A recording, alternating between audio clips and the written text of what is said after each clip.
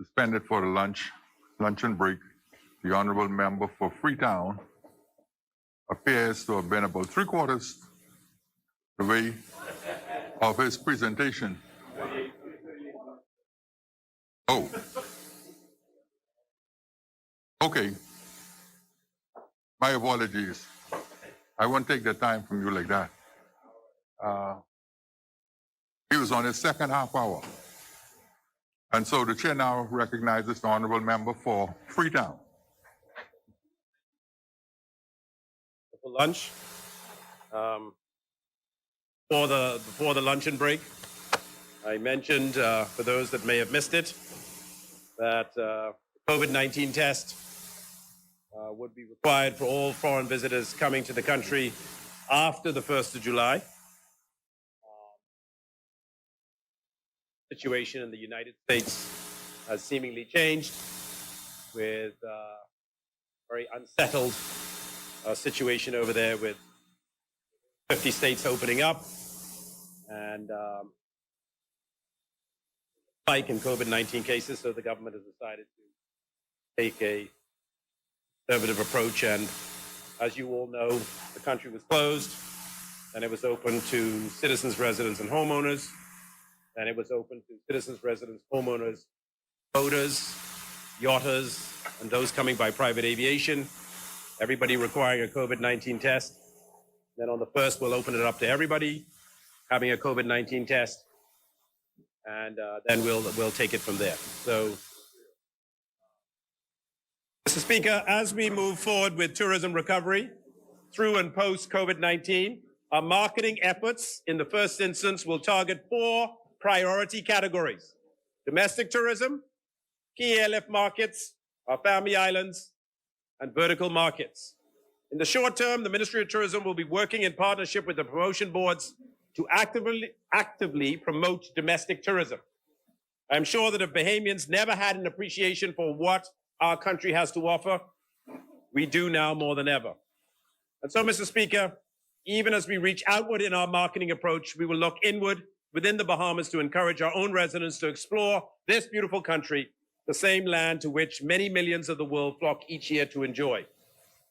Domestic travel will rebound first. Focus will be placed on residents traveling to the Family Islands, Grand Bahama, and Nassau Paradise Island. We will prioritize the development of a domestic tourism growth strategy and will seek to significantly increase travel throughout the islands of the Bahamas with a comprehensive promotional campaign that encourages Bahamians and residents to vacation domestically. Mr. Speaker, this will be promoted through our domestic tourism campaign that we have rolled out this week.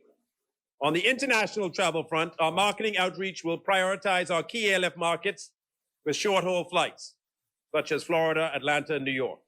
We will communicate early and often with travel consumers in these regions to encourage new and repeat visitors to choose the Bahamas for their post-quarantine vacation. We will promote secluded family islands and beach vacations.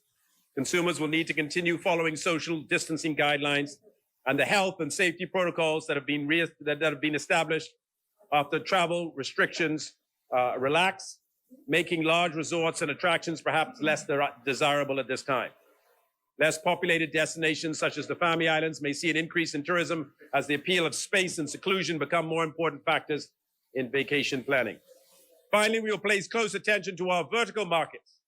As new trends emerge in a post-quarantine world, it is important to highlight areas where the Bahamas can meet a diverse number of traveler needs and interests, i.e. romance, boating, private flying, and fishing, to showcase why they should pick the Bahamas over many other destinations competing for this business. Mr. Speaker, the Ministry of Tourism is indeed a robust network of stakeholders actively engaging in improving the tourism product of the Bahamas. There are 4 key partners involved in marketing the islands of the Bahamas destination: the Ministry of Tourism, Nassau Paradise Island Promotion Board, the Out Island Promotion Board, and the Grand Bahama Island Tourist Board. Given the reduction to our budget in this fiscal year, the 4 of these entities will work together closely and strategically to ensure that all marketing plans are in sync for greater return on investment and efficiency. Each organization will play a clearly defined role. Research has shown historically that brands that maintain a position in the marketplace during crisis have rebounded first. In this vein, and during the pandemic, it was important to keep brand Bahamas at the top of consumers' minds. This is the role of the Ministry of Tourism, and it was well executed during the COVID-19 crisis when the ministry ran its marketing campaign to our key markets. Throughout the quarantine period, through strategic advertising and public relations, the Ministry of Tourism found efficient ways to keep the Bahamas top of mind, right before the eyes of travel consumers, through an emphatic but inspirational messaging. Given that many of the promotion board members' properties were closed, they were able to reserve funds and will launch tactical campaigns as this travel ban unfolds. Mr. Speaker, the Bahamas marketing approach during and post-COVID-19 utilized a phased approach of 3 distinct phases.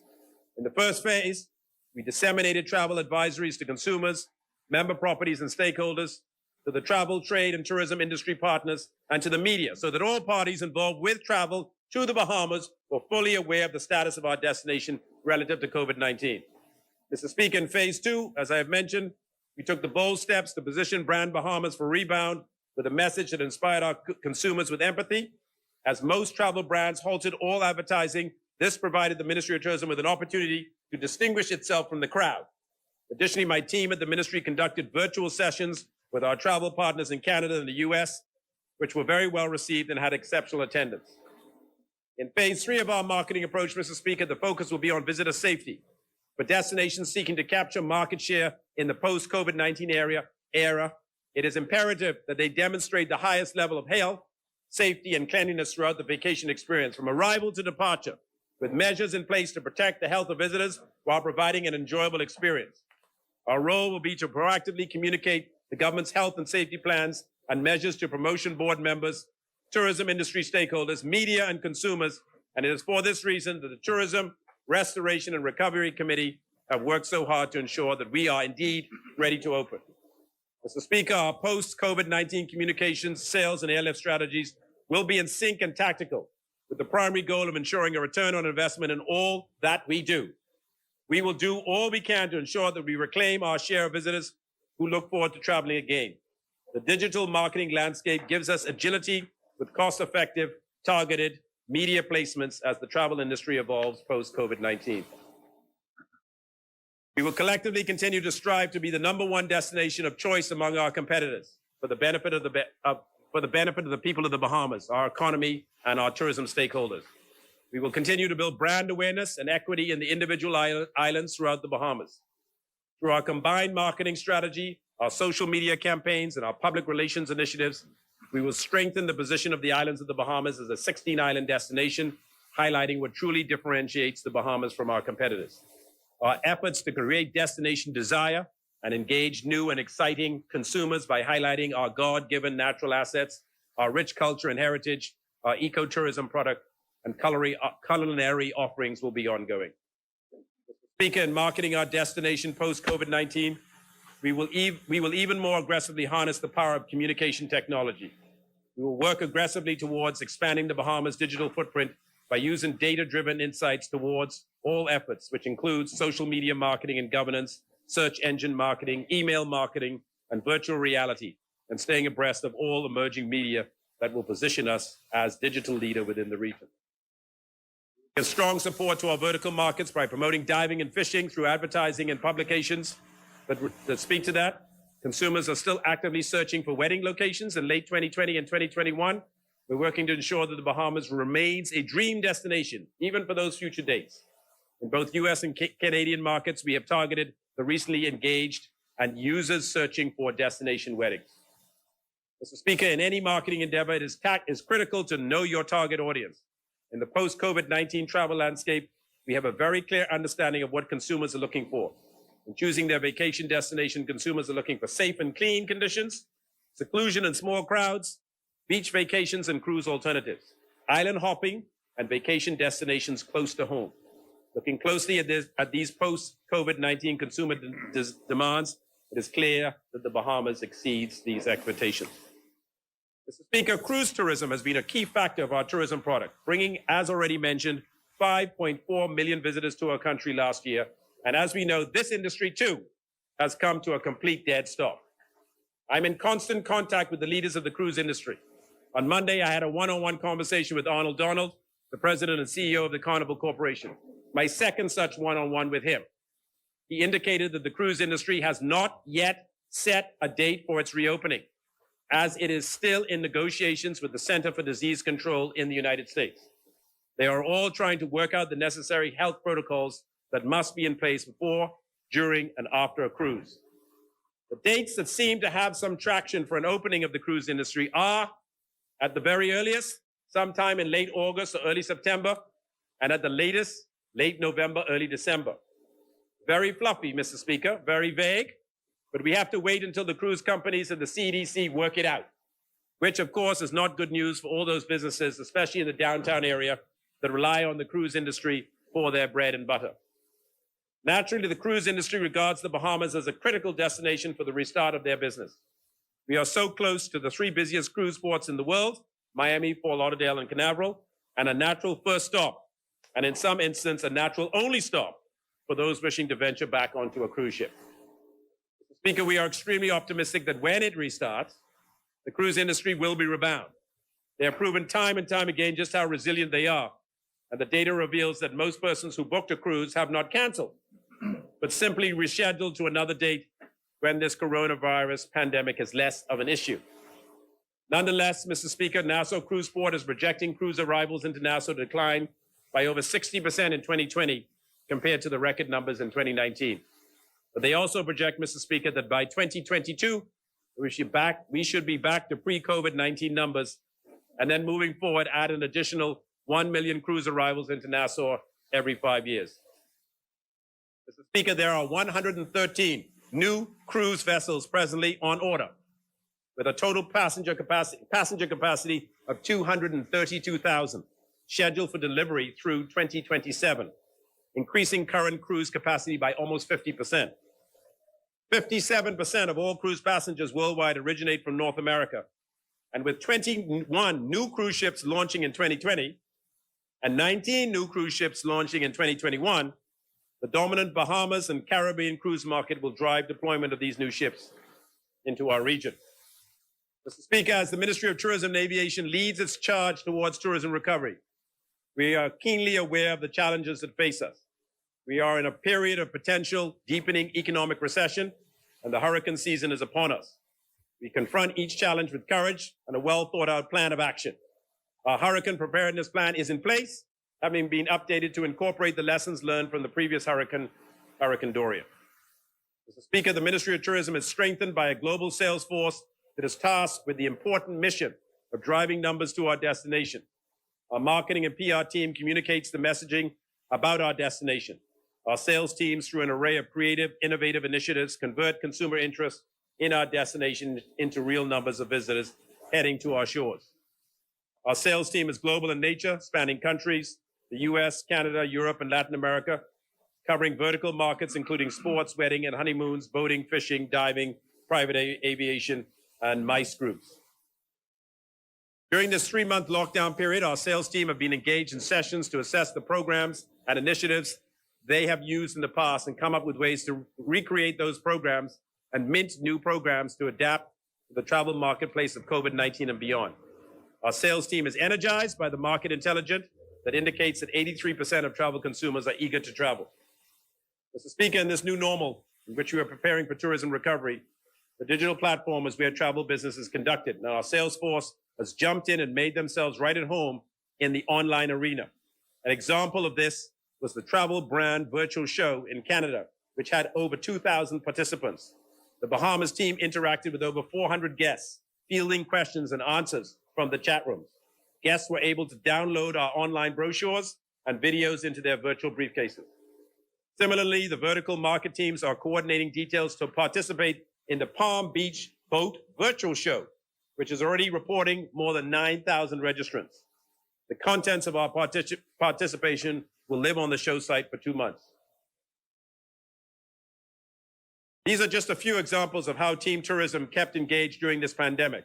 They remained proactive and incredibly engaged. They have worked tirelessly to ensure that the industry would be poised to open when the all clear was given.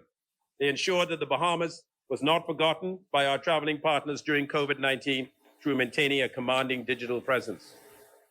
Mr. Speaker, emerging from COVID-19, the mission of my ministry and our key industry partners is to bring relief to the Bahamian people, over 50% of whom depend on tourism for their livelihood. We understand our target market, their expectations and requirements. We have a solid plan, and most importantly, we have a team who has the drive, energy, and passion to work relentlessly to recapture over time our share of the tourism market through COVID-19. Mr. Speaker, COVID-19 has thrown us a vicious curveball. As we launch our comeback, we are not starting from scratch. We were bound for the position of a solid reputation, built with painstakingly care, built with love by the people of the Bahamas, who invite the world to come to our shores to rejuvenate and re-energize. Mr. Speaker, COVID-19 and its aftermath present us with a golden opportunity to build tourism better in a better Bahamas. Tourism Development Corporation. 2 years ago, the Ministry of Tourism launched the Tourism Development Corporation, the TDC, to connect our domestic economy with our expanding tourism market. This way, we could empower Bahamians as individual stakeholders while the industry continued to grow. More importantly, we needed a way to ensure that the millions of dollars spent by our visitors remained in the deserving hands of Bahamians. For too long, we were shipping money back outside the country rather than giving aspiring Bahamian entrepreneurs the guidance they deserve. For too long, opportunities in the tourism sector were going untapped by Bahamians. For too long, Mr. Speaker, we ignored tourism's potential to drive this great country forward. We needed to make Bahamians stakeholders in their own national development. Indeed, the very purpose of the TDC is to inspire, develop, and then reinforce the necessary linkages between Bahamians and their tourism sector. Today, the TDC serves as the go-between for the Bahamas' tourism sector, providing macro, micro, small and medium enterprises, boutique hotels, agro-tourism practitioners, tour operators, and artisans, assistance operating a successful tourism-driven business. The TDC remains a steadfast partner in the business development ecosystem, and one Bahamian entrepreneurs can turn to in these uncertain times. To better serve the Bahamian people, TDC has entered into a strategic partnership with the University of the Bahamas in the development of community-based tourism, or CBT. This program enhances the visitor experience through authentic cultural exposure, driving tourism revenue directly into the hands of local Bahamians. In so doing, improving the quality of their livelihoods. Our Bimini pilot program has been well received, and further plans are in the works to expand through the Family Islands, as well as the heritage villages here in Nassau. Moreover, the TDC has worked closely with the Ministry of Agriculture and Marine Resources, compiling a suppliers directory comprised of contact information of agro-tourism practitioners that can be used by the hotel, cruise, and tourism industries. It's truly baffling, Mr. Speaker, that the UN Food and Agricultural Organization estimates that we import some 18 million in fish per year. Imagine that money in the hands of Bahamians. Indeed, the linkages between the various components of our tourism sector, including where restaurants source their fish and produce, needs to be examined more closely to see where Bahamians might benefit the most. The TDC has engaged in numerous gap analysis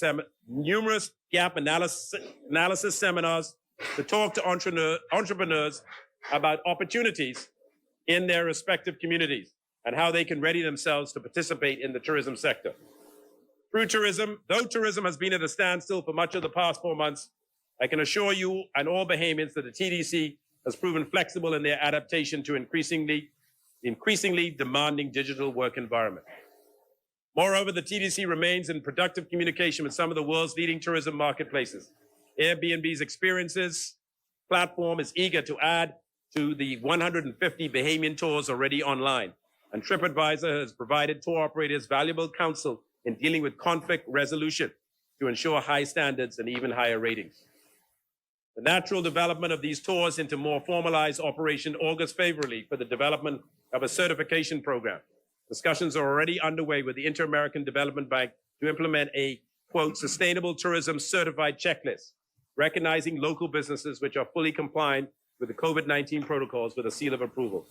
This enhanced quality assurance will undoubtedly give visitors greater confidence in purchasing our tours, goods, and services, and help solidify consistently high standards across the industry.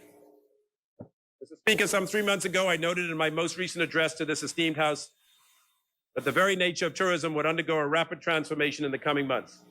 Our vision of the tourism industry has been forced to shift accordingly, and now more than ever, we need the presence of a statutory body such as the TDC to redevelop, reproduce, and reinvigorate the very same leakages that brought tremendous prosperity to these islands in 2019. Hotel Licensing Board, clean and pristine.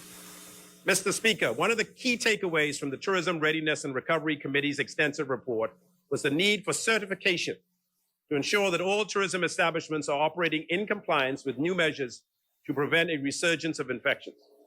The newly established certification agency will work collaboratively with the Ministry of Tourism, the Ministry of Health, and other regulatory agencies to ensure applicable tourism-related entities, self-employed individuals, hotels, restaurants, and other tourism touchpoints have in place and adhere to, on an ongoing basis, the government-approved health and safety guidelines, practices, and protocols.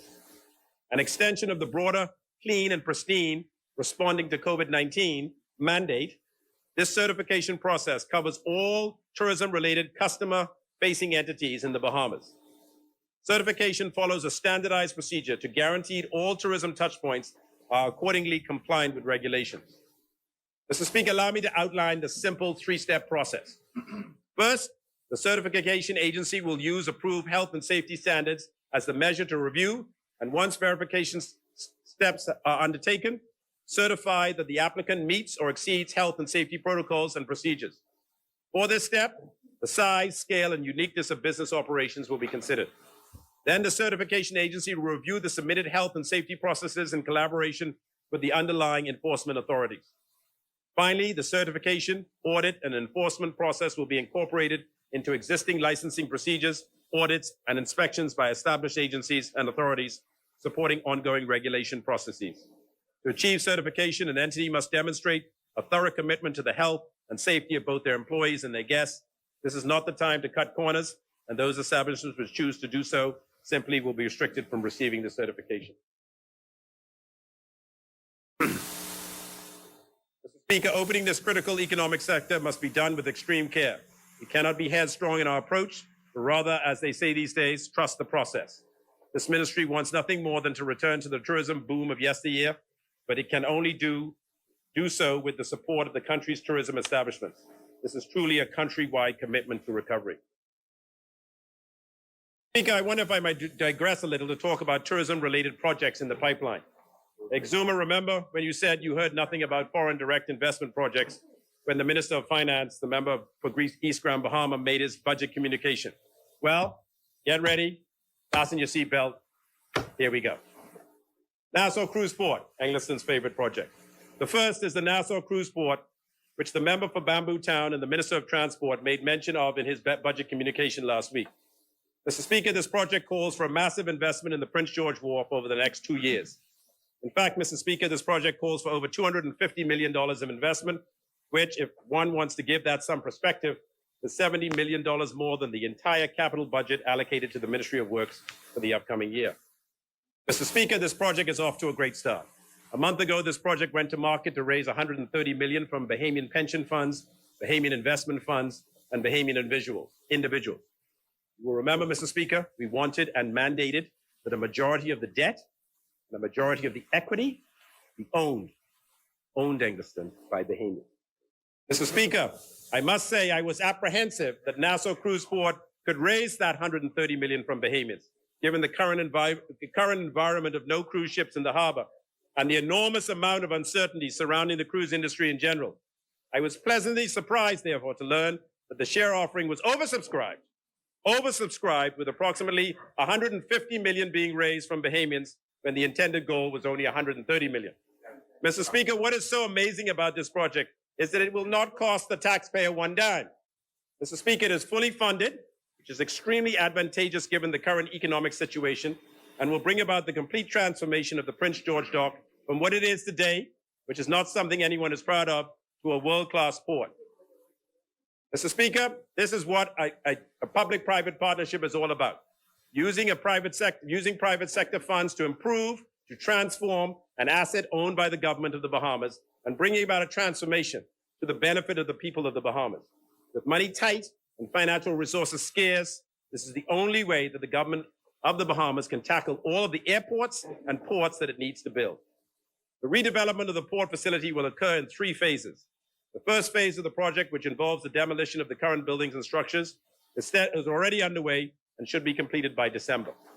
Phase 2 commences in August and involves completing the marine works, which includes dredging the harbor to accommodate the world's largest cruise vessels, extending the cruise pier 800 feet to the east to create an additional berth, creating a much-needed berth to accommodate mega yachts, and rehabilitating the existing piers and other structures that have suffered years of neglect. In phase 3, landside works will be commenced in January 2021 to create a completely new waterfront in downtown Nassau, inclusive of a new cruise passenger terminal, a waterfront park, an amphitheater, and shops and restaurants, which will be rented to local artisans, entrepreneurs, and merchants. The $150 million raise last month should take care of phases 1 and 2. Another $100 million will be raised next year to take care of phase 3. It's anticipated that this project should take 2 years and be completed by April 2020, just in time for you-know-what. 2022, sorry. But be by April 2022, just in time for you-know-what. KPMG, the world-class accounting firm, estimates that the project will create over 800 jobs during construction. When completed, it will also create 1,000 direct and indirect jobs, attract more than 90% of the cruise passengers to disembark and come ashore and shop, and as a consequence, add $500 million annually to the economy of the Bahamas for the next 30 years. Finally, Mr. Speaker, the cost to operate the port and repay the debt will be paid for by the cruise passengers via passenger and port facility charges, and not the Bahamian people through its taxes.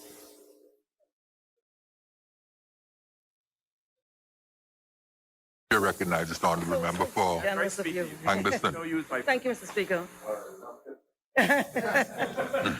Sorry, Mr. Speaker, and you didn't. I spoke before you identified me. Sorry about that. But I'm wondering if you can. I had raised in my presentation a grave concern of the vendors, shop owners, booth holders who are being told that their booths are going to be demolished, and that that they will not be relocated until sometime next year, which means for half a year, they'll be without a dollar. I heard all the nice things you said, but these people are very concerned. I'm wondering if you heard me, I think you were here, and whether there's going to be some intervention, because this will be devastating after COVID-19. Angleston, I'm very glad that you posed it. I heard your comments, and I certainly sent out a clarion call to address it. The Ministry of Tourism will help these vendors. Obviously, the cruise industry is closed. One might say through the end of the year or until November, December. So from this point to that, there won't be much business at the port. In fact, there will be no business at the port. But certainly, your comments didn't fall on deaf ears, and I will certainly endeavor to address the matter that probably won't be to your liking, but I will address it as best as I can. Yeah. When we ran this port, okay. Over the last 10 years, during the time that we ran this cruise port, all that we could earn from the passengers was 70 cents a passenger in port fees. The Port of Miami gets over $13 a passenger, and Port Everglades and Fort Lauderdale gets over $15 a passenger. And all we get is a lousy 70 cents a passenger. As a result, our port turned into one juk-up, jam-up, hot mess. Now we have a credible plan with real money to back it up, and construction is underway. In 2 years, we should have a world-class, brand-new cruise port and waterfront in the heart of downtown. This will provide a real catalyst for the long-awaited, long-talked-about redevelopment of Bay Street and create hundreds of construction jobs and 1,000 jobs for Bahamian entrepreneurs. Grand Lucaya. Just 3 short months ago, the government signed a heads of agreement with Holistica, a joint venture between Royal Caribbean, one of the largest cruise companies in the world, and the ITM Group, developers of the Costa Maya Seaport in Mexico and the Puerto Plata Cruise Port in the Dominican Republic, for them to purchase the Grand Lucayan property for $65 million. There was a considerable amount of opposition to the government's decision to acquire the hotel. We were castigated for our decision to buy the hotel, even though our sole intention was purely to hold it for a short period of time as we sought out a reputable, well-funded, successfully managed company to acquire it, and more importantly, to redevelop it. The government could not, should not, and did not heed the advice of our naysayers, who screamed from the hilltops that we should let this hotel shutter and deteriorate into the condition of the Royal Oasis down the road. Is that what you want us to do, Cat Island? Abandon the people of Grand Bahama and not try our endeavor best to revitalize the economy on that island?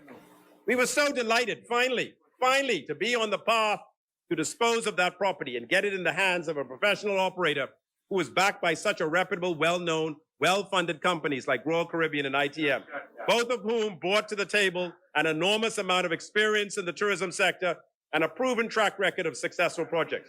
We were so close, Mr. Speaker, so upbeat. And then Category 10, Hurricane Coronavirus struck, disrupting and significantly affecting the core business of the key investors in this transaction. And everything was temporarily put on hold while we sheltered in place and tried to work out if and how this project would continue.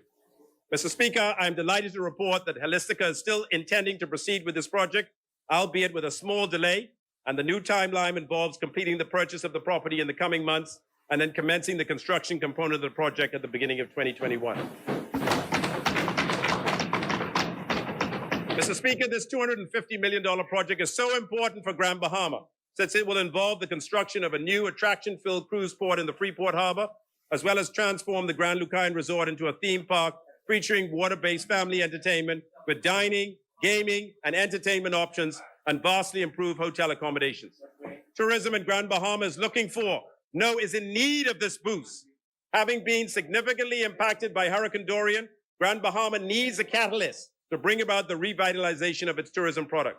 This project will ultimately bring about hundreds of jobs in construction, thousands of jobs in operations of the new port and the redeveloped hotel, and thousands of indirect jobs in the local economy as hundreds of thousands of stopover visitors and millions of cruise passengers begin to vacation in Grand Bahama.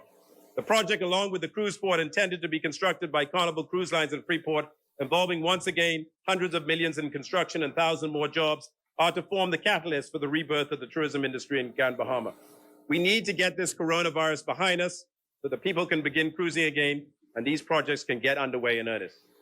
Other projects, other tourism-related projects involving foreign direct investment include continuing construction of high-end vacation homes involving hundreds of millions of dollars at Albany and the proposed expansion of the Albany project over the road and onto the old South Ocean Beach property. The redevelopment and renovation of the hotel and clubhouse at the Life Key Club. The $500 million construction of a new water park and beachfront restaurant at Bahama. The ongoing $100 million construction of the Wynn Hotel condo opposite the office of the Prime Minister. The finalization and soon to be commissioned Margaritaville Beach Hotel in downtown Nassau. The continuing construction of the $250 million mixed-use project at Hurricane Hole on Paradise Island by the Sterling Group. Numerous construction projects on Abaco involving hundreds of millions of dollars, most notably the renovating of the high-end homes at Baker's Bay on Guana Key. The recently announced $300 million hotel and marina project in South Abaco by the Tyros family. The ongoing beach club development and construction on Bimini by Resorts World to accommodate the 80 or so cruise stops that the brand new Virgin Cruise Line expects to make when cruising resumes. The resumption of the $50 million Harbor Island Resort and Marina Development Project on Harbor Island. The ongoing $400 million Disney project in South Eleuthera. The ongoing construction of the Cirilla Mar Club, a boutique beachfront resort in South Andros by the HGTV stars Brian and Simon Balmer from Canada. And the addition of 20 new guest houses at Kamalami Key Resort in Central Andros. So, Exuma, as you can see, there are many, many projects ongoing in the Bahamas involving foreign direct investment. You get the point. And naturally, that doesn't include the many, many homes, many, many rooms, guest cottages, and small guest houses that Bahamians are building to take advantage of this whole Airbnb phenomenon. Mr. Speaker, I now turn to the aviation components of my portfolio. The Bahamas Civil Aviation Authority. Mr. Speaker, the Bahamas Civil Aviation Authority is charged with the responsibility for regulating, monitoring, and promoting the safety, security, economic viability, and reliability of the aviation sector in the Bahamas. It was established by my good friend from Engliston on the 3rd of October 2016 under the Civil Aviation Act 2016. Outside of its normal regulatory work, the BCAA focused on three major initiatives during the year. One, oh, I got a smile. I love it. One. You got a smile. You got a beautiful smile. I know. Yeah. No. What? Smile at me, man. One, modernizing and updating the country's. Yeah, that's it. Okay. Outside of its normal regulatory work, the BCAA focused on three major initiatives during the year. One, modernizing and updating the country's aviation legislation in preparation of an upcoming audit by the International Civil Aviation Organization in 2021. Two, the monetization of the airspace. Three, hacking and illegal activity. Let's deal with the modernizing and updating of the country's aviation legislation. First and foremost, in the area of safety and regulatory oversight, the authority has worked assiduously over the past year to improve a less than satisfactory result it received from the International Civil Aviation Organization Universal Safety Oversight Audit Program held October 23rd to November 2nd, 2017. Mr. Speaker, ICAO is a United Nations specialized agency established by its member states in 1944 to manage the administration and governance of global aviation. Mr. Speaker, as you can imagine, aviation involves not only flying within a particular country, but also implies flying from one country to another country. So the world, through the United Nations, recognized back in 1944 that it was sheer madness for each country to have its own separate rules and regulations governing aviation. The world recognized that for aviation to work and to thrive and to flourish, there must be a standard set of rules to govern aviation. And so when the United Nations created the International Civil Aviation Organization in 1944, that body immediately created the world's aviation rules, known as the Convention on International Civil Aviation. And since this convention was crafted in Chicago, it is known as the Chicago Convention. The Bahamas became a signatory to that convention in 1975. Presently, there are 193 countries who have signed on to the Chicago Convention. ICAO works with each of the 193 member states and industry groups to reach consensus on international civil aviation standard and recommended practices and policies. These SOPs, standards and recommended practices. The standards and recommended practices and policies are crafted in support of a safe, efficient, secure, economically sustainable, and environmentally responsible civil aviation sector. These SOPs and policies are also used by ICAO member states to ensure that their local civil aviation operations and regulations conform to global norms, which in turn permits flights in aviation's global network to operate safely and reliably in every region of the world. You see, Mr. Speaker, ICAO, in fulfilling its mission to ensure a safe and efficient civil aviation sector, will never force overtly a member country to adopt its standards and recommended practices. However, if you're a signatory to the Chicago Convention, as the Bahamas is, ICAO will from time to time visit your country and audit your effective implementation of its standards and recommended practices. They then publish on their website the results of your most recent audit by giving you an effective implementation score for all the world to see. Naturally, no country wants a low score, since that may negatively impact the development of its aviation sector. So, while you're not forced to improve your effective implementation score, there is a significant pressure to do so. ICAO's standard and recommended practices for each area of ICAO's responsibility are contained in 19 annexes. Each annex deals with a particular subject area. All are subject to regular amendment, and the details in respect of many of the annexes are contained in publications called the ICAO document series. ICAO manages the uniform global implementation of its annexes through its No Country Left Behind. They ain't leaving no one behind. Everybody got to come up to speed. So the No Country Left Behind initiative ensures that the standards and recommended practices implementation is harmonized globally. Proper implementation of these SOPs are verified through oversight audits performed by ICAO audits. Mr. Speaker, during the period October 23rd to the 3rd of November, just 5 short months after I was appointed the Minister of Aviation, the Bahamas was subject to an ICAO safety audit. Unfortunately, the results were not good. We scored a low 32 out of 100 during this audit. As a result, for the past 2 years, the BCAA has been seeking to make the necessary changes to the country's aviation legislation to ensure that when we have another audit in 2021, we will vastly improve our score. During the ICAO safety audit of 2017, it was found that the Air Accident Investigation Department was largely non-compliant with the standards and recommended practices of Annex 13 to the Chicago Convention. The Civil Aviation Act and regulations in force did not address the latest amendments. Due to the lack of compliance with Annex 13 in the country's legislation and regulations, ICAO gave us a score of 19% in the area of air accidents. To correct that low score, the BCAA proposed and the Parliament passed the Air Accident Investigation Authority Act in 2019 with accompanying regulations. The legislation created an Air Accident Investigation Authority, which is independent from all other state aviation authorities and other entities would interfere with the conduct or objectivity of the investigation. Passing this new act effectively satisfied 99 of the 103 safety audit protocols questions raising our safety audit score on air accidents from a dismal 19% to a much more impressive 96%. During the remainder of 2020, the BCAA will propose a suite of new aviation legislation, all in a quest to raise our low scores in areas audited by ACO in 2017. Mr. Speaker, we will propose and lay before this House an Air Navigation Services Authority Bill 2020, which will seek to establish a separate entity to manage air traffic control services within the Bahamas. Presently, air traffic control is embedded within the Bahamas Civil Aviation Authority, which ICAO feels is not ideal. They feel that an operator in the aviation sector, air traffic control, cannot be managed by the regulator of that same aviation sector. So air traffic control must be detached, broken off, and set up in its own independent entity. Mr. Speaker, we will also propose the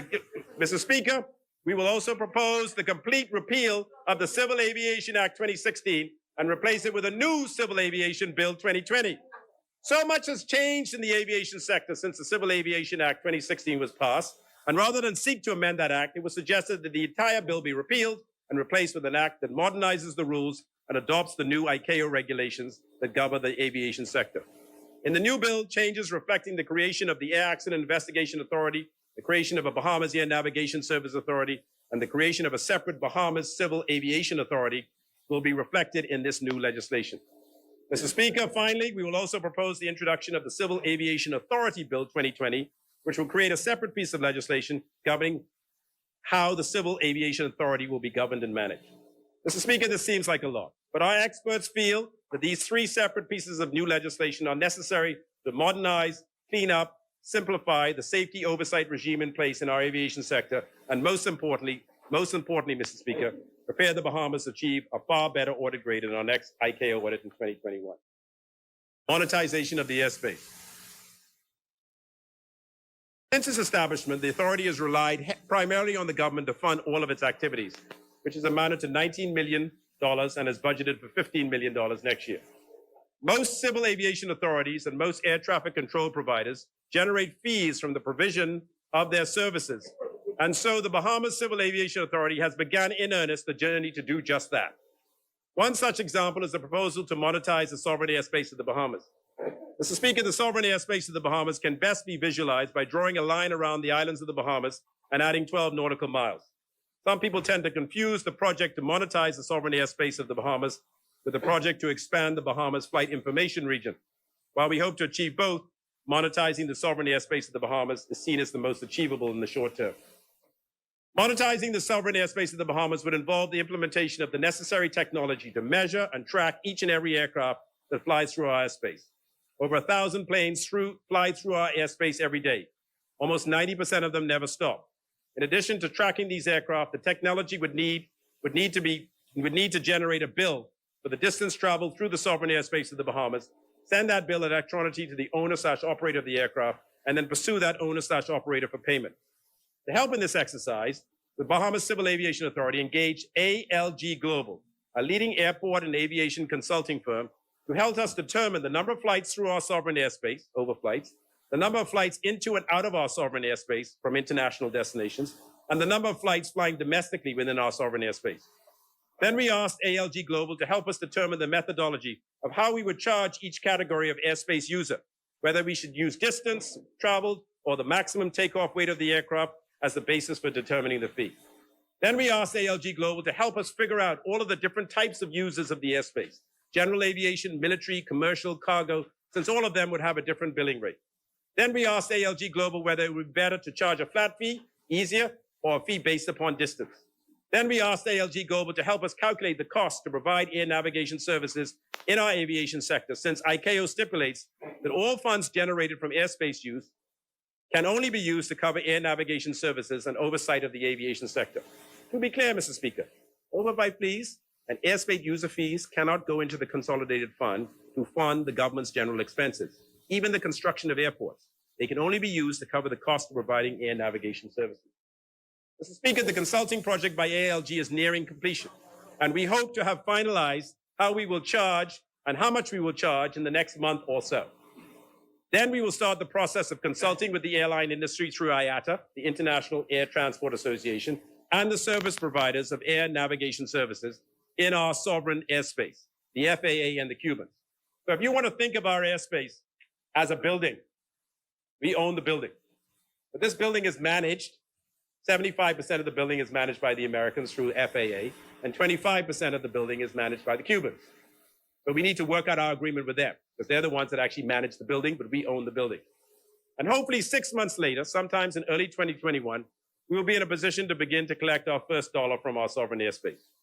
Mr. Speaker, while the consultation period with industry is ongoing, we will begin the process of selecting a company, hopefully a Bahamian company, that has the technology to track every flight through and within our airspace. That company will generate the bill for the airspace user, and either we will use that same company to collect the fees, or we will contract with IATA to do so on our behalf. Mr. Speaker, this is exciting stuff. Lots of twists and turns. Many things can still go wrong, but I'm focused and resolute. And after 47 years of independence, I feel like we are inching closer and closer to the glorious day that we will begin to finally earn what is rightfully ours from our geographically blessed airspace. Mr. Speaker, the use of illegal... sorry. Chair Yielding to you recognizes, today. Yeah. the chair recognizes the honorable member for Angleston. Thank you, Mr. Speaker. I want to ask you because one of the issues is that the Americans exempt their aviation sector, and most of the air traffic in this airspace is American aircraft, which they do not collect overflight fees. So have you considered that, and how does that impact your projections in terms of revenue? No, that's a good question. I am happy to entertain it, Angus, and it's a very good question. So obviously the Americans don't charge their aircraft anything, as you're quite right, to go through our airspace. So obviously if we start to charge, they have indicated that they will want a piece of that pie. So, which I find, So we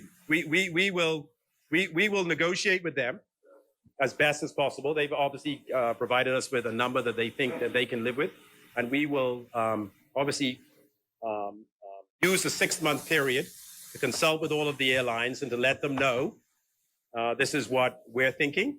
We've hired this company, ALG Global Consulting, to help us guide us through this process, to meet with all of these partners and to help us bring this to a conclusion. We recognize that we don't have the technical expertise in-house, so we're using this company to help us speak to all of the relevant partners and come to a conclusion on how best to resolve it. Hacking and illegal activity.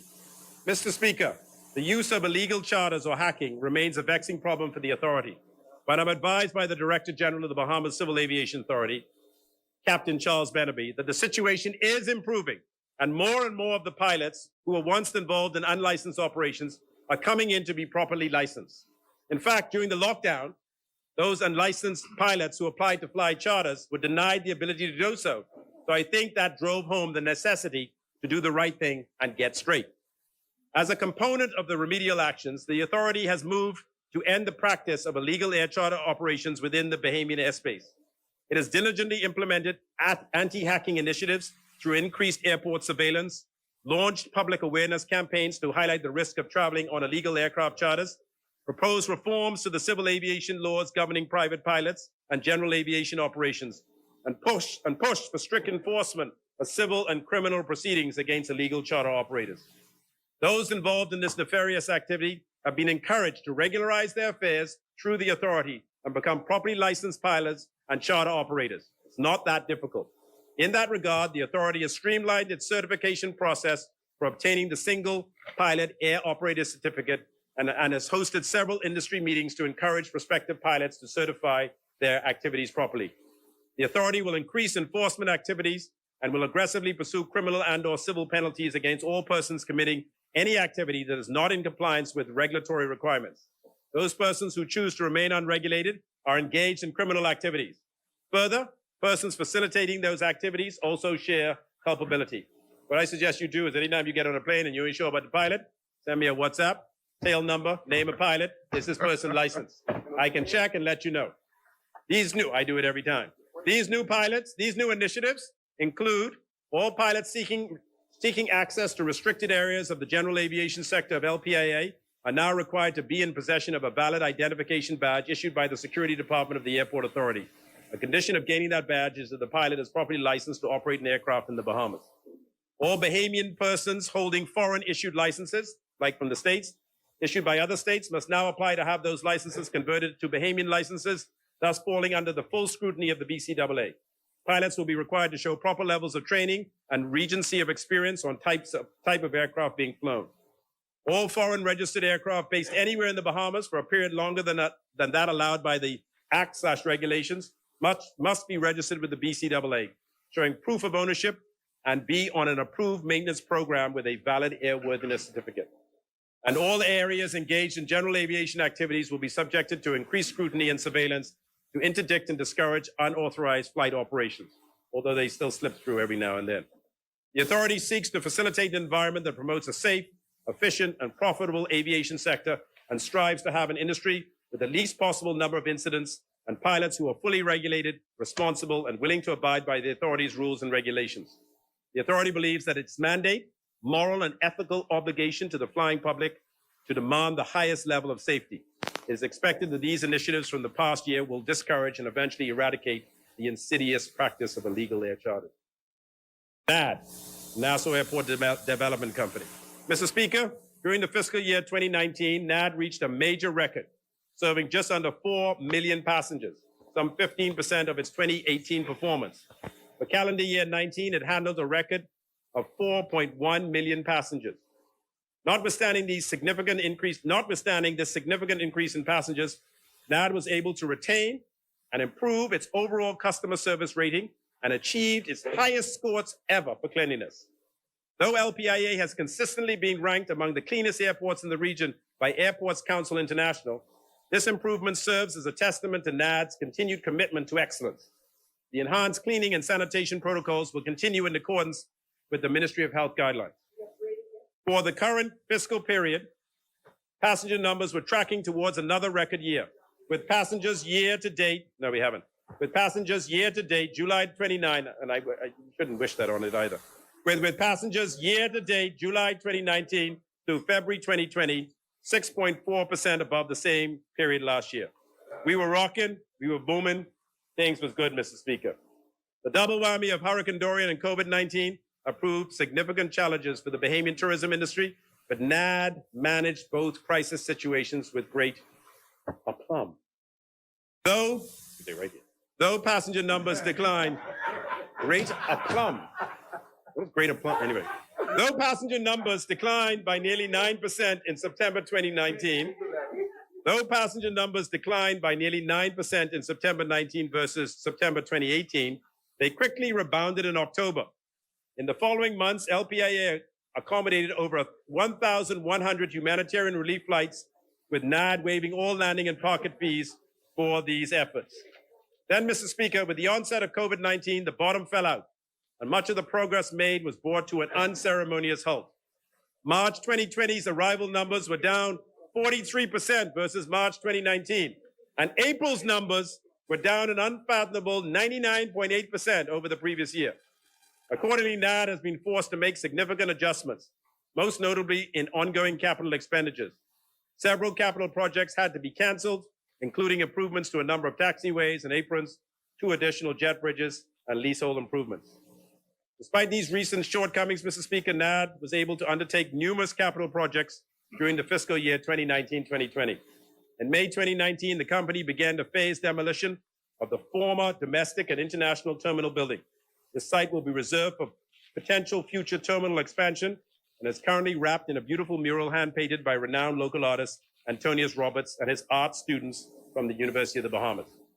In December 2019, NAD completed the major rehabilitation works on runway 0927, the intersecting runway, and Taxiway India, now Taxiway Papa, partnering, I wonder why I got that name. Anyway, Taxiway India, partnering with local Bahamian company BHM, Bahamas Hot Mix Company Limited, to complete the works on time and within the allocated budget of $20 million.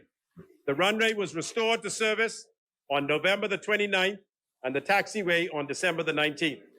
To accommodate the robust construction schedule and minimize the impact to daily airport operations, NAD worked with various airport stakeholders, namely the air traffic controllers, security, and airlines, to conduct a comprehensive risk assessment and develop a mitigation strategy to maximize the airport's capability.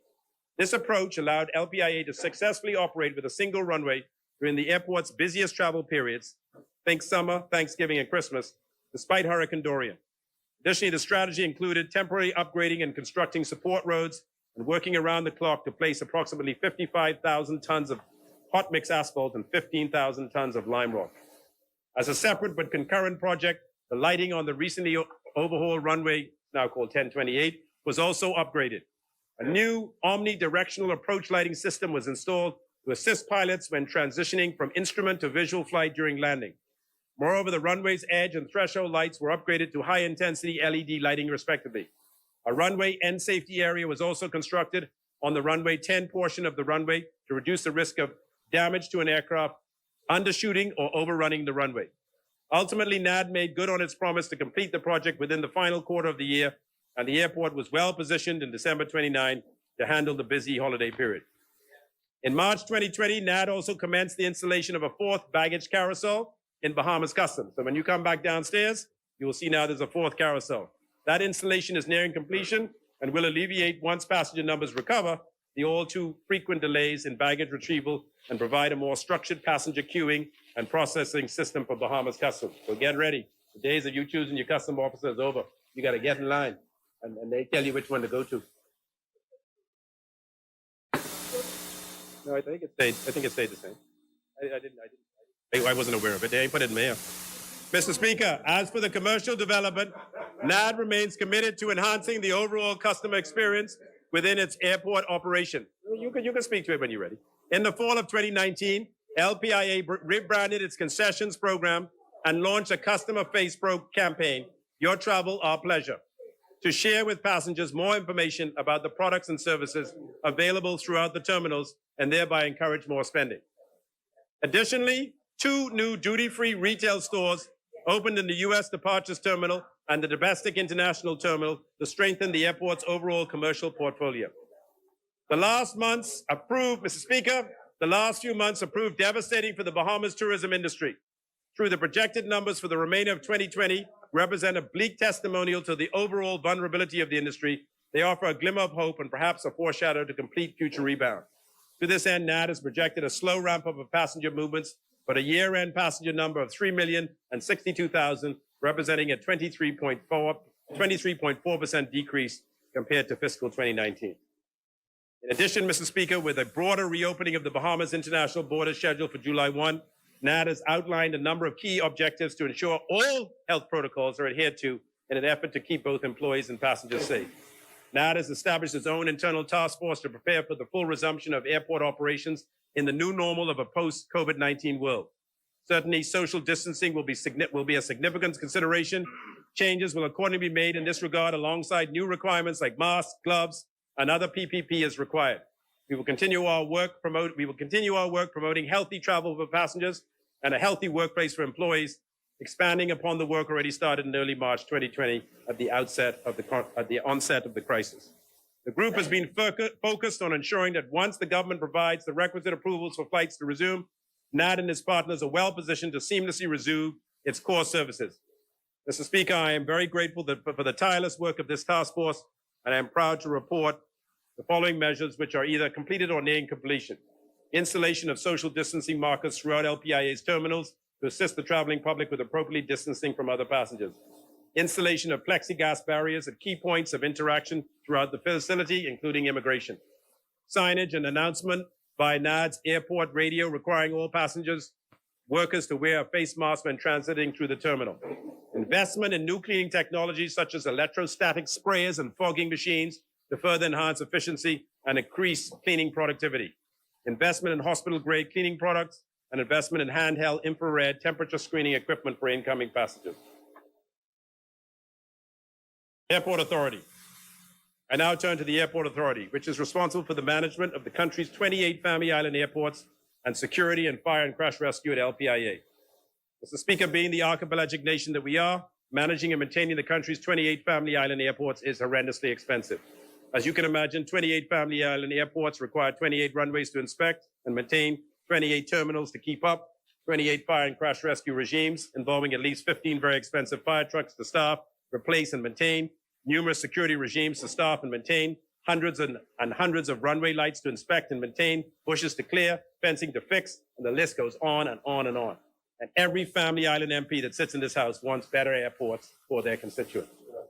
What makes this portion of my portfolio so vexing is the needs are great, but the funding is not great. But I get it, Mr. Speaker. We are, after all, a very small country with a population of just 380,000, so we can do what we can afford. Notwithstanding my previous comments, the government has embarked on an ambitious Family Island Airport redevelopment program. A new $2 million desperately needed terminal is currently under construction at the airport in Great Harbor Key in the Berry Islands. The airport next up for a completely new terminal and substantial works to the airside is the airport in Georgetown Consumer. Mr. Speaker, as we speak, an evaluation committee is hard at work reviewing the tenders received for the construction of a $60 million new airport in Georgetown Exuma. This airport will bring expanded opportunities for Exuma residents and tourism and related industries, as well as other macro and micro environmental benefits to Exuma. Our strategic partners and the IDB have spent the last few months preparing for the bidding process, and within the next 60 days, we hope to award a contract that will have multiple beneficial effects for not only Exuma, but also for the relaunch of our tourism product in the Bahamas. This airport will be able to accommodate direct flights on its expanded 9,000-foot runway from this airport will be able to accommodate direct flights on its expanded 9,000-foot runway from as far as Europe, and multiple opportunities will be available for Exumian entrepreneurs at the airport. Mr. Speaker, we see Exuma as a central hub for airlines to serve our southern Bahamas and parts of the Caribbean. And this diversification away from Nassau allows us to not only develop a new market in Exuma, but also creates an opportunity at LPIA, as there will no longer be a need for international passengers to fly to Nassau in order to take another flight to Exuma. Next up is North Eleuthera, where the amount of traffic passing through that airport has simply outgrown its current infrastructure. We are currently in the preliminary stages of planning that airport, although we hope to achieve some savings by using a similar design to the airport plan for Georgetown. Given the dire need for some immediate upgrade to that airport, however, a temporary structure will be contemplated while we wait for the permanent upgrades to come. And Mr. Speaker, we have not forgotten Long Island. This new airport is in the final design phase of a new international airport in Deadman's Key. I'm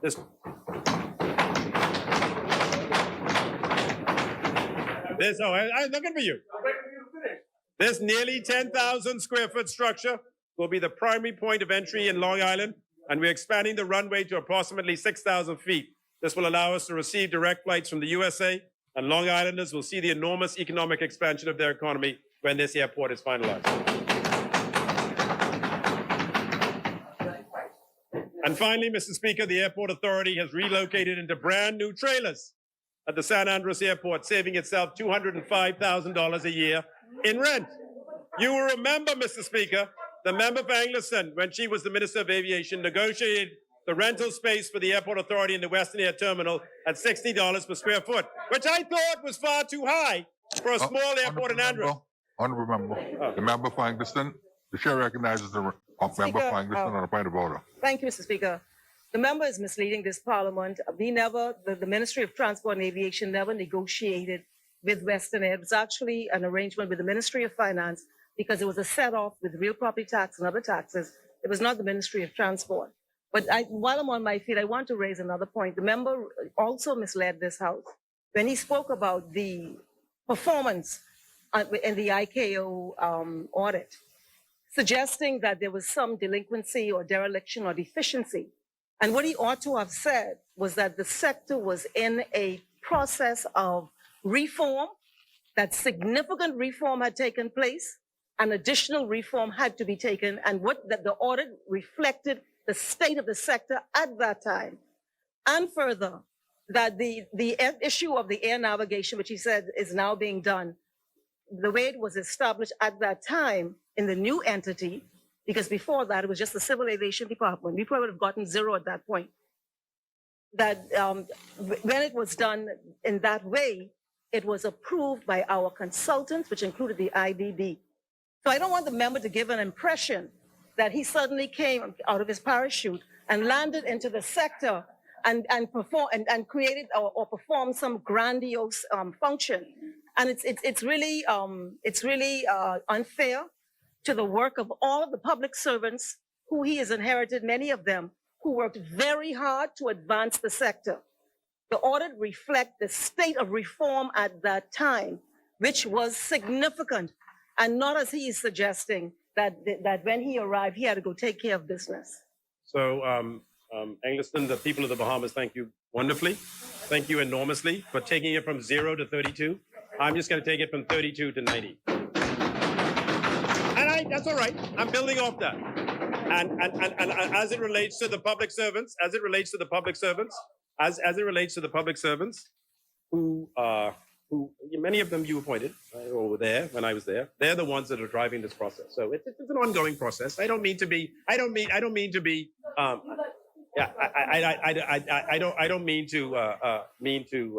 belittle what you did, but it's a stepping stone. You did the first bit, you build the foundation, and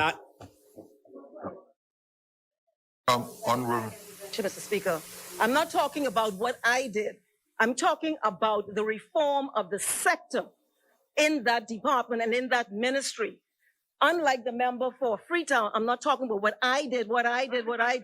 I'm speaking about the significant work done by public servants and an investment in aviation, which is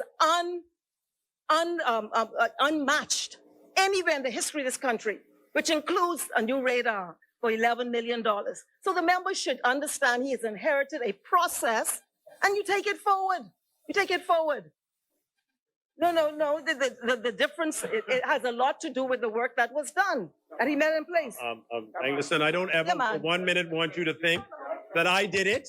This is being done by the people in the sector. I never worked in aviation before. I run wash houses, right?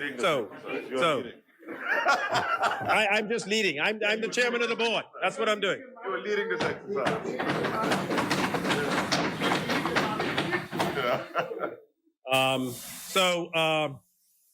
Where was I? We were in San Andres, yes. So I'm glad to report that the Airport Authority is no longer having to incur that expense and directing those savings into much more needed areas. By the way, Mr. Speaker, the cost of the new trailers was just over $150,000, so they pay for themselves in just 7 short months. Mr. Speaker, as you can see... Honorable member. Oh, again? Oh, my Lord. Honorable member for Engliston. Did you request that he withdraw anything? I negotiated something, and I'm asking you to withdraw it. I withdraw that. I withdraw that you negotiated. Someone negotiated $60 a square. Right. I don't know who it was, but someone was there who did it, I'm sure. Right. Mr. Speaker, as you can see, we'll move on. Mr. Speaker, as you can see, the capital requirements for the building of family island airports are huge, and the resources are limited. Add to that the obvious need to invest in much-needed repairs to the airports in Abaco and Treasure Key, and now Grand Bahama, all significantly impacted by Hurricane Dorian, and one will quickly see the need to seek public-private partnerships to assist in the mitigation of these huge outlays as a must. This process is ongoing, but there is significant interest in these types of arrangements.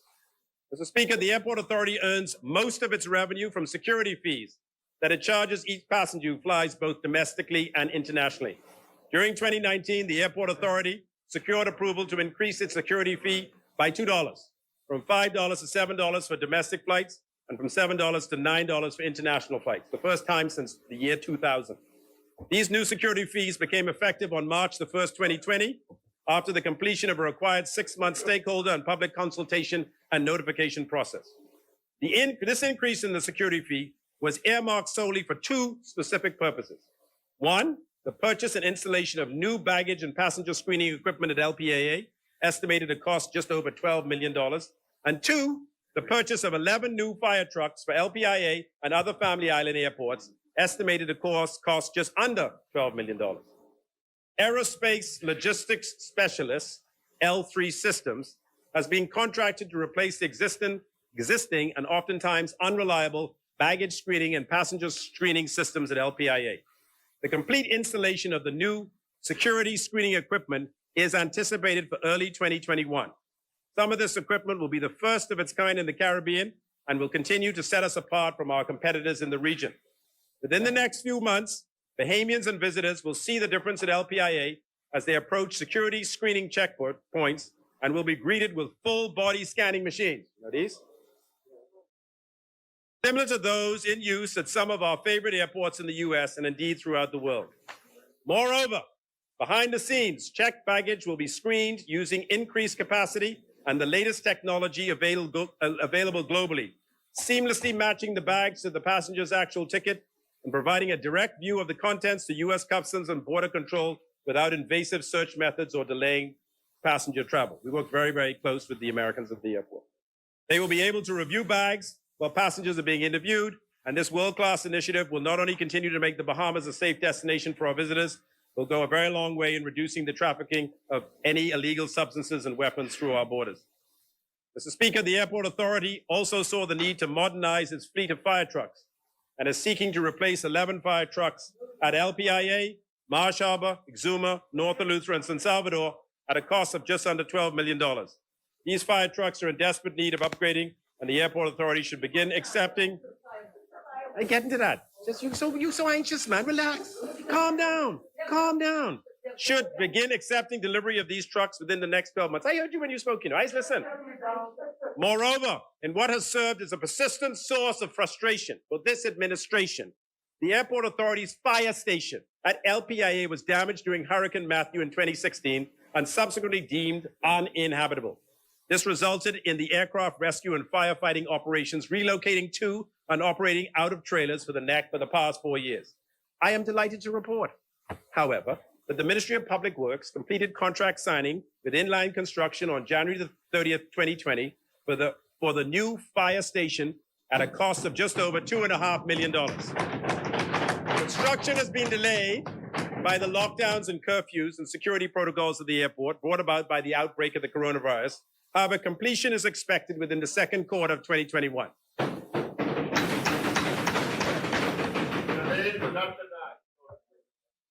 Mr. Speaker, the operation of the Airport Authority, and thank the good Minister of Works, Carmichael. He drove that process, and thank you very much for making that happen.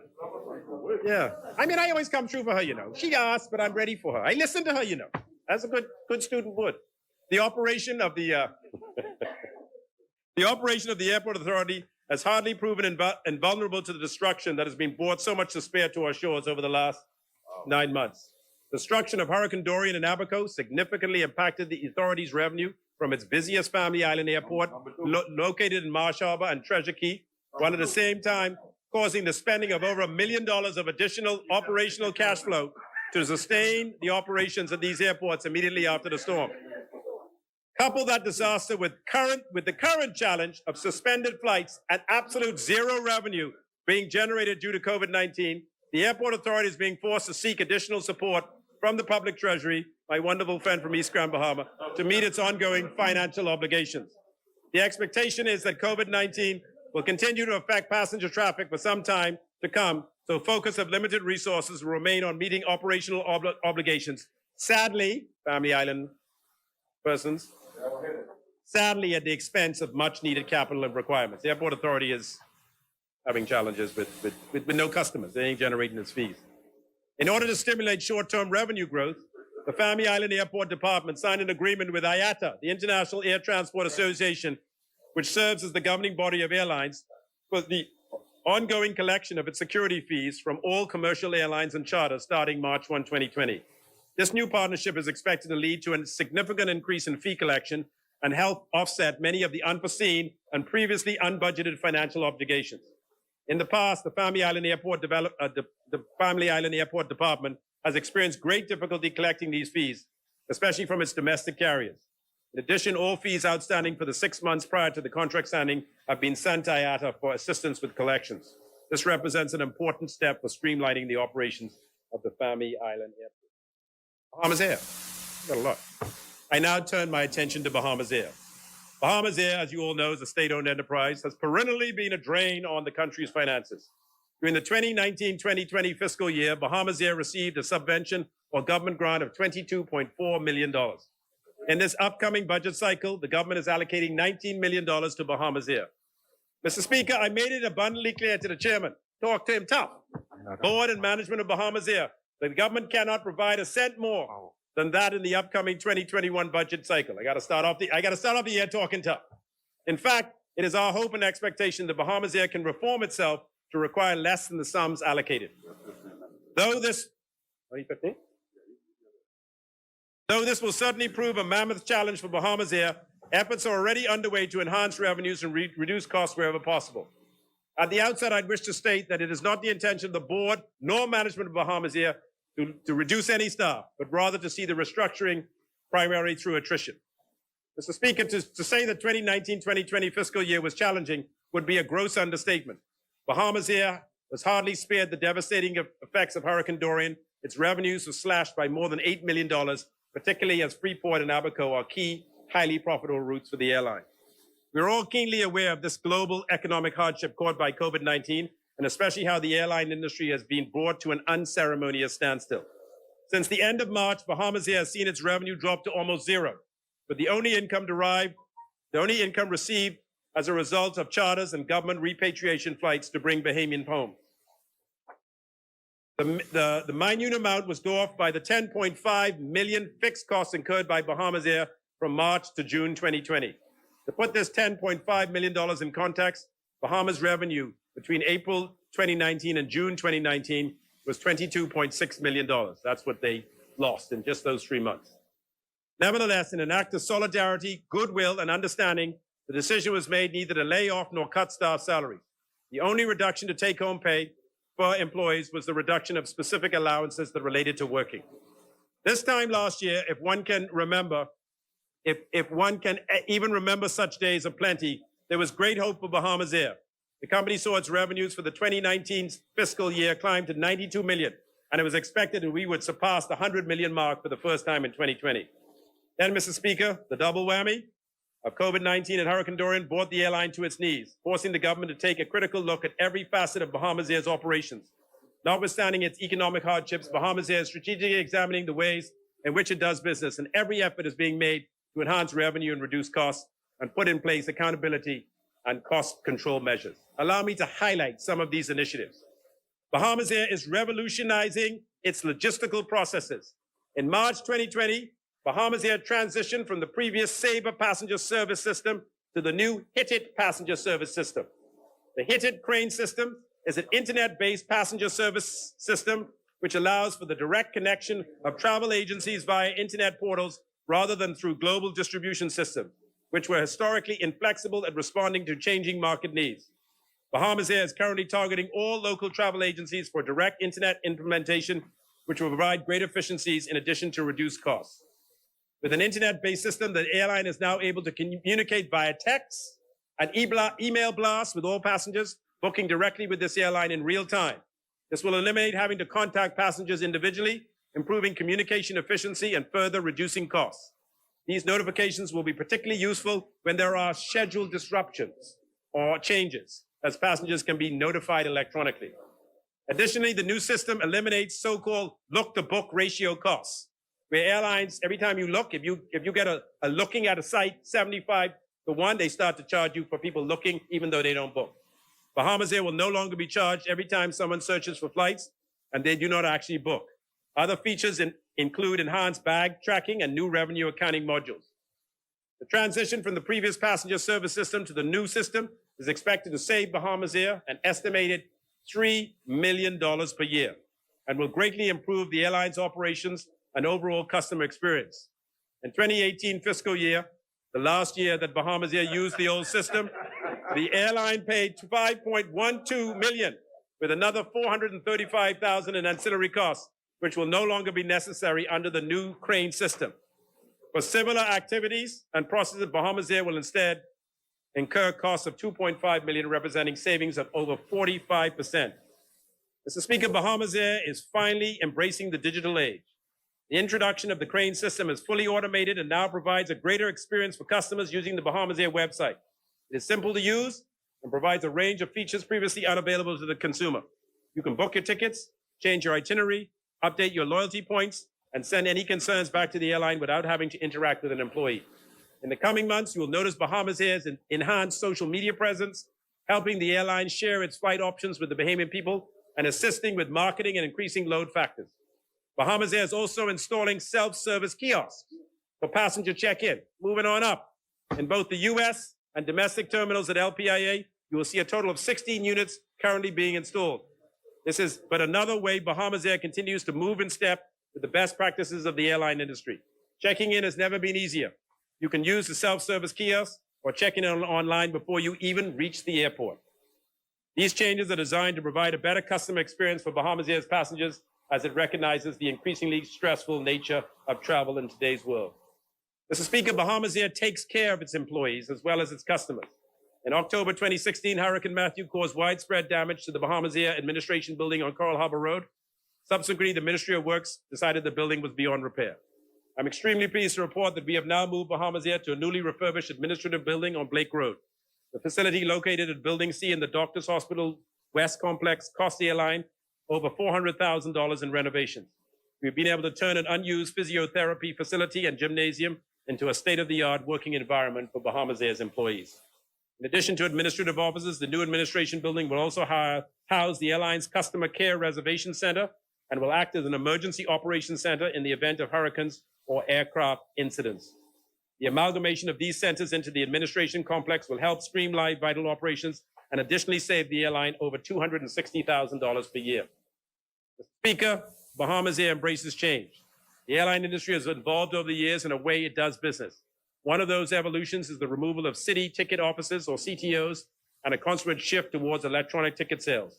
With the introduction of the Hit Crane passenger service system and the ease and efficiency in online ticket purchasing, the airline has effectively reduced its reliance on ticket offices. Since restarting its operations post-COVID-19, the airline has closed 2 of its 3 CTOs, the Nassau Street location in Oaksfield and a second location in Freeport at the Culmerville complex. For the immediate future, the customers can still use the Palmdale CTO and the Airport Administration building in Freeport. The closure of these ticket offices will save the airline an estimated $186,000 a year. Speaker, Bahamas Air is working to meet the demands of the new normal in a post-COVID-19 environment.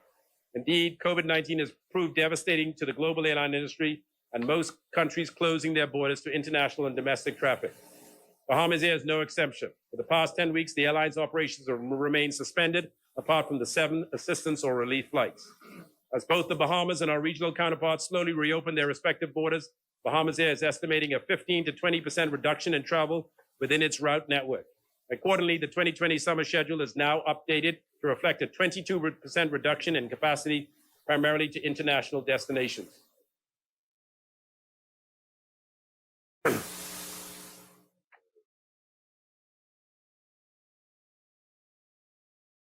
Mr. Speaker, Bahamas Air understands that progress is impossible without the right tools for the job. Allow me to pause here and revert briefly to scripture. Pastor Diagler is in the house. In the book of Ecclesiastes, no, how you said it? Ecclesiastes? In the book of Ecclesiastes, there is a famous passage that outlines, quote, to everything there is a season and a time under the heavens, a time to born and a time to die. After over 24 years, you're right. After over 24 years of service on its 3 Boeing 737-500 series aircraft, Bahamas Air has determined that they are now cost more to maintain than their actual market value. Accordingly, Bahamas Air will bring in a second 737-400 next generation aircraft in September 2020. This will replace the outdated 500 series, for which January 2021 maintenance was scheduled at $2.3 million, with the need to replace much of the aircraft's exterior. That's how old it was. The airline has removed this $2.3 million from its upcoming fiscal year cost. Why see Peter, we waking on things.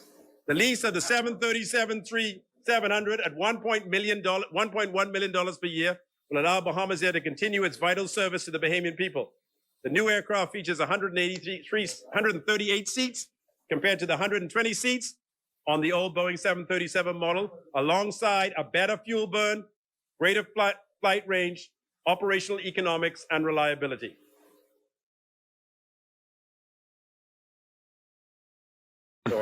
Bahamas Air, I got plenty to talk about. You know, they asked me plenty of questions on Bahamas Air. You don't need to hear about that. Freetown. I will end, as I started, by speaking to the wonderful people of Freetown. I have been honored and humbled to represent the great people of Freetown in this House for another year. Undoubtedly, this year has been a year of uncertainty, and many of my constituents have been impacted by the economic downturn brought about by the coronavirus. Unemployment has skyrocketed, petty crime is ticking upwards, and food security has become a real concern for many Freetown constituents. It has been gut-wrenching, Mr. Speaker, to feel the calls, hear the pleas for help, and know no matter how much you spent, it would never, ever be enough. I want my constituents to know that I and my tourism team have been working especially hard, first and foremost, to get the vitally important tourism sector reopened and people back to work. I remind persons employed by the government of the Bahamas every day how fortunate they are to be employed, since so many of the private sector, especially those connected with the tourism industry, have not been as lucky as them and are now on reduced pay through the NIB unemployment scheme or special unemployment benefits set up by this kind and caring government to help those tourism workers impacted by the coronavirus pandemic. Mr. Speaker, Freetown constituents want a job. They want a job that allows them to pay their rent or mortgage, put food on their tables for them and their family, and ensure that their neighborhoods are safe and secure for them to move freely about. So I can say to them today that the jobs will come back. The tourism industry will pick up. And as we get on the other side of this horrible pandemic, things will get better.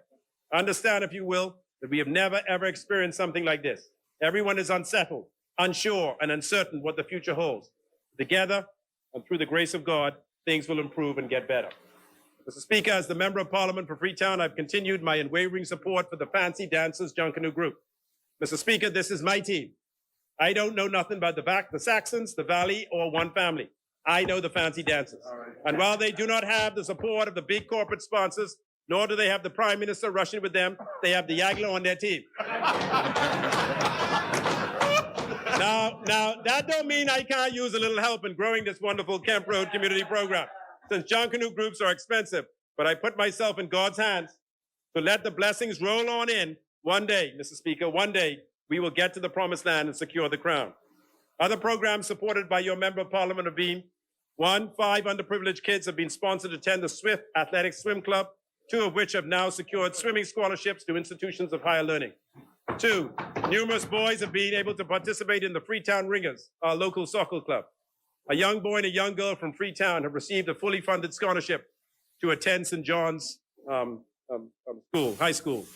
My wife and a number of other volunteers sponsored by the Diagla Art Foundation have launched and successfully grown an extremely popular after-school art program at the Uriah McPhee Primary School. Once a week, 60 kids from grades 2 and 6 gather together to let their minds wander and be creative, free from the rigidity of the normal school curriculum. The joy and happiness that emanates from that classroom as the kids experiment with all sorts of medium is a sight to behold and does wonders in lifting one's spirit and soul. Of course, our job placement and business education programs continue to assist Freetown constituents to secure employment or launch/expand their own businesses. Mr. Speaker, I'm happy to report that the Freetown Constituency Office has been open every day for the past year from 9 a.m. to 4 p.m., current lockdowns and curfews notwithstanding. The office is ably run by Emily Colebrook, Shakara Brown, and Cristobal Gomez, the de facto mayor of Freetown, to ensure that the concerns and issues brought forward by the constituents are being addressed as best they can. They have also done a fantastic job doing a most difficult job, and that is administering our food assistance program. To date, Mr. Speaker, we have provided over $60,000 in food assistance, but I know more is needed, so I will do my endeavor best to seek to raise more funds to assist in this most necessary and pressing undertaking. Mr. Speaker, we have held regular constituency meetings at Uriah McPhee Primary School on Kemp Road. We've invited speakers to update the community on what is happening in their government. I want to particularly thank the member for Carmichael for his wonderful interaction with the residents of Freetown, updating them on the Ministry of Works projects underway in the community. Finally, Mr. Speaker, much anticipated, the Kemp Road Community Center project with the member for Mount Moriah showed today is now underway as a part of the IDB Citizen Security Justice Program. A new community center is to be constructed adjacent to the Ann Towns Clinic and will provide a wonderful space for the community to meet, fellowship, work out, enjoy a quiet space, use the internet, do homework, and sponsor community events. There's been wide consultation with the community, and we now anxiously await the breaking of ground and for the construction to commence. Mr. Speaker, there is no doubt that this has been a difficult year, and that is being reflected in this budget. But I thank the people for Freetown for allowing me to continue to represent them in this honorable House, and I will use that steadfast support to in turn support this 2020-2021 budget. Thank you, Mr. Speaker. Well done. Woo!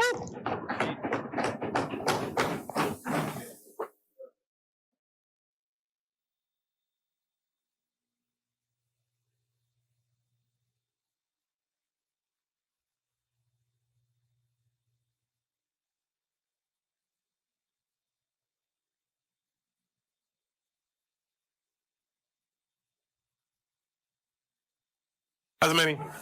The chair recognizes the member for Centerville. Mr. Deputy, I know during the budget presentation, I think East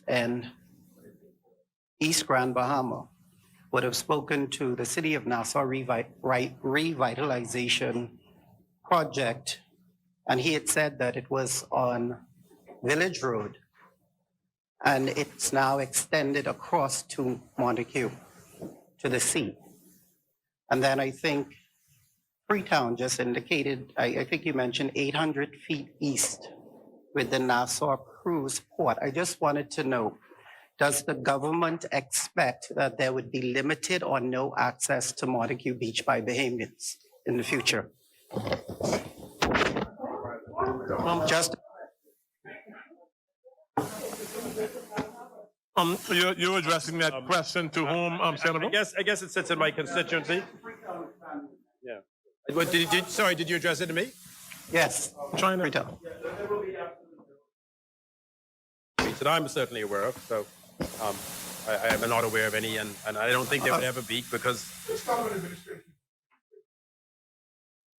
Thank you very much, Freetown. Appreciate it. Members in the future, whenever there's an exchange, I think, especially when there was someone speaking, there was another presiding officer, try to get your point in. But the existing presiding officer, whom had carriage of the House during the time. Just as a bias, sorry. East Grand Bahama, you were as many. As the chair recognizes the good member for Foxhill. Thank you, Mr. Speaker. I feel a little bit tired after that race that Freetown ran. It seems like Freetown was running, I don't know, it sounded as though he was running 100 meters. So well done, Freetown. Mr. Speaker, it is my privilege to once again rise in this honorable House to make my contribution to the 2021 budget debate. Mr. Speaker, I do so on behalf of the great constituency of Foxhill. In the desk. I don't think yes is recognized. I consider it a blessing and an honor, Mr. Speaker, that God has provided me with this opportunity to serve my people.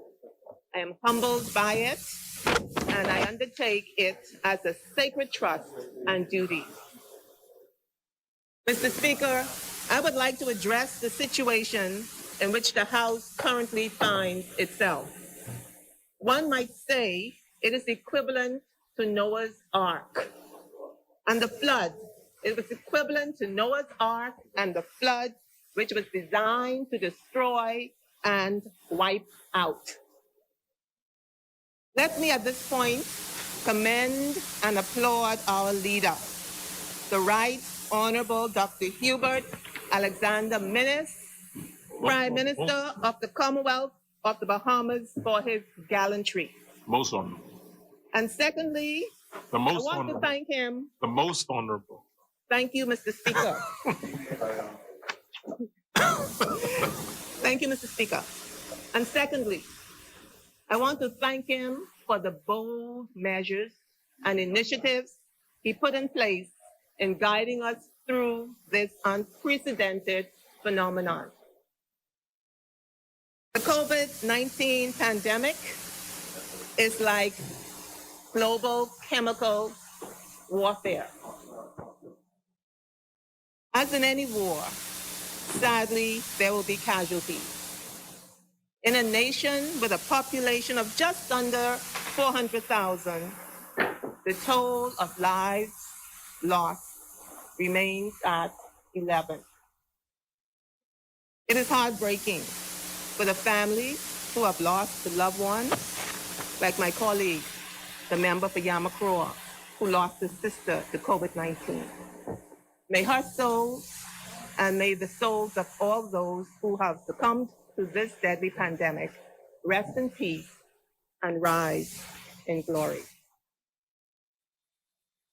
Mr. Speaker, thank God I don't know of any COVID-19 related deaths in the Foxville constituency or in my immediate community. Not that I had anything to do with it. I have had nothing to do with it. It was by God's merciful grace, coupled with the praying warriors and pastors in the community. Freetown quoted from Ecclesiastes chapter 3, which says, "To everything there is a season and a time for every purpose under heaven." But at verse 5, it has something quite interesting. It says, "There is a time to embrace and a time to refrain from embracing." And this is what we needed to do to get through this pandemic. The elbow bumps, the ankle bumps, the Bahamians, and especially Foxvillians refrained from embracing. And we've come through in Foxville in flying colors. Mr. Speaker, yesterday evening, the member for South Beach talked about humble beginnings. He singled out the member for Cat Island, San Salvador and Rum Key, the member for Killarney, and himself. He proudly identified his humble beginnings in Kemp Road.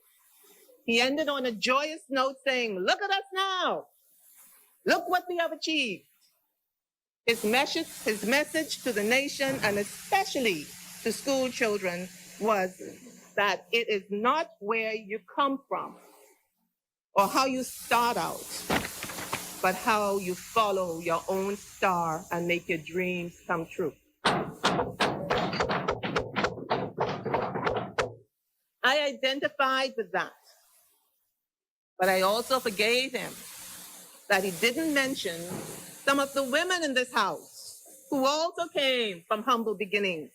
And like the men he singled out, they also achieved much against many odds. All right. Everyone knows that I am a Foxville girl. Haven't been born there. As a matter of fact, right on Bernard Road, just down the street, about 400 meters. Just think about how long Shawnee Miller goes around in the track. 400 meters down the street from my Foxville constituency office in a very tiny house. If you want to be politically correct, you may say it was the two-room efficiency because the sleeping area was divided by a sheet hung on a string.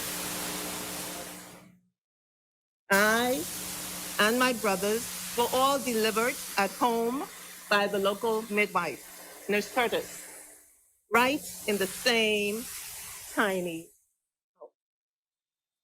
As a matter of fact, South Beach, through you, Mr. Speaker, I was told that I came out before the midwife arrived. I don't know if that made me run so fast. I don't know if that was it.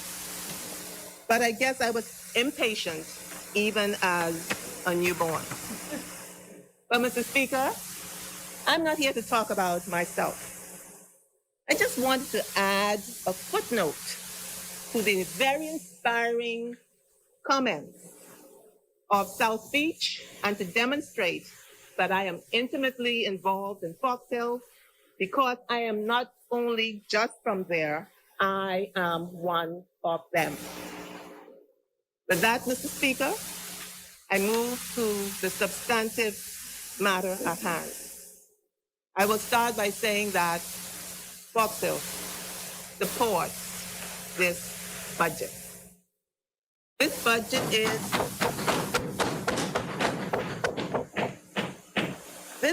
is, and I quote, "unlike any the Bahamas has ever seen before." Fittingly so, because the past 12 months have been unlike anything the country has ever experienced before, end quote. Mr. Speaker, it is important that I reiterate to the residents of the Foxville constituency that, one, this budget is about protecting the health and safety of Bahamians. It is about providing adequate social support to vulnerable members of our community. It is about stabilizing the domestic economy. It is about sustaining employment, and it is about accelerating government reform. And all sides of the critical components of this budget benefit all of the communities that make up the constituency of Foxville. And so, Mr. Speaker, we support the budget. We look forward to the benefits that it offers.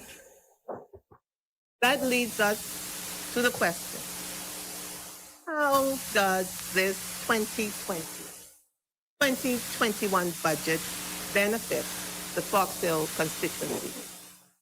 One, there is a feeding component that can reach more people for a longer period of time, much more so than any single MP can do.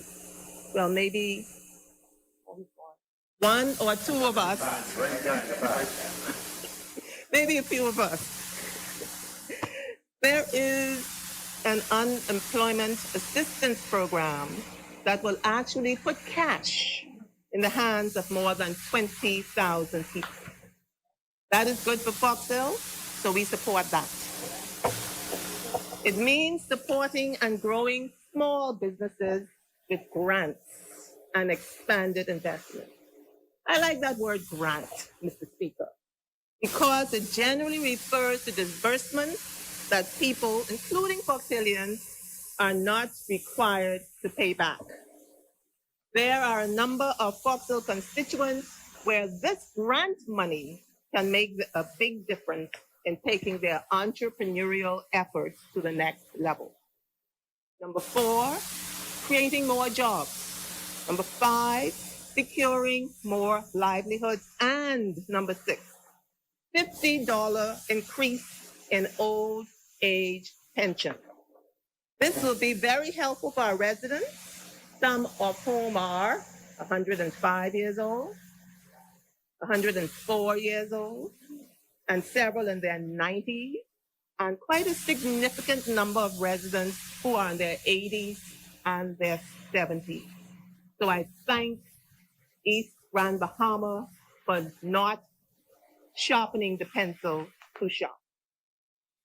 These programs are designed to restore our way of life and at the same time build resiliency to weather, virus, and other unwelcome jolts that upset the apple cart. So, Mr. Speaker, through you, again to East Grand Bahama, Foxville says, well done, and thank you. This is what you do for a country that has been rocked by one disaster after another in such quick succession. Mr. Speaker, I now turn my attention to the work we did in the constituency during the 2019-2020 fiscal year. Infrastructure.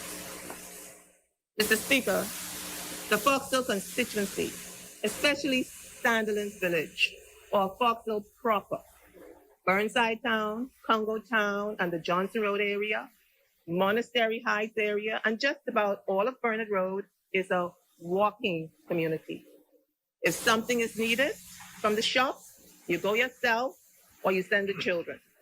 Diane walks from Grant Street to Budget, just there by Windsor Estate, every day, sometimes more than once, with her grandson in tow. Billy walks from over the hill by Montclair Church to Rum Keys every day. And Foxvillians will know what I mean when I say Rum Keys. And then he walks back every night. Harry walks from Blueberry Hill to the Foxville Parade, and he walks back to Blueberry Hill every evening. At least 2,000 children walk to school from Sandlands Primary School, Catherine International Academy, St. Augustine's College, St. Anne's Primary and High School, L.W. Young Junior High School, and Kingsway Academy every day. Then there are the residents and areas of the constituency where walking and jogging are confined mostly to walking trails and lighting is important. So the point I am making is that public infrastructure is on my list of priorities. It is very high on my list of priorities because it speaks to the safety, mobility, and ease of living in the constituency. It speaks to good roads, adequate sidewalks, drainage systems, and street and park lighting. Therefore, I am forging ahead with my public works program by upgrading existing infrastructure and installing new systems where needed in the constituency because in a very personal way, it has a direct impact on our everyday lives. And ultimately, at the end of the day, Foxville constituency, it's all about you. Many of you have had to replace appliances such as stoves and refrigerators, living room, dining room, and bedroom furniture, baby cribs and carpet, and even tiles, much too often. Many of you have had to replace clothes, shoes, and other personal effects again and again, much too often. There's an economic cost in having to purchase household items over and over again as a result of floodwaters. There is an emotional cost to losing important documents, family photographs, and family memories as a result of floodwaters. The flooding in several areas is not new, it's been going on for years. In short, your ability to move around the constituency, your ability to keep your appliances, your furniture, and even your clothing and shoes is impacted by public infrastructure or lack of public infrastructure. So I turn specifically to flooding and drainage. Mr. Speaker, during the passage of Hurricane Dorian over Grand Bahama and Abaco, coupled with the occurrence of a king tide event, many areas in the constituency experienced severe flooding. Some roads in the affected areas became difficult to pass, in some cases for more than a week. The areas affected included main roads, side streets, and yards. Garden View Estate, sections of Bernard Road from Don Nordich Estate all the way to Coburn Street, the eastern section of Rose Street, Ramming Street, a section of Coburn Street, Kildare Drive and Canary Drive in Monastery Park, sections of Ambrister Street, Francis Avenue, and sections of Foxville Road, Angel Drive and Passion Drive in Eastwood, and Barger Lane off Cox Street. So you might think that Foxville is underwater, but the flooding in these areas is severe. So almost immediately after the all clear, after Dorian, work on drainage wells began. And I want to pause here to say a special thank you to the member for Carmichael for his being attentive to the fundamental needs of the Foxville constituency. When I tried to thank him, Mr. Speaker, the member told me that he does his best to assist his colleagues on both sides of the aisle. I like that kind of outlook, Mr. Speaker, because these are fundamental needs for all citizens in this country. So during fiscal 2019-2020, 4 new drainage wells were drilled. 4 new drainage wells were drilled, and this one you see, Bernard Road is so much underwater. There is somebody on a floater floating along Bernard Road. That's how deep the water was. So 4 new drainage wells were drilled, one on Badger Lane off Cox Street, one on Springfield Street near the Urban Renewal Center, Foxville Road between Springfield Road and Davis Street, and Rose Street behind Sandilands Primary School. One drainage well was re-drilled, and that one was on Bernard Road opposite the Still Cotton Creek. The work has alleviated to a significant degree the vexing flooding situation. I telephoned Urban Renewal yesterday and asked the center manager how the drains were working during the almost daily downpours we were experiencing. She sent before and after photographs and expressed her delight in how well the drainage system is working. Remember now, Mr. Speaker, that was work carried out in 2019, 2020. And Mr. Speaker, I am pleased that the new fiscal 2020-21 budget allocation of some $73.44 million for roads, bridges, and drains speaks to the enormity of the damage wrought by Hurricane Dorian and the continuing damage done to areas traditionally plagued by flooding and the number of roads that need to be paved. So new drainage wells for fiscal 2020-21, Dorset Street, you have been asking, we have heard you. So Dorset Street, your drainage wells comes in this fiscal period.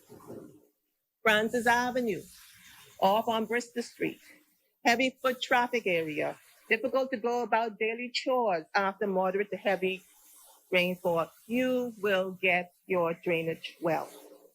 And this one is in Passion Drive in Eastwood. They have talked for years about losing furniture, losing carpet. Passion Drive, you asked from 2012. I didn't win that time. And you asked again in 2017. We did win that time. Passion Drive, you will get your drainage well. I am still looking for solutions to areas like Canary Drive and Monastery Park. The residents reported there that there were 2 drainage wells that worked well. They said that a road paving exercise some years ago covered the 2 drainage wells, and so there's no drainage. If you live it, you feel it. Some residents report that water as high as knee level is within their home. Angel Road in Eastwood, flooding at the southern end of the street is a major problem. Chips End in Foxdale, flooding at the entrance on the eastern side of the street, and Coburn Street, Bernard Road. The well on the corner is covered with mud, needs to be reblown and will be reblown. The first unnamed street west of Adderley Street, extreme flooding, resulting in economic loss and emotional distress to residents. There is still much work to be done, Mr. Speaker. We are up to the task. We may not get it all done in this budgetary period, but rest assured, it will be done.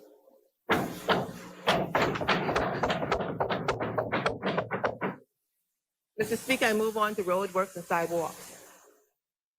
Paving and striping Colchester Street.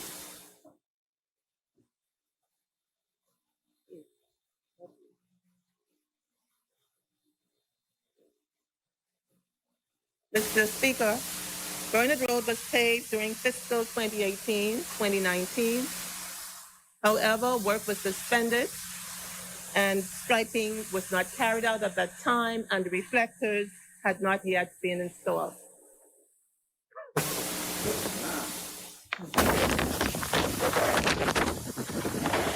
Striping, however, was carried out in March, and installation of the reflectors has not yet commenced. Steph Street has been paved.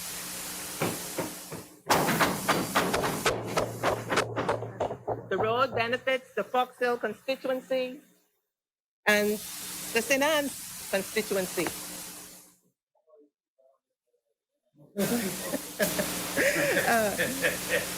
Fox Hill has the south side of Steph Street. St. Anne's has the northern side. Striping and reinstallation of speed bumps are expected to be completed during the new fiscal year. Now, the road is still good. It's good for vehicles, but it's also good for the dogs. The dogs have tested the road. The road is dog tested, fired up, and ready to go.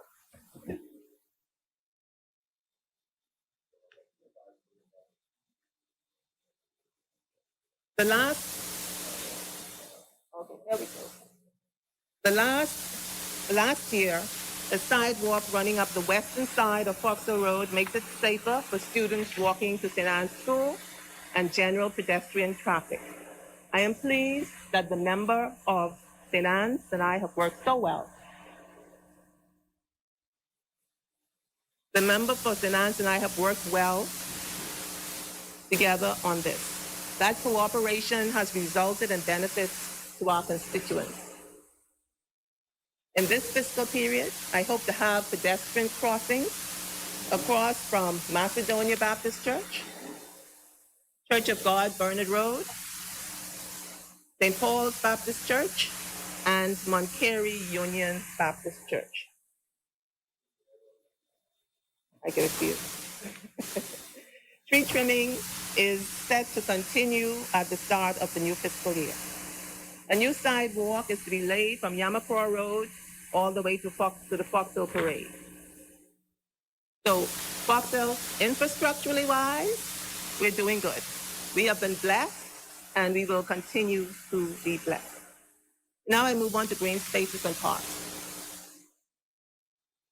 So there's a memorial park on Freedom Park. And it is very sad about what happened and why that memorial was there. After Junkanoo 2013,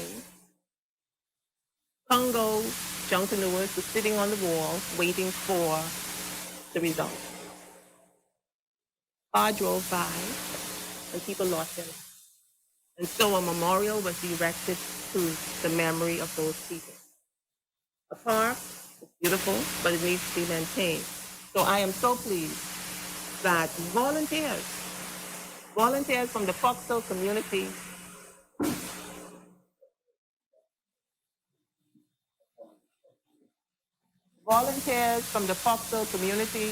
painted, took out the dirt and the garbage, thinned the foliage, and there, some of you might recognize that guy. Somebody's a Foxhill called Bumblebee. Along with Tanico and many others, volunteered to get that memorial park painted and give it a facelift. Freedom Park has been upgraded and beautified.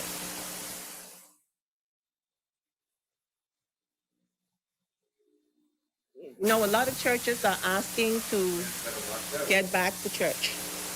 I am so pleased and thankful to Bahamas Harvest Church because they came outside of the four walls of the church and they helped to make Freedom Park a happy-looking place, a pretty-looking place that children and grown-ups would love to come. So Bahamas Harvest Church, Pastor Mario Moxie, and an incredible staff, and the Foxhill people. You see the shirt that says Foxhill, it's all about you. And that is why we work, because it's all about the people that we serve.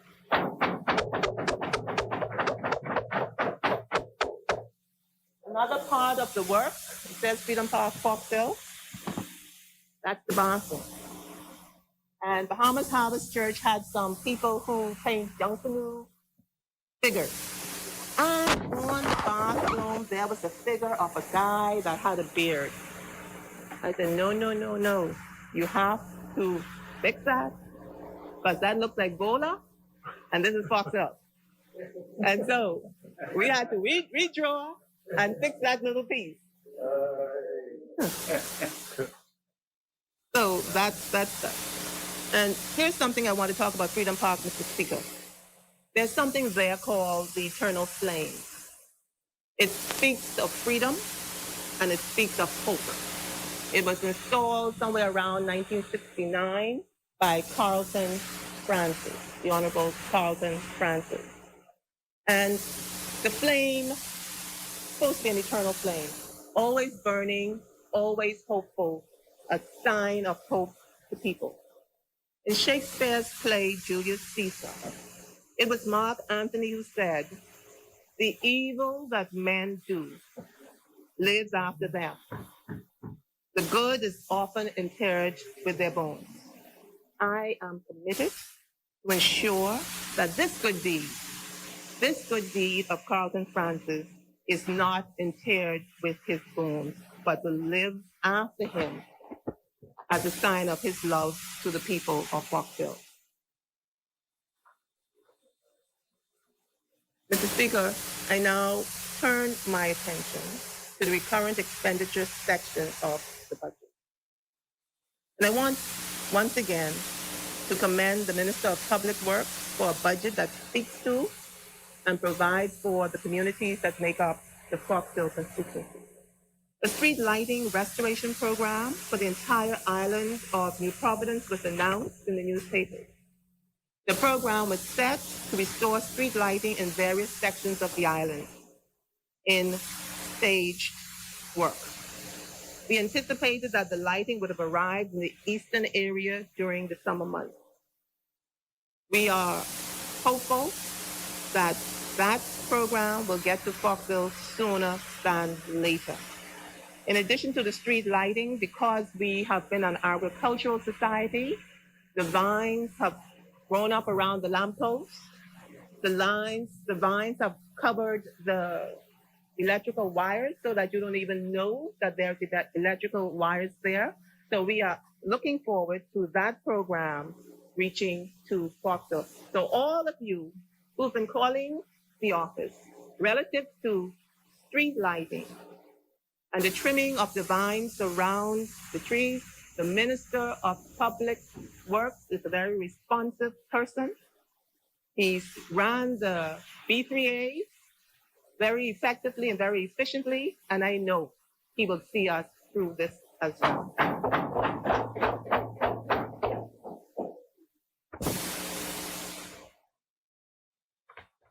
Garbage collection.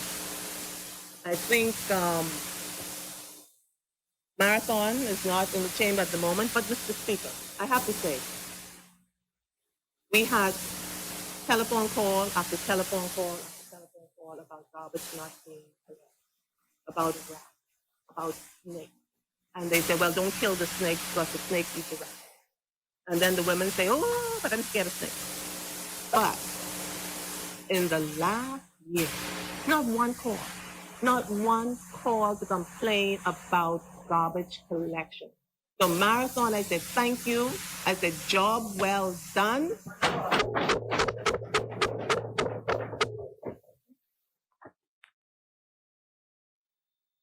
I move on to kind of touchy subject, but it's all right. The Foxville Community Center. Mr. Speaker, I almost called you Mr. Foxville. No. Oh, bye. No, we're out of passports now. Mr. Speaker, I am pleased to report that the board of this privately owned Foxville Community Center signed a memorandum of understanding with the government of the Bahamas to operate the center for the benefit of the Foxville people. As you will see from this poster, the Foxville Community Center was a place of refuge for our brothers and sisters from Abaco mainly, with a few from Grand Bahama after the passage of Dorian.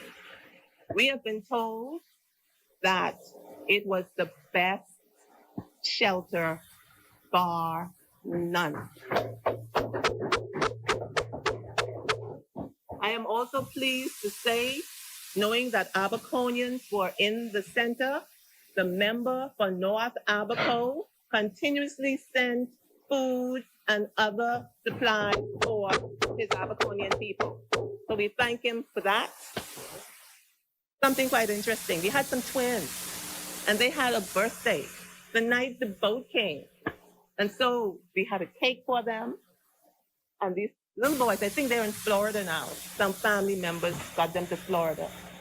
We did something else too, Mr. Speaker.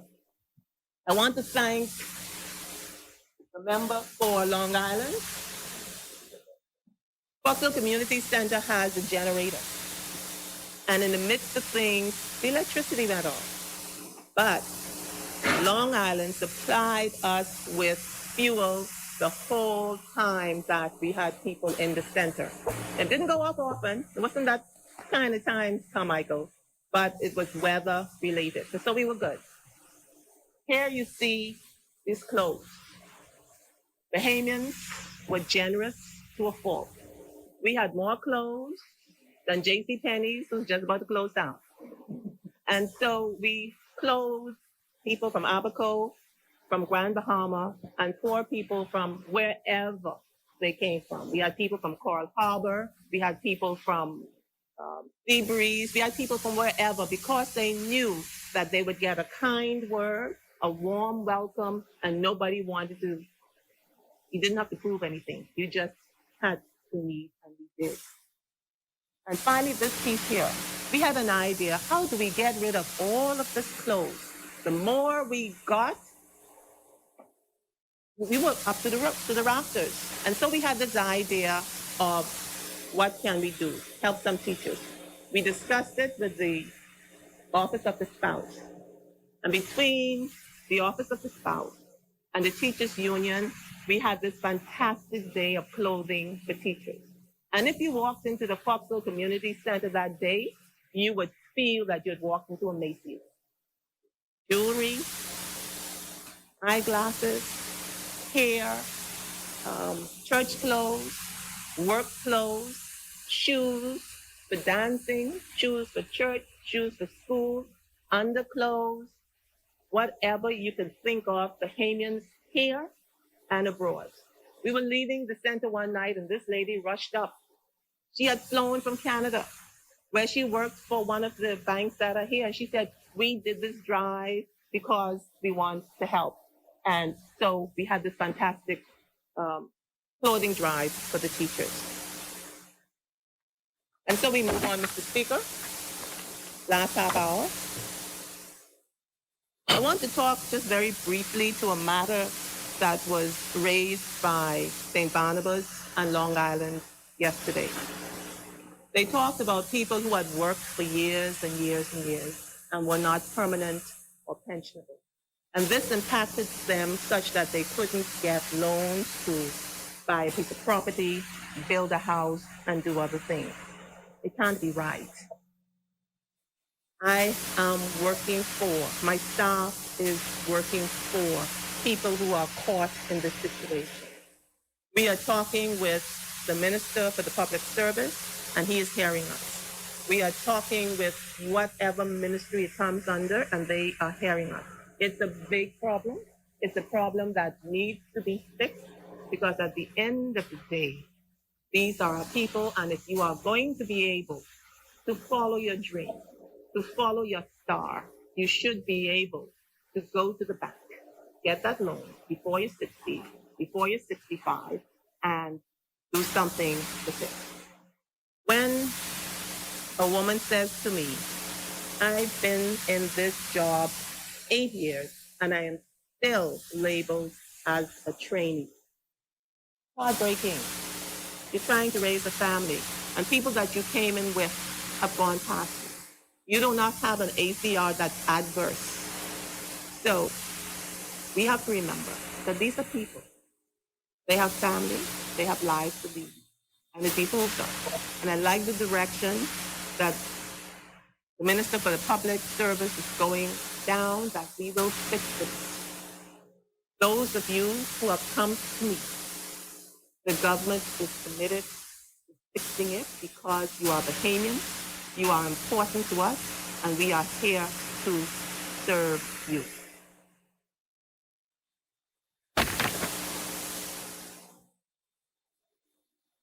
And so, Mr. Speaker, I thank all of those people who work with me in dealing with these matters that are so important to people.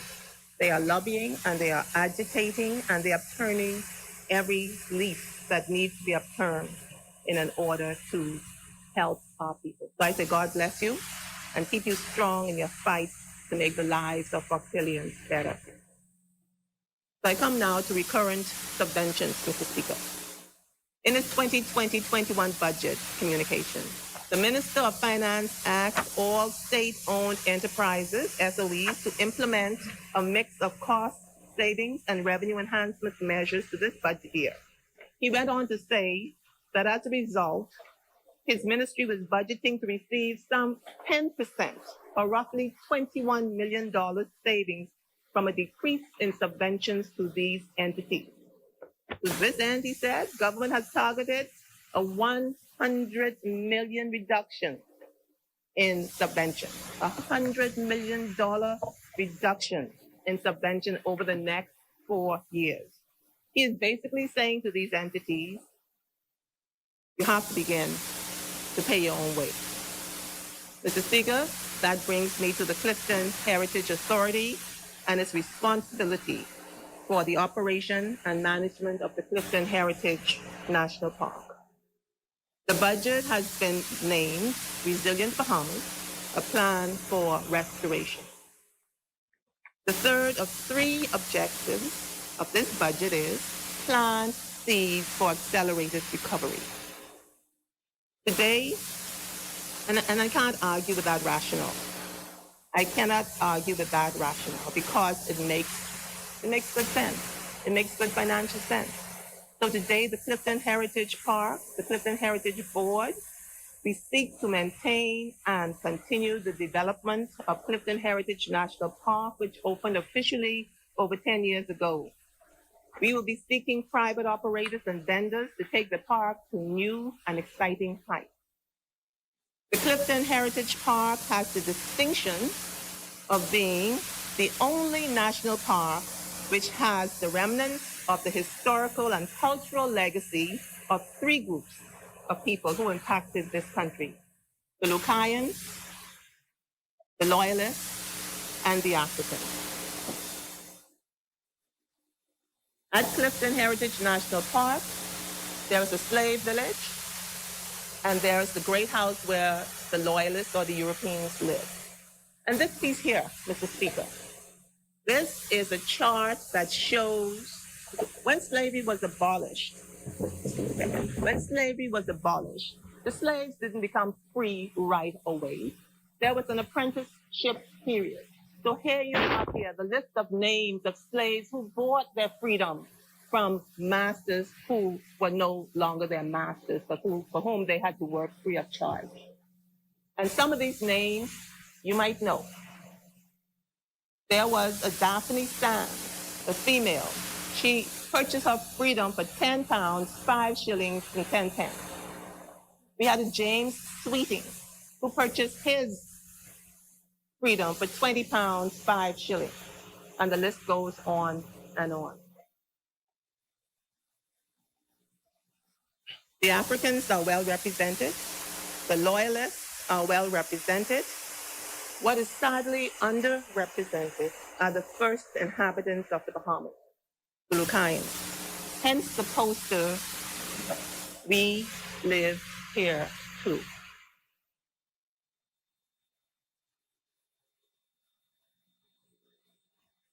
And so we began by building a Lucayan village so that the Lucayans will be represented in this country.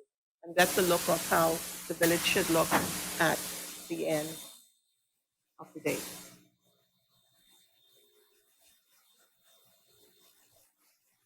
And so we make a conscious decision, and I want the country to think about this. We should make a conscious decision to name the waters of the Bahamas the Lucayan Sea. This is not the first time that this is being put forward. As a matter of fact, a number of 16th century maps refer to the seas around the Bahamas as the Lucayan Seas and other derivatives of the word Lucayan.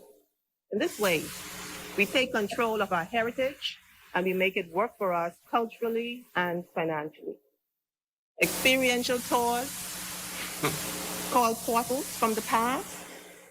These tours will reflect the cultural traditions of the Lucayans, the Loyalists, and the African slaves, and free Black loyalists. Each platform will educate our visitors about our country's rich, proud, and diverse history. Clifton Rising is an absolutely fantastic review of that history. Many of you who have gone to Cuba have been to the Tropicana, and you've seen the show there. Clifton Rising surpasses that by, I don't know, 30 to 90. It is absolutely fantastic. And yes, money might be a problem. But the thing is, if you don't know or celebrate where we've come from, what is the foundation to move forward? There is money out there. There is money out there. The port was oversubscribed, I understand, and is fully funded. And so we must put on our thinking caps and fund 208 acres. We must do it. It's important to our children and our children's children.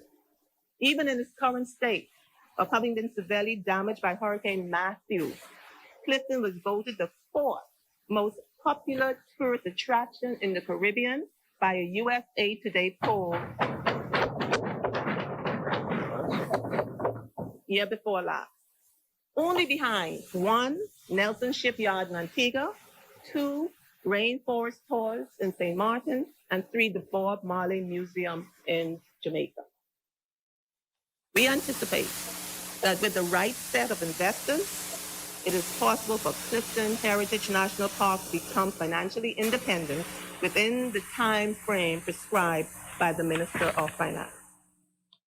That brings me to heads of agreement. Investors come here because there's something here for them. There's value for money. Investors don't come because they like us. They like that they can make a profit on their money. And the government gives something, the investors give something. Investors are given through successive governments. They have been given concessions through these heads of agreement.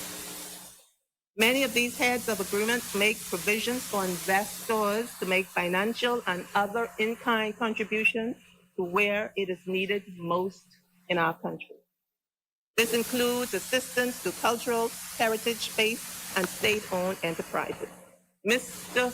Minister of Finance, heads of agreement can reduce that subvention.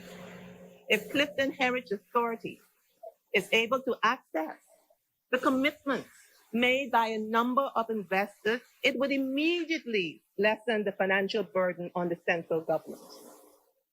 Heads of agreement concessions have committed just to Clifton alone. Beach renourishment, no renourishment yet. Establishment of a playground, no establishment of a playground yet. A foundation to be endowed with substantial cash injection. So, we need to follow the heads of agreement and what has been committed to by the investors. I think we get caught up in what comes out of the grand opening, and then we move on. And so, it's been a long way to get from there to there. So I would like to thank the hardworking and dedicated board of Clifton Heritage Authority for the time and effort they dedicated to this cause. They see the possibility and the vast potential that the park has to offer. I would like to thank the staff for not just working there, but for loving Clifton Heritage National Park. It is not something you can experience and walk away from unchanged.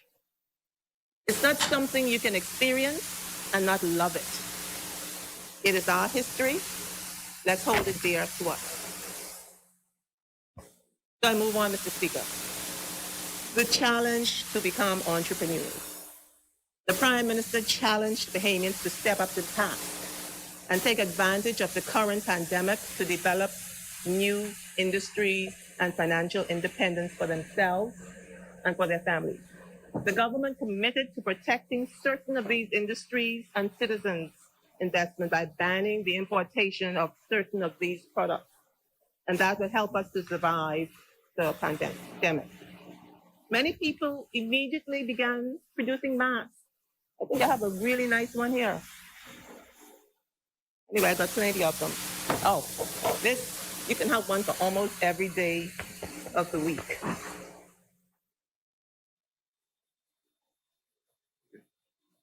And Foxville, being Foxville is special, really. Mr. Speaker, Fox Hill should be declared a national treasure, a national heritage site. But that's for another debate. So for now, I want to talk about a Foxillian caller, Mr. Cleveland Rose. He's the owner of Creative Kids Craft and Woodwork, and he has developed a custom framed multicolor divider partition for desks, for preschools, offices, and other spaces. In addition, he has created a colorful standalone wow, which is a caricature hand sanitizer called the Awesome Dispenser. It is custom made for various heights and ages. The dispenser for preschool and primary school students has large ears and wide open receptive hands. It has a foot pedal which dispenses a sanitizing mist. Mr. Speaker, there is no end to the talent in Foxville. There's no end to the talent in these islands. Before I move on, Mr. Speaker, I would like to express profound condolences to all the families in the constituency who had to bury loved ones. I touched on this earlier. At such a time as this. This most final and heartbreaking of separation is not meant to be borne without the touch, the feel of family and friends, the absence of a friend's smile, the gentle touch of a sister, or the quiet company of a brother who in large part denied you in your hour of bereavement. May God continue to bless and comfort you and heal your heart. We have some special pearls in Foxville, and I mentioned them earlier. To our special pearls, your age is a barrier to personal visits, and so we have to rely on the telephone. At 105 years old is Mrs. Gwendolyn Clark, who we lovingly call Ma Gwen. You know that the best thing is to keep a distance from you, Ma Gwen, and from you, Reverend Dr. Philip Rami, or you, Ms. Essie Ferguson. I can talk to you on the phone, but there is no substitute for the face-to-face visit. And when we are safely out of this, we will be able to embrace again. There will be a time for embracing once again. The end of the school year. Mr. Speaker, at this stage, I would be offering congratulations to the graduates of Doris Johnson Senior High School and Catherine International Academy Finance School and sending them on their way to whatever new careers or continuing education that they would go to. And as legislators, we would be running in and out of this house to go to South and Central Andros for graduation, to go to Cat Island for graduation, to go to South Beach for graduation, to go to Foxville, all over for graduation. It's a new world, brave new world. Mr. Speaker, this year we will not hear the joyous shouts and cheers of proud parents, guardians, families, and friends. It is a different world, a world we never dreamt of, a world we never envisioned. And so I say congratulations, graduates, congratulations, students who are moving up the stream. The little ones that went in as preschoolers, they feel like they're the big kids now because they're going in grade 1. And those who are leaving primary school and going to junior high, they won't be giving you as many hugs as they used to because they're big kids now. And those that are going from junior high to senior, oh, they're big man on campus. And then those are the ones who are going off to university here in the Bahamas, at UB, or elsewhere in the world. So we say Godspeed. We wish you well. Mr. Speaker, we donated, like most MPs and civic organizations, we've been doing our best to help feed people during this very difficult time. Between coupons and bags of groceries, rental assistance and funeral assistance, we would have impacted over 1,500 households. And even at that rate, Mr. Speaker, we were not able to assist everyone. We made no distinctions. We just did what we could do for as many as we could. There are others whom we were not able to reach. We will do our best to assist them as time progresses. There is an awesome team of workers, Mr. Speaker, at the Urban Renewal Office in Fox Hill. I am indeed blessed, and I want to say a special thank you to them. I want to just touch a little bit here very quickly on Doris Johnson Senior High School. All the schools in Fox Hill, they're doing an excellent job. But I want to talk about this just for a moment. The Christmas term, the grade point average at Doris Johnson Senior High School was the highest or the best performance in the history of the school.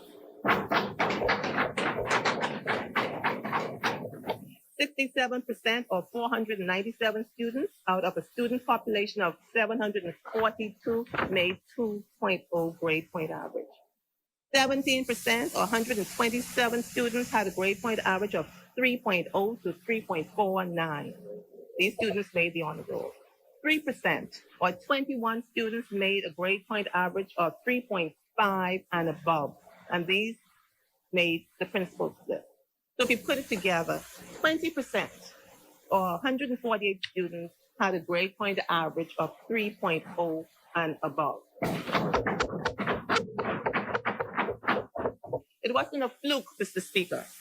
The summer term, the improvement in academics continued, and instead of 67%, 71%, or 515 out of 725 students made a 2.0.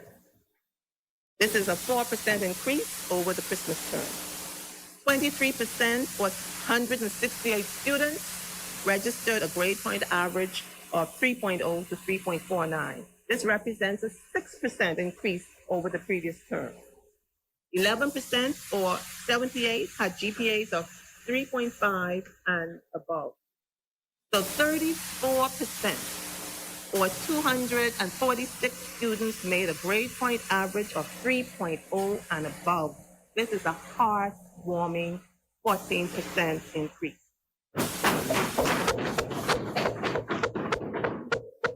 So we thank the teachers, we thank the principal, a Fox Hill man, James Clark, a basketball player who loves the school, loves his children. There is a fantastic team at Doris Johnson Senior High School.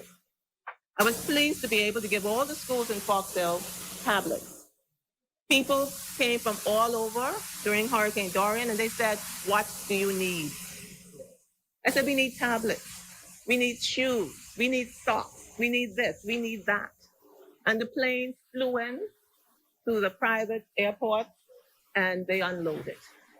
So Sandlands Primary School, Catherine International Academy, L.W. Young Junior High School, and Doris Johnson Senior High School all got tablets.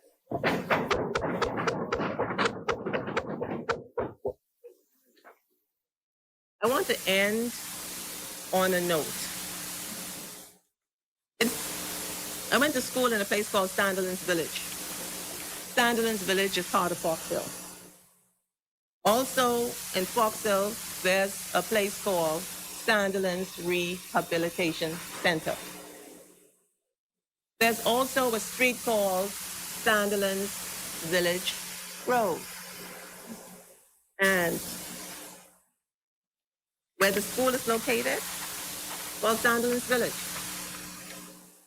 This is a tribute to a gentleman named Robert Sandiland. He was a judge and a large landholder in the area. And he did good. He did good for Fox Hill. And his name lives on in Fox Hill as a tribute to his time in the area and his care and benevolence to the people of the area. So we remember him, Sandilands Village, Sandilands Rehabilitation Center, Sandilands Primary School, and Sandilands Village Road. Also living in Fox Hill is a woman. Her name is Miriam Roper. She was born on the 13th of November, 1923. She taught my mother. She taught me. She taught my brother. She taught my cousins. She taught my second cousin. She taught my third cousin. She has taught just about everybody you can name in Foxville. We do not want to diminish what Robert Sunderland contributed to Foxville. We want to elevate what Miriam Roker contributed to Foxville. And so, Mr. Speaker, she'll be 97 this year come November. And I am going to go through the process with the Minister of Education and how do we get Sandlands Primary School, the Miriam Roker Primary School. I know there's a process and we're up to the task. And Ms. Roker is a faithful member of Montclair Union Baptist Church. She taught at L.W. Young School as well. She's a friend of all. She is beloved of all. And so with that, Foxville, I'm depending on you. I'm appealing to you. Let's make this happen. Miriam Roker Primary School. I hope to hear from you. May God bless you. May God bless Foxville. May God bless the Commonwealth of the Bahamas.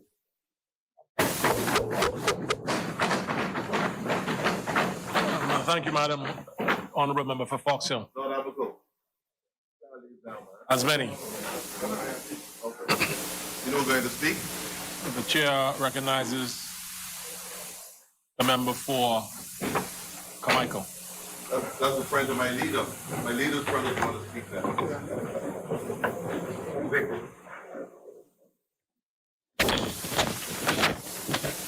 Thank you, Mr. Chairman. Chairman. Speaker, I apologize. We're not in. I apologize, sir. Deputy Speaker doesn't matter. Forgive me. That's fine. I wouldn't want the Speaker to come down on me. I don't come down on people. I just enforce the rules. Thank you, Michael.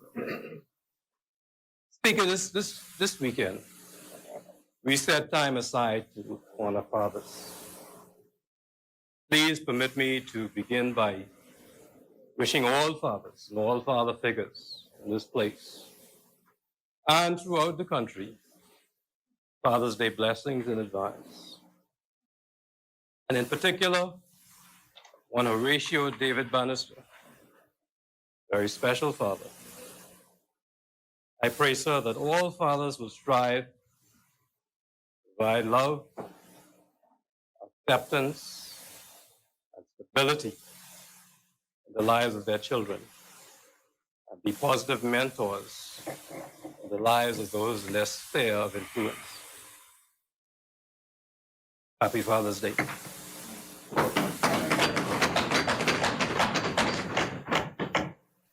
Speaker, permit me please to touch on three personal matters.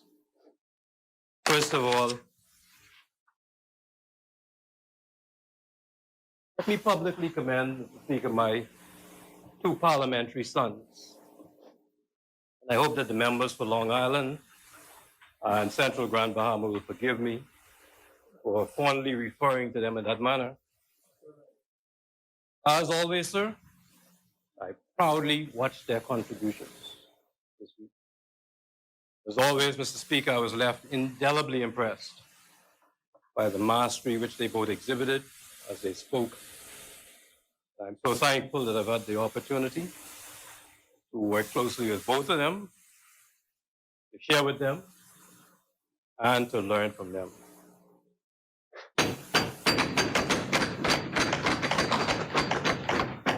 Forgive me, Mr. Speaker, I have a cold. Secondly, Mr. Speaker, I take this opportunity to wish my godchild, Zachary Tyler Bernard Young, a belated happy birthday. It must be exciting to finally be a teenager, Zachary. Most of us can't remember when we turned 13. Speaker, I spoke initially about Father's Day. And I think it's important for me to follow my own advice. And so I want to say to my daughter, Danielle, how happy I am, happy that you're home, out of hospital, out of danger. You faced many, many medical challenges, more than anyone I know, including surgery as a baby. But you have overcome every single one with resilience and with an incredible focus on achieving your goals. Daniel, you will be overcome this one because there is a special purpose in your life. Your adversity that you have faced will make you strong. You're going to make a difference in this country, in this world, and in the lives of countless numbers of people around the world. Speaker, I truly believe that. I know that in Daniel's quiet determination, he will have a special future of service, of dedication, and just as how resilience inspires me as her father, to never ever give up. One day, she is going to inspire millions as she lives out God's purpose in her life.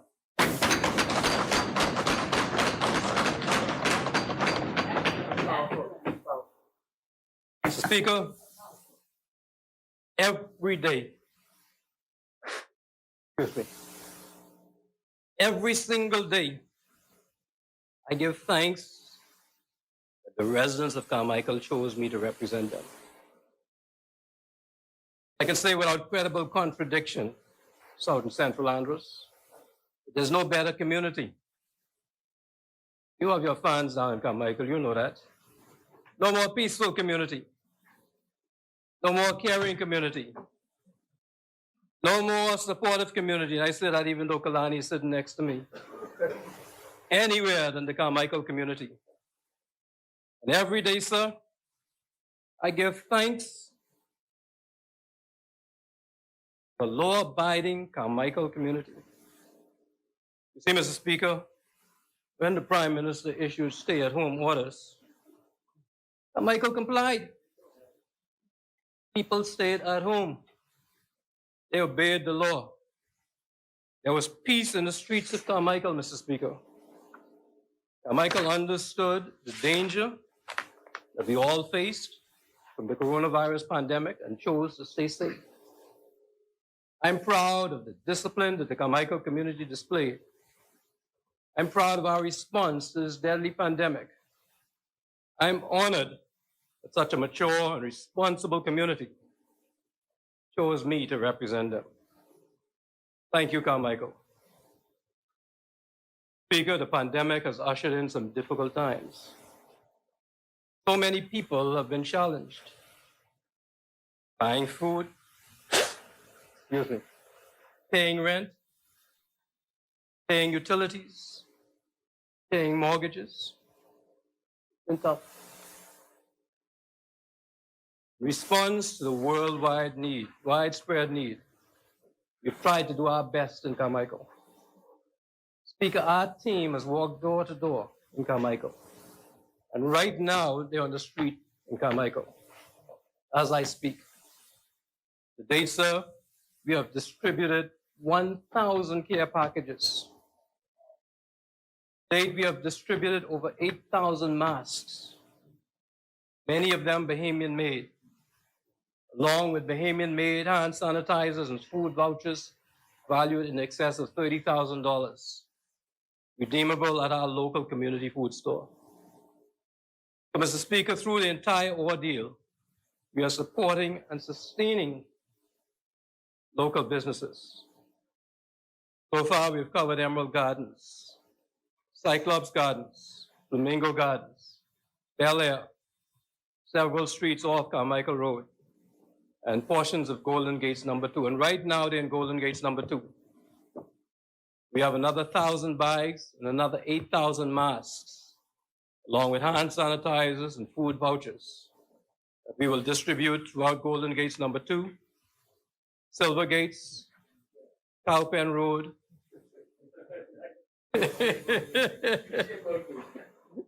we share St. Vincent Road too, St. Vincent Road and Faith Avenue. For those Carmichael residents who have not seen our team yet, I have to ask you to be patient as the rain has held them back. And they also have to practice appropriate social distancing protocols. But Mr. Speaker, we will be coming because we care.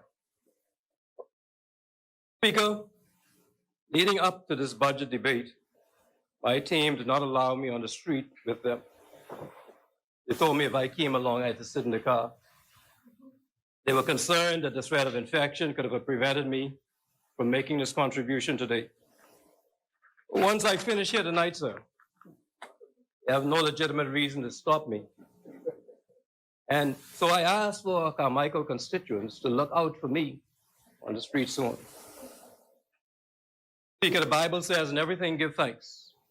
And so before I move on, please permit me to give thanks. First, to the people of Carmichael for being law-abiding. By staying at home during the lockdown, you have saved countless lives.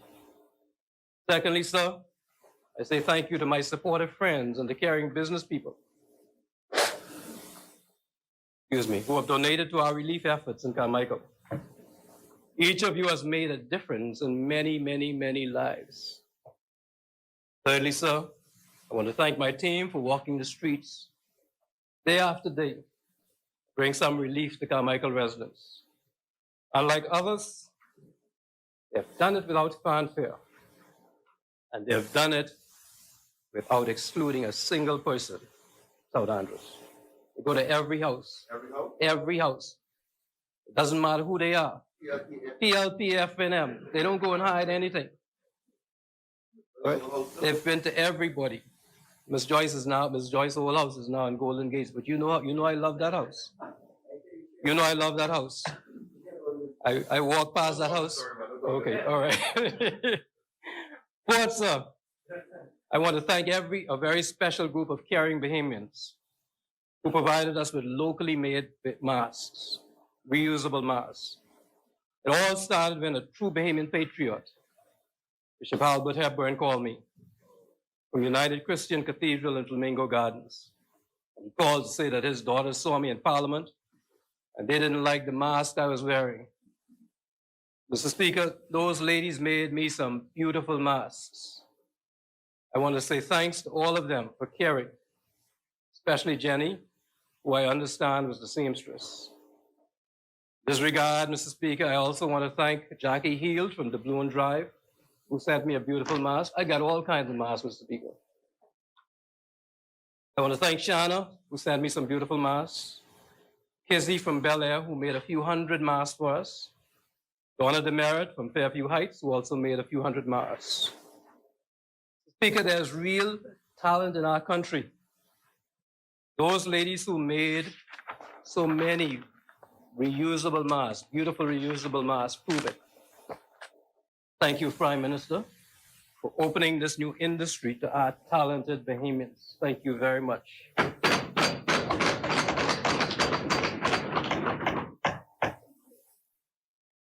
Speaker, I have so much more to say about our wonderful Carmichael community, but I realize that there are a number of national issues that I must address. So I will move on to touch on some of them right now. Speaker, this caring FNM government has responded to the pandemic with numerous caring initiatives. My colleagues have spoken in depth about those initiatives that are unmatched in the history of this country. They're costly, but no price is too high when it comes to providing support for the Bahamian people.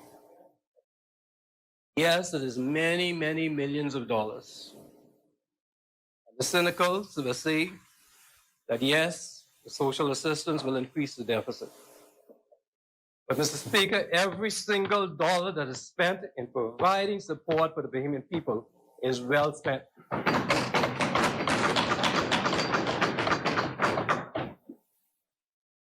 Speaker, this F&M government is a caring government. We are here to touch and improve the lives of the Bahamian people. We care deeply and will spend every cent that we can to help the Bahamian people to survive and to recover from the challenges caused by the pandemic. I want to touch briefly, sir, on leadership in turbulent times. And I borrowed that title from a well-known book. Speaker, our social initiatives in this budget show very clearly that the F&M government has a leader who has a caring and compassionate heart. He was called to lead at such a time as this.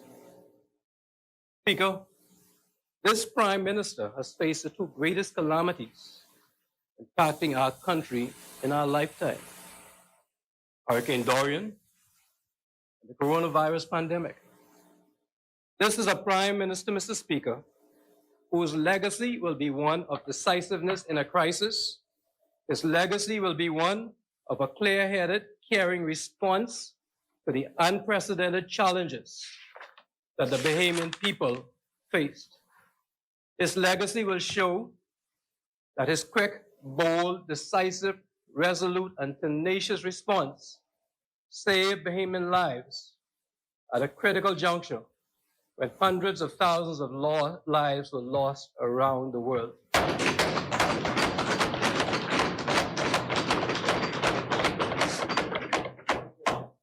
Thank you, Prime Minister. Speaker, the bold, resolute decisiveness of the Prime Minister is to be contrasted with the wishy-washy responses of the official opposition. Speaker, on March 24th, this proactive government ordered our borders closed. 24th of March.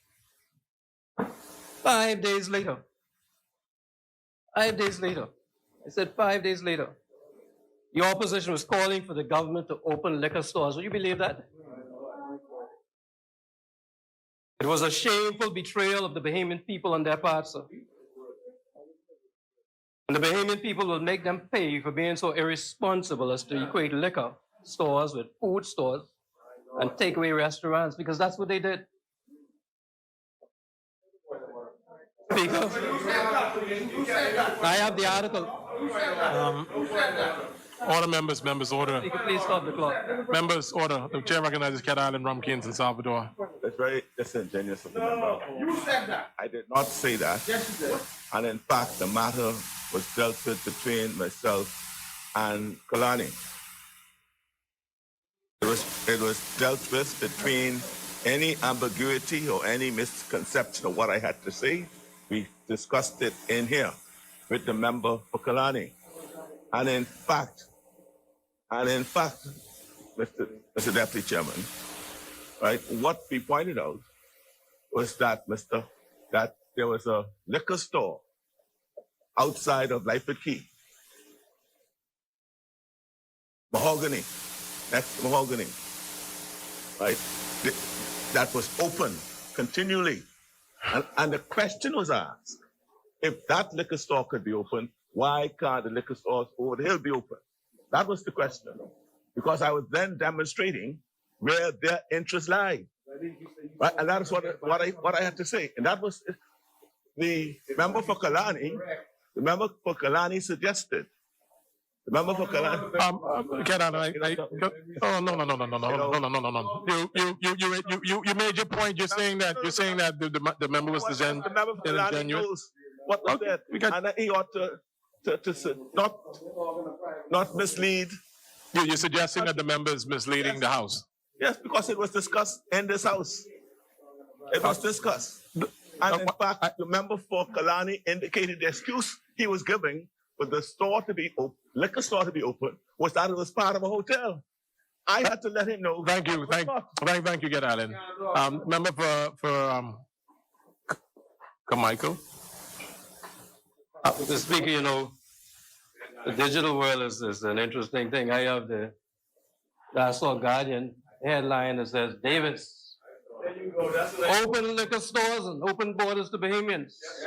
I don't read the article, Mr. Speaker. The member for Cat Island is my good friend.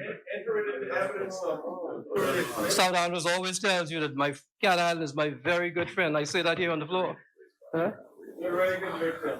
But I didn't call no names, you know. You stood up. Member for Carmichael, you're gonna enter before you read an article. You look like you're about to read an article. Speaker, the Guardian, the Nassau Guardian on March 2nd. 1 second now. You're gonna be in a position to table that. You mentioned it. I think you mentioned it. You mentioned it. I love to print it, Mr. Speaker. You'll undertake the print. We have to update these rules because we're in the. I know the speaker have suggested and spoke about it a million times, and it's up to us as the House to do exactly what the. Oh, 1 second. The member for Carmichael has. Yes. No. Thanks, Carmichael. Yes. Unless you're going to undertake to provide a copy, I think you've mentioned the article already, and I think I'm going to allow you to continue the presentation. Speaking, you know, I didn't call my friend's name from Cat Island, you know.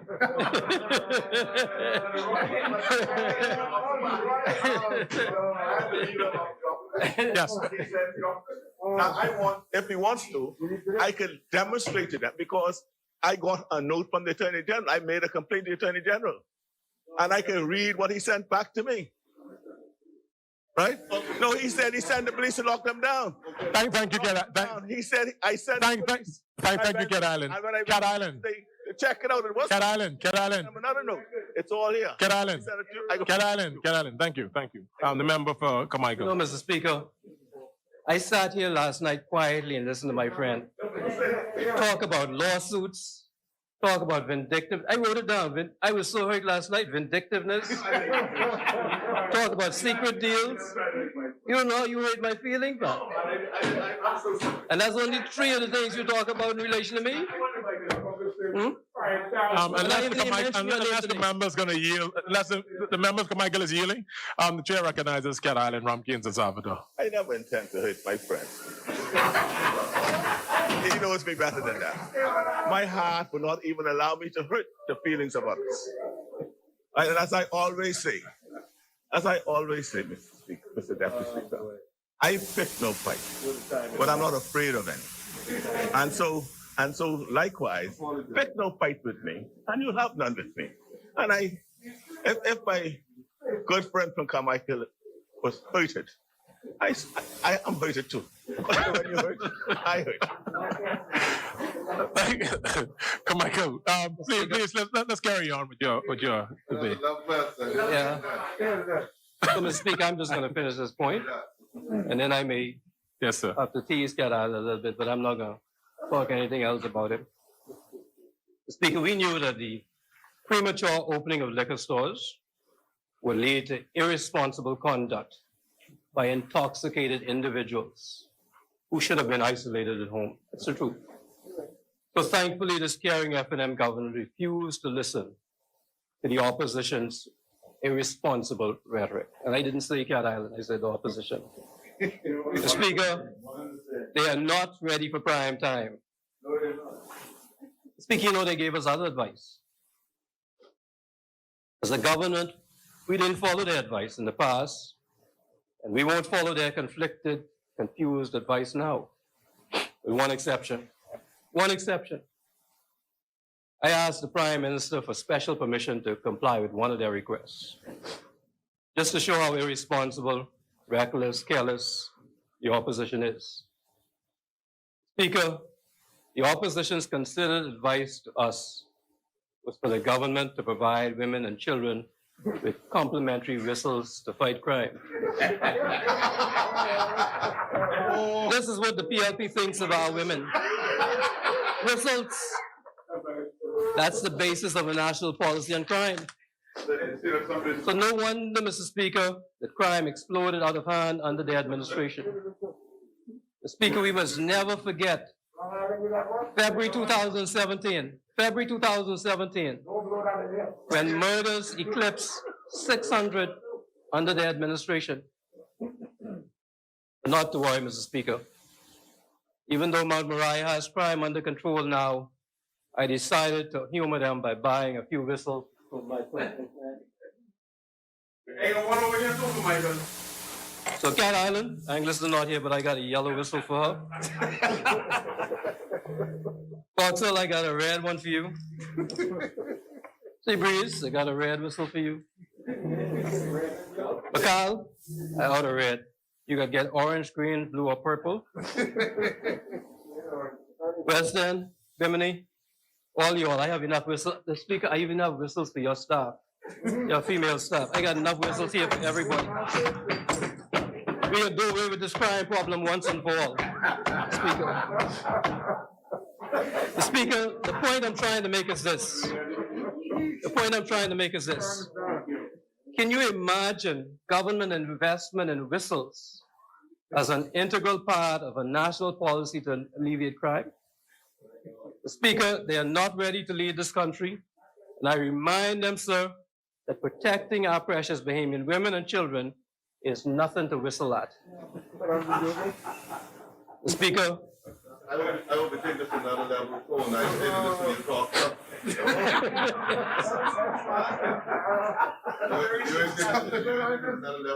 Speaker, it's like the free advice that the member for Exoma gave us in this place the other day. He's standing right over there. And he gave it to us for free. And that's what the advice was worth. Nothing. And he said, let me quote him. He said, we suggested you take advantage of the low cost of oil to reduce cost of electricity at least by 25%, to increase GDP by at least 1%. Oil was $20 per barrel then. It dropped to near zero a few weeks later. Yet you did nothing of the sort. Oil is now trading at over $40 per barrel and rising by the day. Speaker, that sounds really smart. But people who knew anything about the price of oil just laughed. The Speaker, for the edification of Exuma and others who think like him, and who think that that sounds nice and logical, it can't pass the smell test. And all Exuma had to do is come and ask me. The Speaker, the price of oil that we see and hear about is the spot price. So yes, Exuma, if the spot price of oil today is $20 a barrel, you can go out today and buy it at that price. There are two conditions. The first is that you must pay for it immediately. And the second is that you must take delivery immediately. You can't buy spot oil on layaway. BPL's engines use heavy fuel oil and diesel. So they could buy the HFO and diesel at close to $20 price. If Brent crude is $20 a barrel, then the delivered cost of diesel will be around $31 a barrel. And HFO will be around $29 a barrel. Delivered. But first you have to have the money immediately available. So remember, Mr. Speaker, BPL is the company that the PLP created as a broke entity. When they formed BPL, it was hundreds of millions of dollars in debt with decrepit, old, unreliable, and inefficient engines. So where is BPL going to find the money to buy fuel at the drop of a hat? So Exuma, I must ask, he's not here, whether he's prepared to lend the money to a company that his party created broke and left broke when the Bahamian people ushered them out of office. Okay, Mr. Speaker. Suppose BPL magically borrowed the money to buy fuel at the spot price. The next condition is when you buy fuel at that price, you have to take delivery immediately, which means you must have storage. Storage. BPL has the capacity to store 300,000 barrels of HFO and 200,000 barrels of diesel. So one tank would hold 100,000 barrels. At any given time, one tank is being used with diesel to service engines. One tank of HFO is being used to service engines. So BPL can take delivery of 200,000 barrels of HFO and 100,000 barrels of diesel. So Brent crude at a spot price of $20 a barrel, we follow Exuma's advice. We buy 100,000 barrels of diesel at $31 a barrel. 200,000 barrels of HFO at $29 a barrel. That would be $5,800,000 up front for HFO, and $3,100 up front for the diesel. $3,100,000 up front for diesel. So if BPL follows Exoma's stage advice and drops $8,900,000 on the spot for fuel and takes immediate delivery, you know what that means, Mr. Speaker? That means that they have enough diesel to last 16 days and enough HFO to last for 1 month. That's all. Then next month, they spin the dice again when the price of oil has gone up to $40 a barrel. I want to ask Exoma to tell me, how does that reduce the cost of electricity by at least 25% and increase GDP by 1%, as he claimed? 1% of GDP, Mr. Speaker, is $130 million. The only thing that you would achieve with such folly would be to interrupt your cash flow, subject yourself to high interest rates on $8,900,000 that you would have to borrow, and create uncertainty on the stability of your operations. Mr. Speaker, Exoma's recommendation makes absolutely no sense. It's the advice of folly that members' offices are known for. It's why the Bahamas was downgraded so often during their tenure in office. The advice sounds so good until you analyze it. Then you realize it's the same old PLP mantra that got the country in this mess in the first place. So I thank Exoma for the free advice. It was freely given, and the Bahamas is better off today because it was freely rejected. Speaker,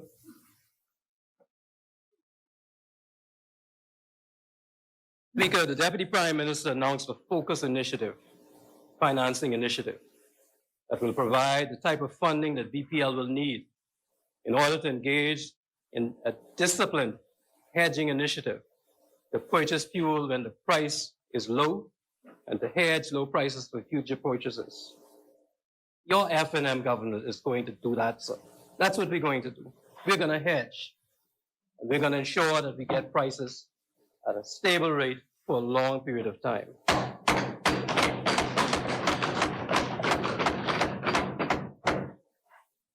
Speaker, I now turn to my duties at the Ministry of Public Works. At the outset, sir, please note that the ministry is massive. And Mr. Speaker, I'm going to skip through some of this because I can't. The time I have, I'm not going to be able to go through all of this. Please note that the work of the ministry is massive. The time allotted is not sufficient to provide the detailed exposition that it deserves. We shall seek to touch on as many of the initiatives as possible. First, I want to thank our dedicated professionals. I want to acknowledge and thank them, administrative and technical staff at the ministry. They're called upon every single day, and all of you know that because all of you call upon them. And you should. But they're called upon to improve the lives of Bahamians. And many of them do their jobs in such a highly professional manner that sometimes we don't even know of their interventions on our behalf. They work every day to improve the quality of our lives. And as their minister, I shall continue to advocate at every opportunity on their behalf. In particular, sir, please permit me to recognize the untiring efforts of Permanent Secretary, Mrs. Cora Bain Colebrook, who has infused a high level of positivism in the ministry. I thank her and our dynamic workaholic director, Ms. Melanie Roach, for their positive, inclusive, and exemplary leadership. Moreover, Mr. Speaker, I would not be here making this contribution without the many sacrifices made by Nikki, Bianca, and Vaughn. They are loyal and supportive beyond belief. Renovations and improvements. Speaker, November 2021 will mark 50 years since the Ministry of Works moved into its current location. The officers of the Ministry of Public Works ought to provide a shining beacon for technical professionals. Regrettably, over the years, the building has deteriorated considerably. Improvements have taken place on an ad hoc basis. Accordingly, staff have generally been forced to work in very cramped conditions. Efforts are currently underway to improve that state of affairs. With renovations to the ground floor east wing, which are nearing completion, for use by the building controls plan review and filing room staff. The expanded number of inspector workstations and increased file storage with additional shelving units is anticipated to improve customer service and staff efficiency. With the anticipated new EPRIS software that will soon be in place, we anticipate more expeditious processing of permit applications as we seek to facilitate more construction starts in shorter periods of time. Speaker, Cabinet has approved the Ministry's acquisition of the APRIS system, and signing of the contract is imminent. The system will increase productivity and efficiency in the processing of building permits and inspection procedures, and will minimize and ultimately eliminate the current storage of paper files and the misplacement thereof. It will include document programming, computer equipment upgrades, the training and the change management of staff. It will be utilized by the Building Control Division and accompanying government agencies related to building permit application approvals. The implementation of the APRIS is anticipated to greatly enhance the efficiency of the building permit process, decrease those all too common frustrating delays, and improve the ease of doing business. Likewise, sir, renovations to the third floor West Wing will provide adequate office and conference room facilities for the technical leadership team in the Department of Public Works, thereby improving planning, design, and development functions and responsiveness. Additionally, renovations to the second floor Human Resources Unit became necessary after the recent fire and are also nearing completion. Cabinet has also approved funds to pay for extensive repairs to the exterior of the building, inclusive of the installation of hurricane impact windows and doors, effecting improvements to the roof, concrete light fixtures, walls, and ceiling. The work is well underway, and very soon the public will see a new face of the Ministry of Public Works. The building will be one that they will be proud to visit, and one whose image truly represents the exceptionally important work that our staff are engaged in for the Bahamian people. Speaker, I want the officers of the staff of the Ministry of Public Works to know that they are indeed our most valuable asset. We cherish them and will continue to ensure that they have the best possible working environment. Let me touch a little bit on recruitment of staff. Ministry of Public Works has for many years been challenged with the inability to recruit and keep young Bahamian technical professionals. Speaker, when others said that it could not be done and went abroad to hire technical officers as their first option, our first step was to recruit locally.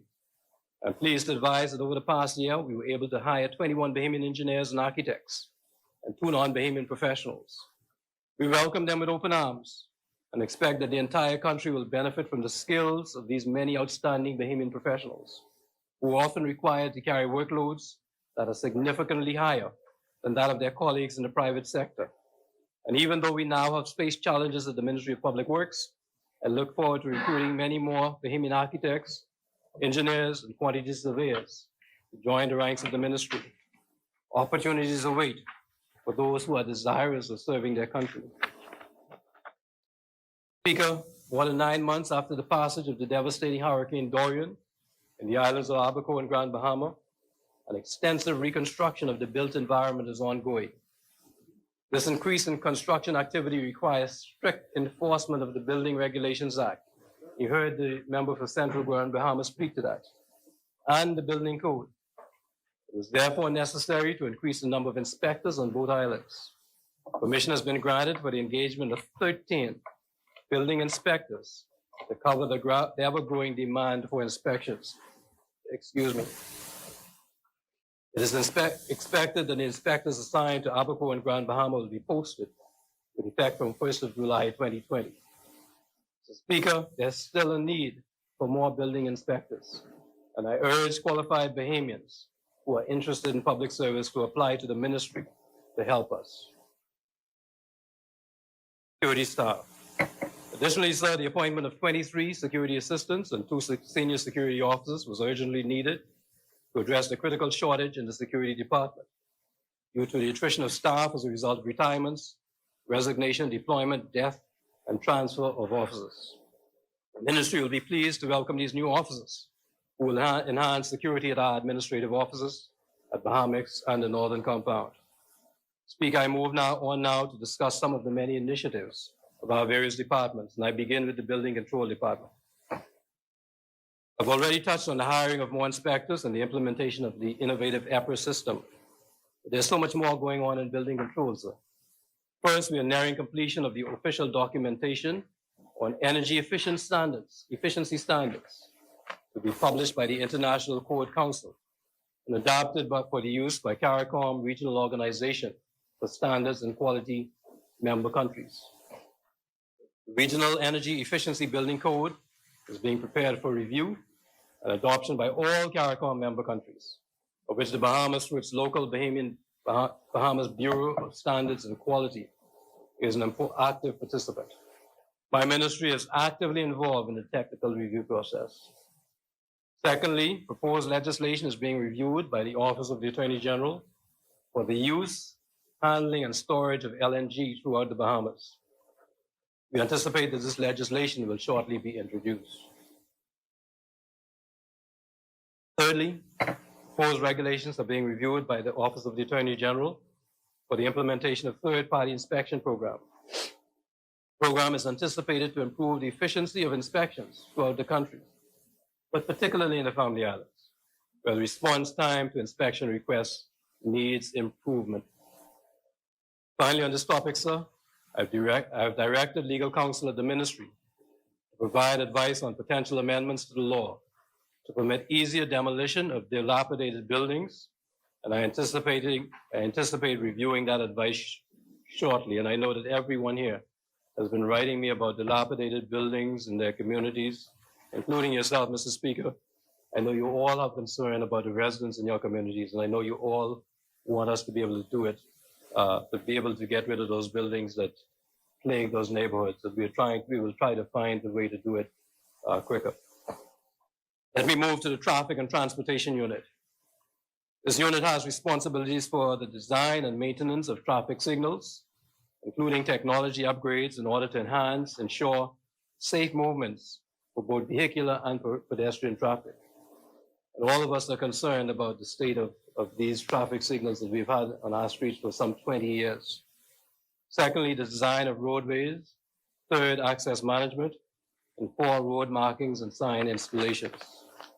I'm pleased to report that the following traffic signals have already been upgraded with new technology equipment in an effort to create a traffic management center for the entire traffic signal network in New Providence.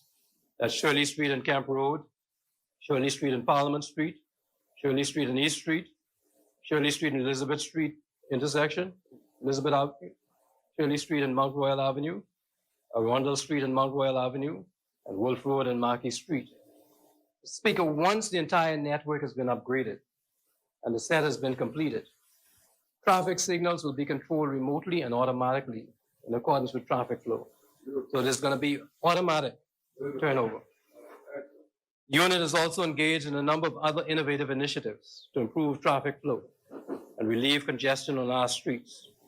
These include the issuance of a contract to consultant engineers for the Gladstone Road Improvement Project, which will turn Gladstone Road into a 4-lane highway and greatly relieve congestion into and out of the southwest corridor of the island. Mr. Speaker, that affects you and myself more than anybody else here. Just going into Normally don't do that. Going into Carmichael and Tall Pines is very, very challenging. And Southern Shores. Mr. Speaker, secondly, sir, the installation of traffic signs, reflective pavement markers, road markings throughout the island. And Mr. Speaker, so many people have taken the time to compliment the ministry on this initiative because you see them everywhere. Third, the completion of the evaluation for the Tonique Williams-Darling Highway extension, John F. Kennedy Drive, so that sometime soon, there will be dual lanes in each direction on the highway between Samilo Butler Highway and the intersection of Tonique Williams-Darling Highway and John F. Kennedy Drive. Fourth, the completion of the evaluation for the pre-qualification of contractors to extend the Samilo Butler Highway to Cowpen Road. And I know, Mr. Speaker, that impacts my constituency particularly because it goes straight through Carmichael. And I just want to say that there are a number of residents of Carmichael who have not been compensated for their land. And that is a huge concern for my constituents. So I will be writing to the office of the Prime Minister to ask to please help in compensating my constituents. Oh, I didn't know you were here, I'm sorry. In the upcoming year, sir, the unit will be focusing on several critical projects, including upgrading and improving the intersection of Prince Charles Drive and Commonwealth Boulevard, upgrading and improving the intersections of Wolf Road, Claret Road, and Marquis Street. We all know the mess that is, upgrading and improving the intersections of the Airport Industrial Park and Windsor Road, ensuring that truckload limits are capable of being enforced via the installation of a weight bridge at Araki. Speaker, I move on to the work undertaken by the mechanical and electrical engineering section. And please forgive me. This work is continuous and it enhances every ministry and every agency. Presently, the ministry is responsible for the maintenance of 35 generators throughout New Providence. This is done through the use of the ministry's in-house generator workshop, staff, and use of private contractors. The generator shop is responsible for carrying out basic service on a set timetable. If additional work is required and the team cannot undertake the repairs, the parts and equipment are purchased and installed. If the situation is beyond the capability of the generator workshop staff, then a private company is engaged to carry out repairs. Very few of the generators have maintenance contracts, but this will change in 2020 for critical generators at offices such as NEMA, which has to be a reliable service, Government House, and the Cabinet Office. Speaker, new generators were recently installed at the Simpson Penn School, the Stephen Dillard School, and Hans Bacher House, Supreme Court Annex 2. These generators are all currently under warranty. In 2020-2021 budget, new generators are proposed for the Office of the Prime Minister, and that generator is already on the island and pending paperwork to complete delivery to the site and subsequent installation. I can't have my Prime Minister in darkness. Secondly, the Ministry of Public Works, Abaco compound. Contractor for the generator installation has been mobilized. Preliminary work at the site has been done and all materials are on the site. Secondly, sir, they're responsible for elevators. A total of 10 elevators at some government facilities and schools are maintained under contract. Both elevators at the Hans Bacher House, the Supreme Court Annex, are currently being replaced. Mr. Speaker, those elevators are been out for too long. And lawyers have had to walk up 2-3 stories to get to the courtroom. And judges. As you know, sir, this has been a challenging task with many delays. However, I'm pleased to report that the installation of elevator number 1 will be completed and commissioned by the end of this month. The replacement of elevator number 2 will commence in July 2020. Also, electrical and air conditioning systems.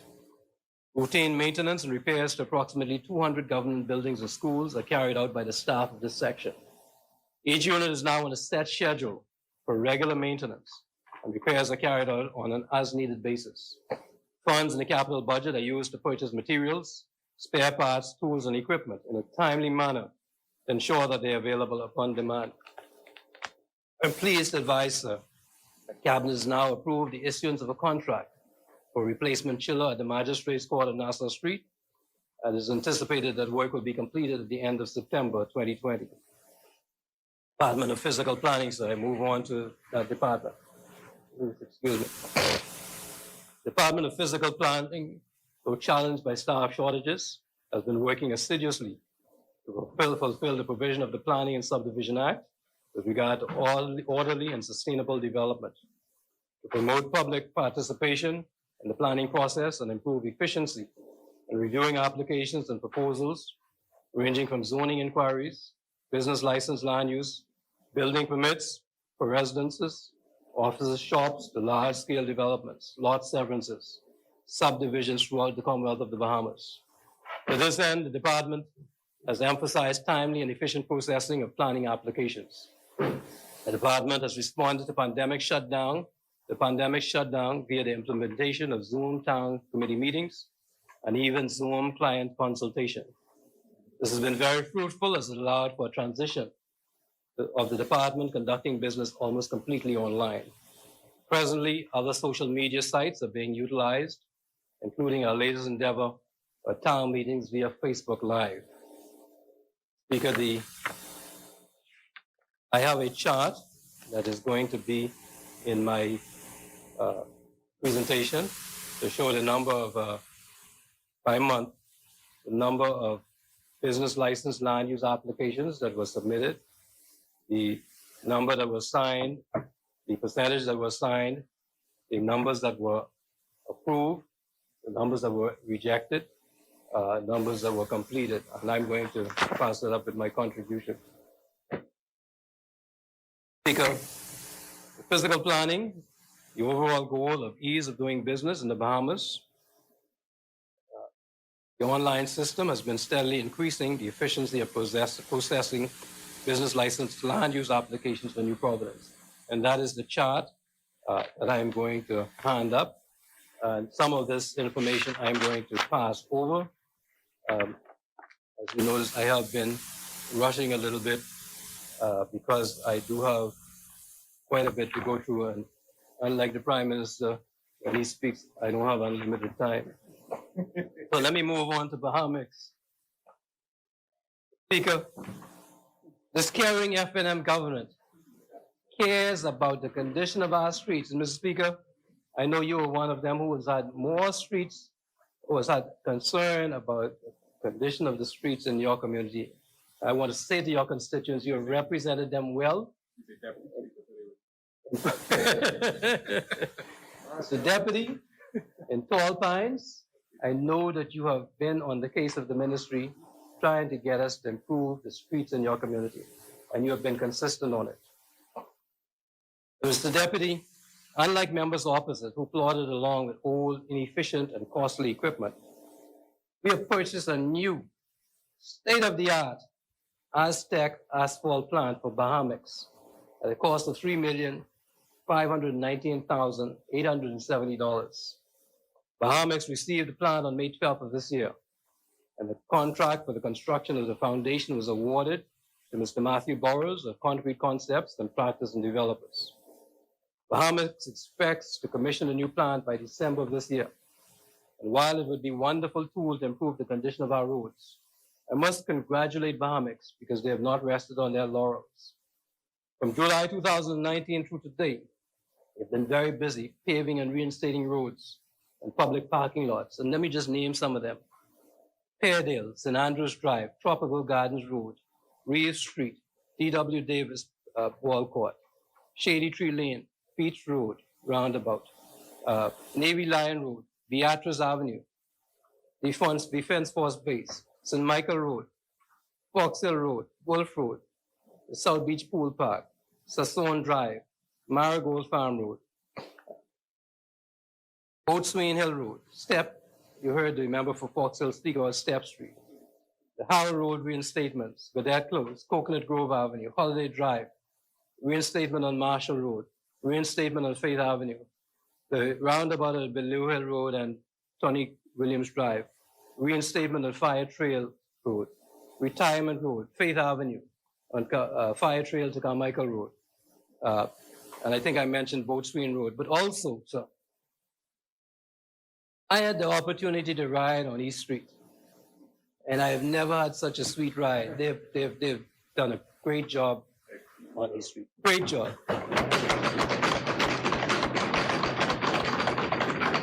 Mr. Speaker, they are working on Nassau Street. The challenge with Nassau Street is that utilities have to come in. And you see that they've paved Nassau Street from the roundabout up to Super Value Food Store. They can continue to pave as we get the utilities to complete the works that they have there. And I know Water and Sewage has a tremendous amount of work in there. You see them in there every day working. And as soon as they're able to finish the work they're doing there, because nobody is going to dig that road up when we finish paving it. Then we're going to pave Nassau Street. Speaker, I want to move on to boards and committees. Please forgive me. I'm blessed to have relations with 6 highly professional boards. They are the Town Planning Committee, the Straw Market Authority, the Bridge Authority, Water and Sewage Corporation, the BEC, Bahamas Power and Light, as well as the Subdivision and Development Appeal Board. Excuse me, sir. Additionally, the following committees have been established to support the work of the ministry. And those committees are the Professional Architects, we have the Professional Architects Board, the Professional Engineers Board, and the Contractors Board, construction contractors. Time will not permit me, sir, to discuss all of them individually, but I wish to offer sincere thanks and appreciation on behalf of the government and the people of our beautiful Bahama land for the dedicated service provided by these outstanding citizens who continue to give unheralded service to the country and these boards. I just want to touch a little bit on the Bridge Authority. The Speaker, in its budget this year, operating and capital budget, the Bridge Authority made allocations for several initiatives, including a fender rebuild for Pier 9 of the Eastern Bridge, the restoration of the toll plaza canopy, light poles, replacement of the Eastern Bridge, jersey walls to protect the Eastern Bridge piers on Fortescue, and bulkhead landscaping of Eastern Bridge. Their actual unaudited financial results for 2019, bridge toll income was $9,023,498, which was increased by $30,816.19 over the previous year. Leases income, $61,600, which was an increase by $36,500. Interest income, $701,522, which was increased by $79,262 compared to last year. Operating expenses, $5,945,865, which was increased by $7,909.93. Net profit, $910,471, which was increased by $803,273. The cash position at year's end was $2,215,614, which was decreased by $10,425,844. Held to maturity assets of Bahamas government registered stocks of $19,365,371. So the Bridge Authority is doing very well financially and taking care of assets, which is an increase by $8,002,000 from last year. The long-term debt, $22 million in bonds, which is payable at various maturity dates in 2024, 2029, and 2034, which was decreased this year by $7 million compared to the previous year. The bond interest cost was $1,361,493, which was decreased by $298,507. Fixed assets of $30,876,342. And Mr. Speaker, the revenue of the Bridge Authority remains stable until such time as we had the COVID-19 challenge. Even though the Bridge Authority was declared an exempt organization, they continue to follow the guidelines regarding social distancing, sanitizing, and the wearing of personal PPEs. And during the weekend lockdown, the operation was completely closed, except for a single lane that is locked open for free flow of traffic. So, Mr. Speaker, their costs to date have been covered largely by the reserves from the earnings in the first quarter of 2020, notwithstanding that significant decline in revenue. They've been doing very good. I want to commend the chairman, Mr. Gregory Bonamy, and his staff, his board, for their exemplary vigilance, especially through their fiscal protection of revenue.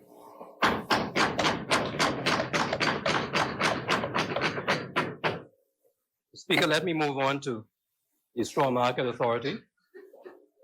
I'm pleased to report that since my last presentation in this honorable place on the Straw Market Authority, the very serious concern of a non-functional sprinkler system has been addressed. The horrors of the straw market fire are now behind us, and the market now is a safe environment in which vendors may operate.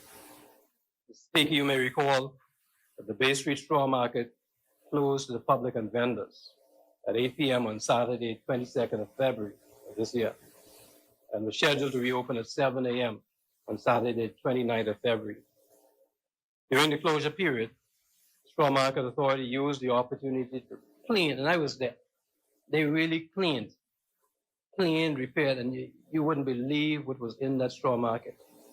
They cleaned, they repaired, they painted, and they renovated the stores.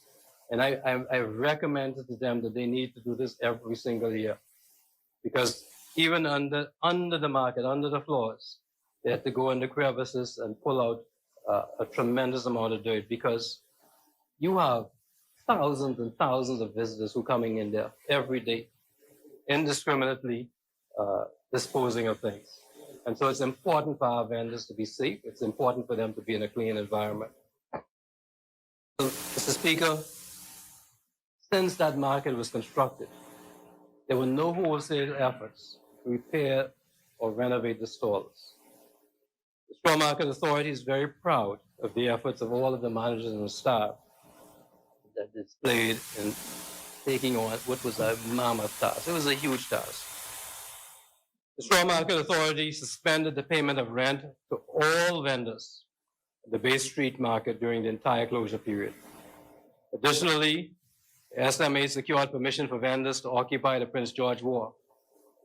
SMA also permitted Bay Street Market vendors to temporarily transfer to one of the other markets. Any Bay Street Market vendor who took advantage of the temporary relocation was not charged rent or any fee by the SMA. The total lost rental income during the closure period was $25,620, or a decrease of 28.5%. The cost of the cleaning, repairs, painting, renovations to the stalls was $43,687.69. During that closure period, lights at the Bay Street Market were replaced and repaired, including fluorescent lights in the corridors, the bathrooms, and the stairwells. They were repaired or they were replaced. All of the oscillating fans were properly cleaned. Speaker, we are going to be rebranding that straw market this year. And you're going to see, when you go on Bay Street and you pass that straw market after that rebranding, you are going to see, you're going to just have to look and look and look again. It is going to be such a beautiful place to see.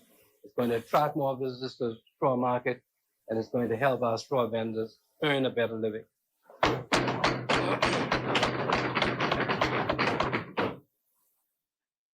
Speaker, the global pandemic caused some changes. The market was closed. During that period that the market has been closed, no vendors have been charged anything. All of the routes and all the markets have remained closed. The loss of income to the SMA during that period is $165,550, which is a 71% decrease. The SMA has revised and updated its budget, and if anyone needs to see that, I can provide that information for you. I want to take the opportunity, Mr. Speaker, to commend SMA Chair Kelly Ingram and her board for their exemplary service, especially in the cleaning, painting, and rebranding of our iconic straw market.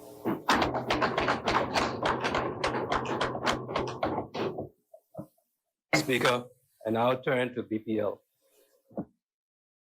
Major objectives for the fiscal year were to enhance the safety culture, to improve delivery of customer service, and to improve the reliability of service, particularly during the summer months. BPL has remained focused on restructuring its debt to decrease operational expenses with the rate reduction bond offering. Speaker, you would have heard us speak during the course of the year about the condition that we found when we took responsibility for BPL. Foremost among them, an aging and severely weakened generation fleet, and a transmission and distribution grid that was badly in need of investment. We determined that a new direction was necessary. And I can say that a new direction has been established by BPL's current board. They have created a strategic plan that plots a path, excuse me, sir, that plots a path to turn BPL around within 5 years. And that plan has 5 pillars. The first is safety of customers and employees, and that is of paramount importance. The second pillar is that BPL will focus on providing the best possible customer service at the lowest possible cost. Third pillar has to do with its people and employees. And BPL will develop capacity so that the organization and the customers benefit from a well-trained, focused, and productive workforce. Fourth pillar is asset management. BPL will acquire the right assets for our environment, grow and maintain those assets so that we can provide reliable electricity and other services to customers at the lowest possible cost. And the fifth pillar, financials. BPL will maintain its finances so that BPL will be able to consistently collect the revenue that is due and generate annual returns that will enable the company to continually invest in its people, processes, and assets in order to provide the best possible service at the lowest possible cost to our consumers. The board and executives have completed the first year of that strategic plan, which has yielded baseline metrics for such things as safety performance, public and customer perception, asset maintenance, and other areas. Against that background, our perspective of the past fiscal year matures, and we see in BPL a company faced with incredibly hard decisions, Speaker, painful decisions. And we see a leadership team that made those decisions as are appropriate. The tough choices at BPL are being made, and I'm confident that what we will reap as a community, but what we will reap as a country for the investment we make in BPL right now is a new energy regime in the Commonwealth of the Bahamas. And the first step in the turnaround strategy at BPL is addressing power generation. Speaker, the goal of this administration is to reduce dependence on fossil fuel by aggressively utilizing renewable sources of energy, including solar, by the use of LNG and distributed battery technology. As we have said, we are improving and modernizing our current energy production and distribution methods. You will recall, sir, that in December 15, 2019, the new Station A at our Clifton Power Station came in online. Our total investment in Station A was $96.8 million. And the project was funded through loan and insurance proceeds. Station A, Mr. Speaker, is the largest single power plant ever built in the history of DEC and BPL.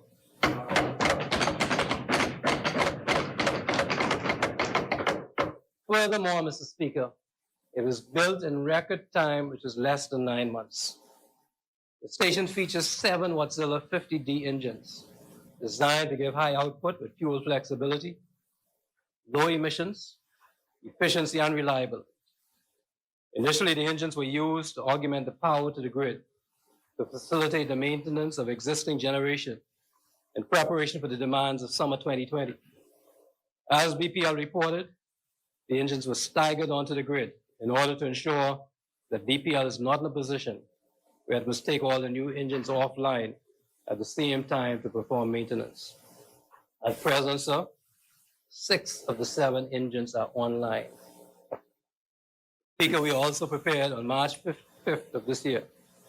We were pleased to celebrate the successful kickoff of the brand new General Electric TM2500 aeroderivative gas turbine at the Blue Hills Power Station, marking the addition of more than 33 megawatts of power to the grid, with new technology tuned to enable BPL to take advantage of developments on the horizon and in the near future.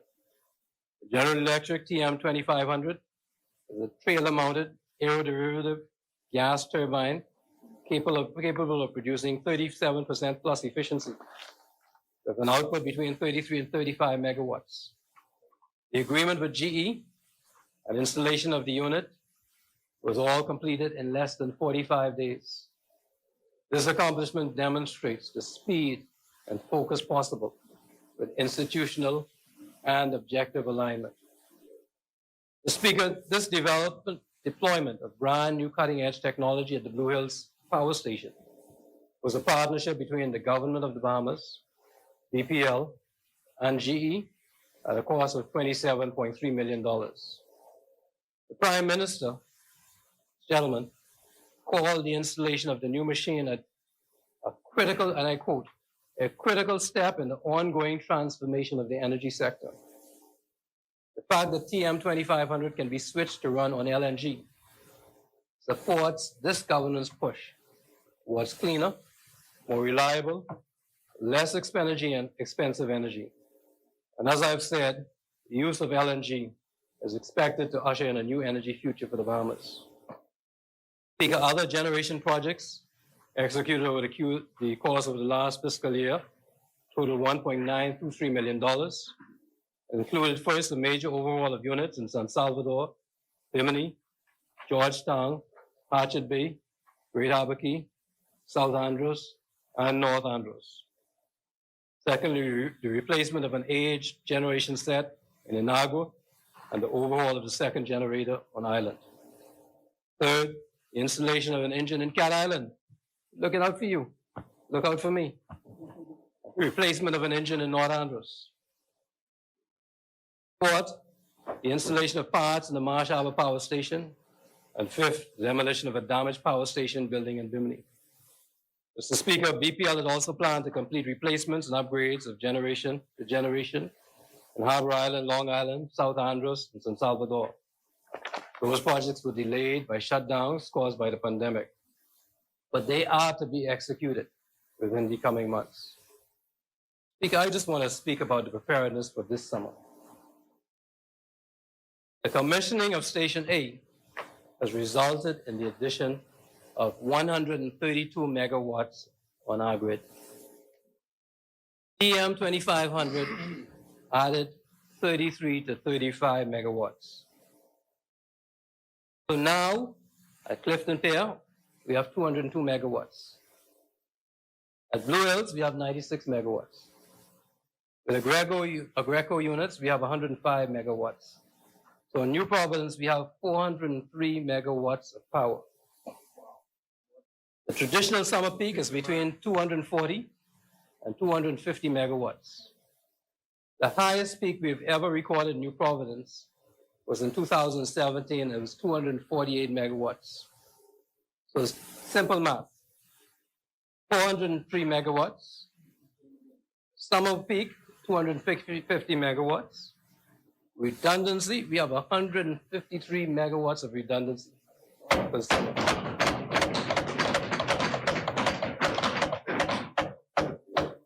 And that was done in less than a year, Mr. Speaker.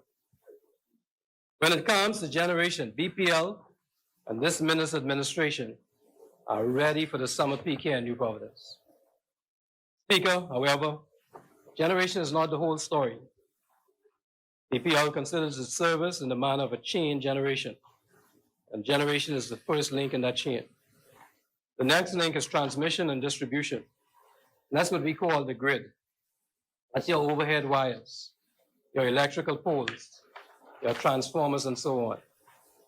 And so, Mr. Speaker, I spoke in this place about the fact that BPL requires significant investment in T&D. And much of that investment is aimed at preparing the system for exporting power out of Clifton once Station D comes online in another year. Because yes, we have another station and more power. We've earmarked more than $48 million of the funds to be generated by the rate reduction bond for major transmission line and substation upgrades, and millions more for other T&D grid works. Of course, because of the delay in closing the rate reduction bond, these investments have been delayed. In the interim, BPL has continued to perform maintenance and reinforcement works on the transmission system. This year, the company completed a major transmission system project to provide supply to the Point Hotel on West Bay Street.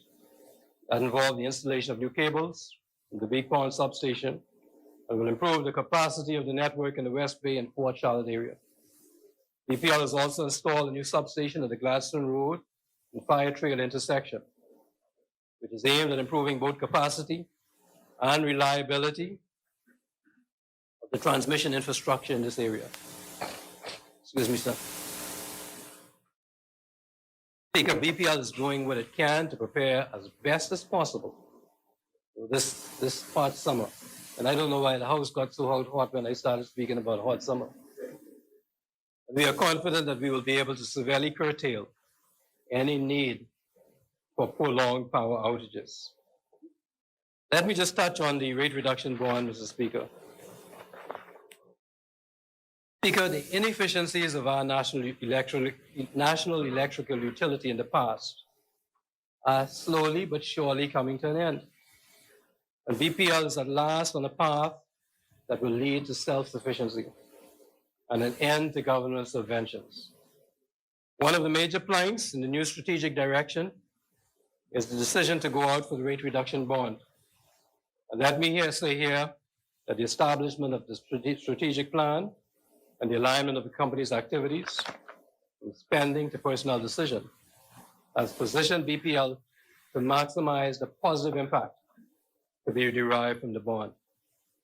And so, Mr. Speaker, the refinancing of the inherited legacy BC loans totaling $246 million and the BPL interim financing loan of $75 million.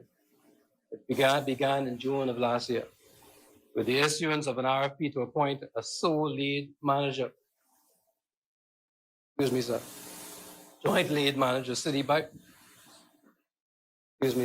North America, for the issuance of the long anticipated rate reduction bonds. For the past year, BPL and its advisors have worked to complete this transaction with much assistance from the government of the Bahamas, especially the Ministry of Finance. The bond quantum amount of $535 million was recently approved by Cabinet, and the use of proceeds rubric has been adjusted to reflect this. In addition, Singapore has been approved for listing the bonds, and an engagement letter has been executed. The boards of the BPL and the Bahamas Rate Reduction Bond Limited continue to work, along with many company executives, to be in a state of readiness once the markets that were impacted by COVID-19 reopen, so that the transaction can be brought to a favorable conclusion. Some points for me to emphasize about the charge is that, which we are calling the National Utility Investment Charge. And our goal, Mr. Speaker, is for that charge to be rate neutral within 6 to 10 months of its introduction. What that means in simple terms is that compared to 2018 rates, with a number of assumptions, the increase in cost of the result from the addition of the charge will be offset by savings derived from fuel savings and increases in efficiency and management resources. So what we're saying is that, yes, there will be an increase, but that increase will be essentially non-existent because of the efficiency of the fuel that we're going to use, because of other improvements that have been made. And so the bills will essentially remain the same after a very short period of time. The positive momentum for the rate reduction bond prior to COVID-19 pandemic has not dissipated. A change in circumstances means only that BPL must wait for a more favorable market window to put the bond to market. In the interim, Mr. Speaker, BPL has received assistance from the government to make up the shortfall in revenue. And there have bing shortfalls because people, when we had the lockdown, many people did not pay their bills. And to assist with the transferring of $246 million in loans to the balance sheet of the government of the Bahamas. And you heard the Minister of Finance speak with that. So I won't go into that, Mr. Speaker, except to say that finance and cooperation with BPL is seeking to make that happen. Speaker,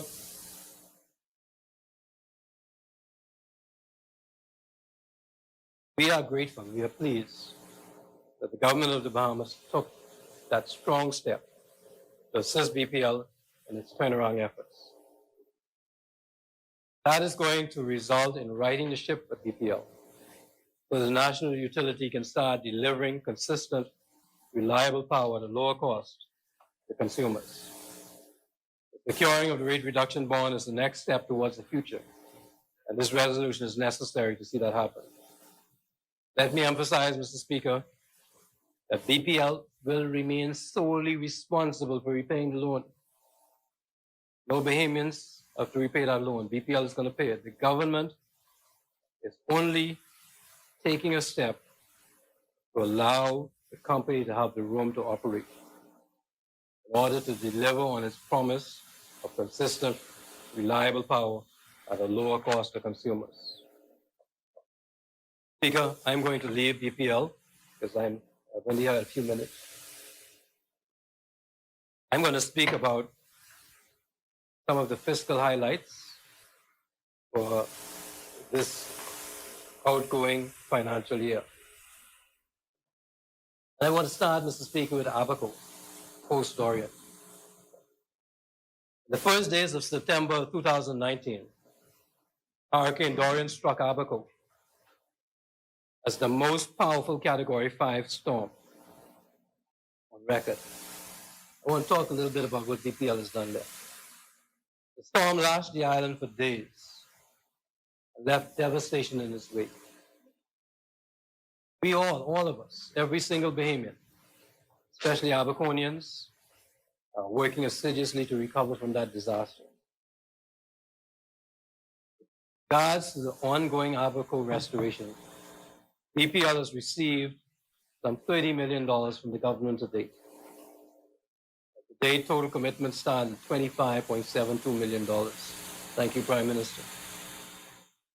BPL's response to Hurricane Dorian was swift and it's been steady. Power was restored to South Abaco by September 27th of last year. In the north, in Cooperstown, Crown Haven, it was returned to service by November 3rd last year. And supplied to the hospital, government offices, airports, and water plant in Marsh Harbor, critical services, was restored by November 21st.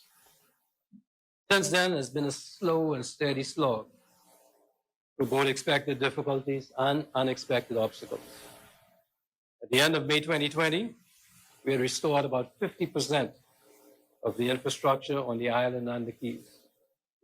Up to the end of last week, supplies have been restored or systems have been re-energized in many areas.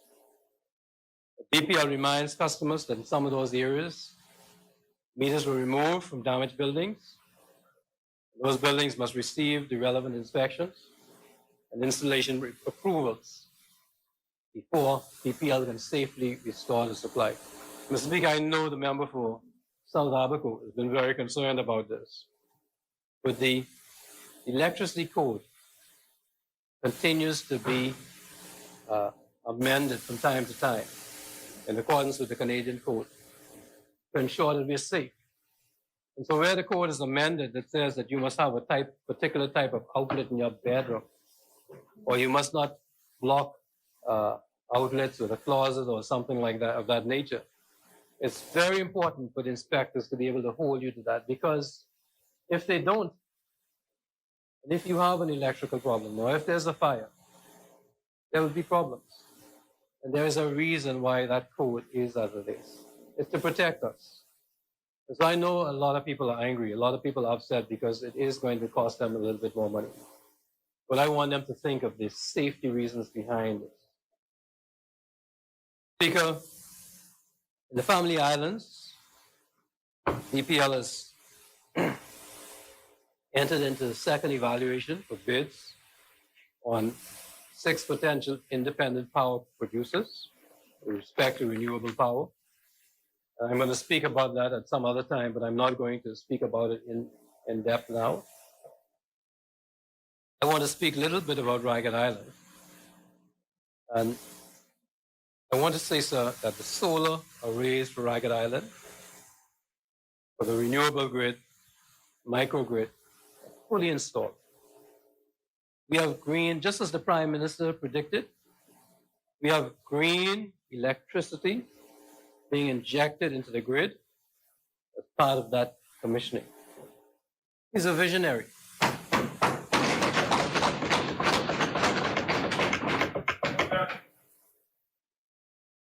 Electrical storage system is on site and awaiting return of normal activities to be put in service.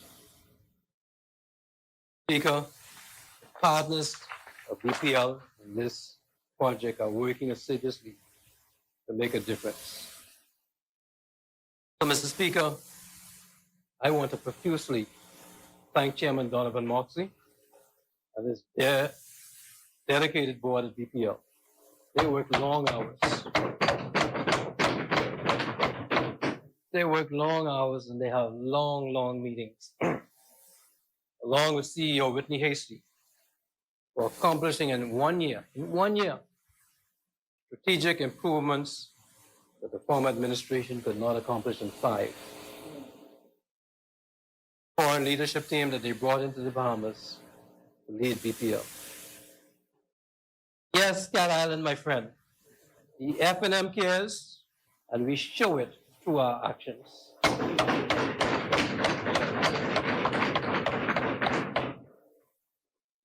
Speaker,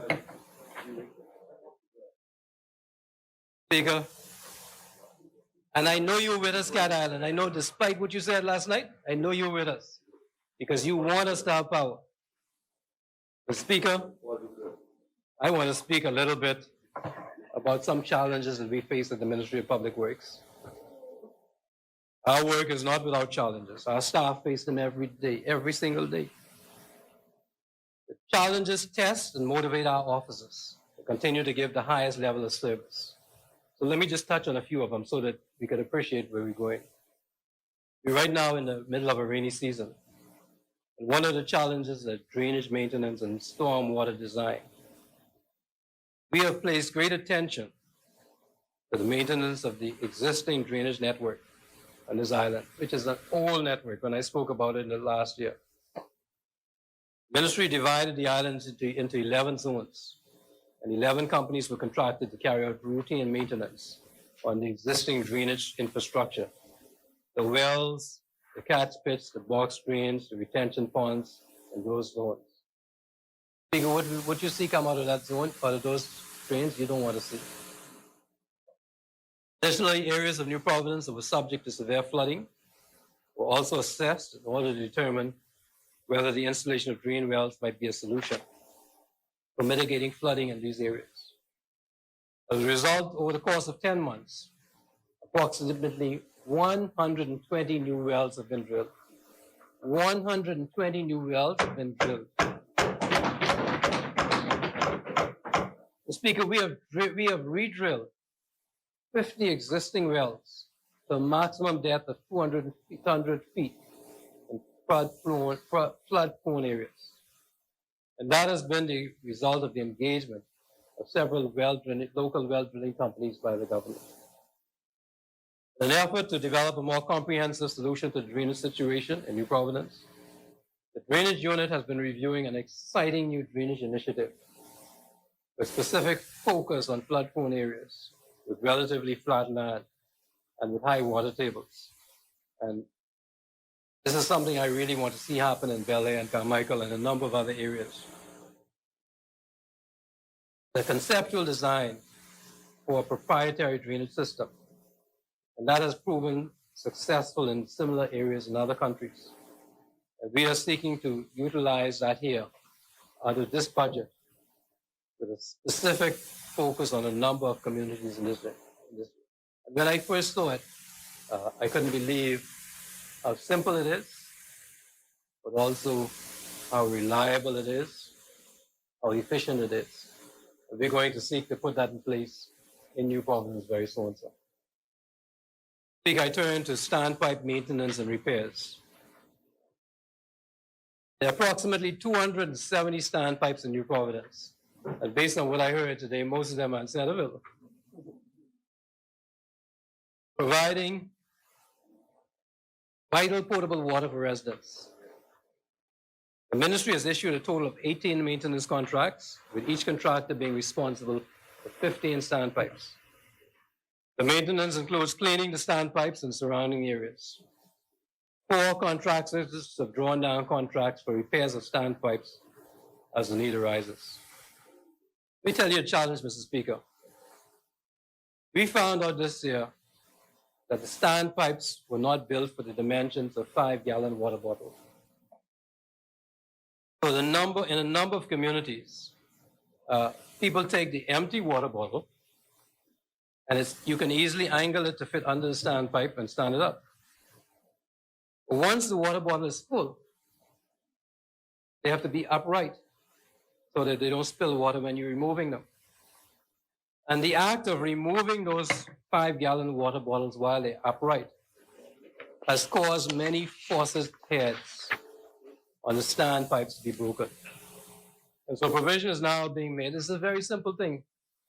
Provision is now being made to improve the designs of the standpipes so that people can utilize the 5-gallon bottles. It's very, very simple, but it's bothered a lot of people and caused a lot of challenges. And you've heard the member for Centerville speak about the broken pipes in his area. Speaker, let me talk a little bit about illegal garages. I want to thank legal officers Delma Roach and Sabrina Delaveau for initiating the prosecution of illegal garage operators. They have resumed the issuance of summonses, illegal garage operators, and illegal building construction sites for the attendance and prosecution through the magistrates' courts. I looked at a list the other day, Mr. Speaker, you wouldn't believe it, that had over 2,000 illegal garages on the side of roads in New Providence. Operators are reminded that not only are these garages illegal, but they create social and health issues that plague our communities, including the challenge of rodent infestation. And Fox Hill, Mr. Speaker, sent me some graphic photographs of illegal garages in Fox Hill and the complaints that she's getting from residents because of the manner in which they have rodent infestation. But we only have 2 lawyers, and we only have 1 court, and so they're trying their best to prosecute as many people as they can. And once they finish 1 case, they bring another one on. And then you find that they have to bring someone back for contempt proceedings because they continue to operate. And so it is a continuous battle. Was a battle at least that we've started. It's a battle that we're going to continue to expand, and we're seeking to get more legal officers so that we can fight this scourge. Because just imagine, South Andrews, you build your nice home out east, you live in a nice community, and then the fellow next door starts bringing cars next door and fixing them. That's enough to get an Andrews man really mad. So, Mr. Speaker, we're going to try our best to continue to prosecute these people. But hopefully, more will get the message. Speaker, I want to speak a little bit about the Building Regulations Act and the contravention.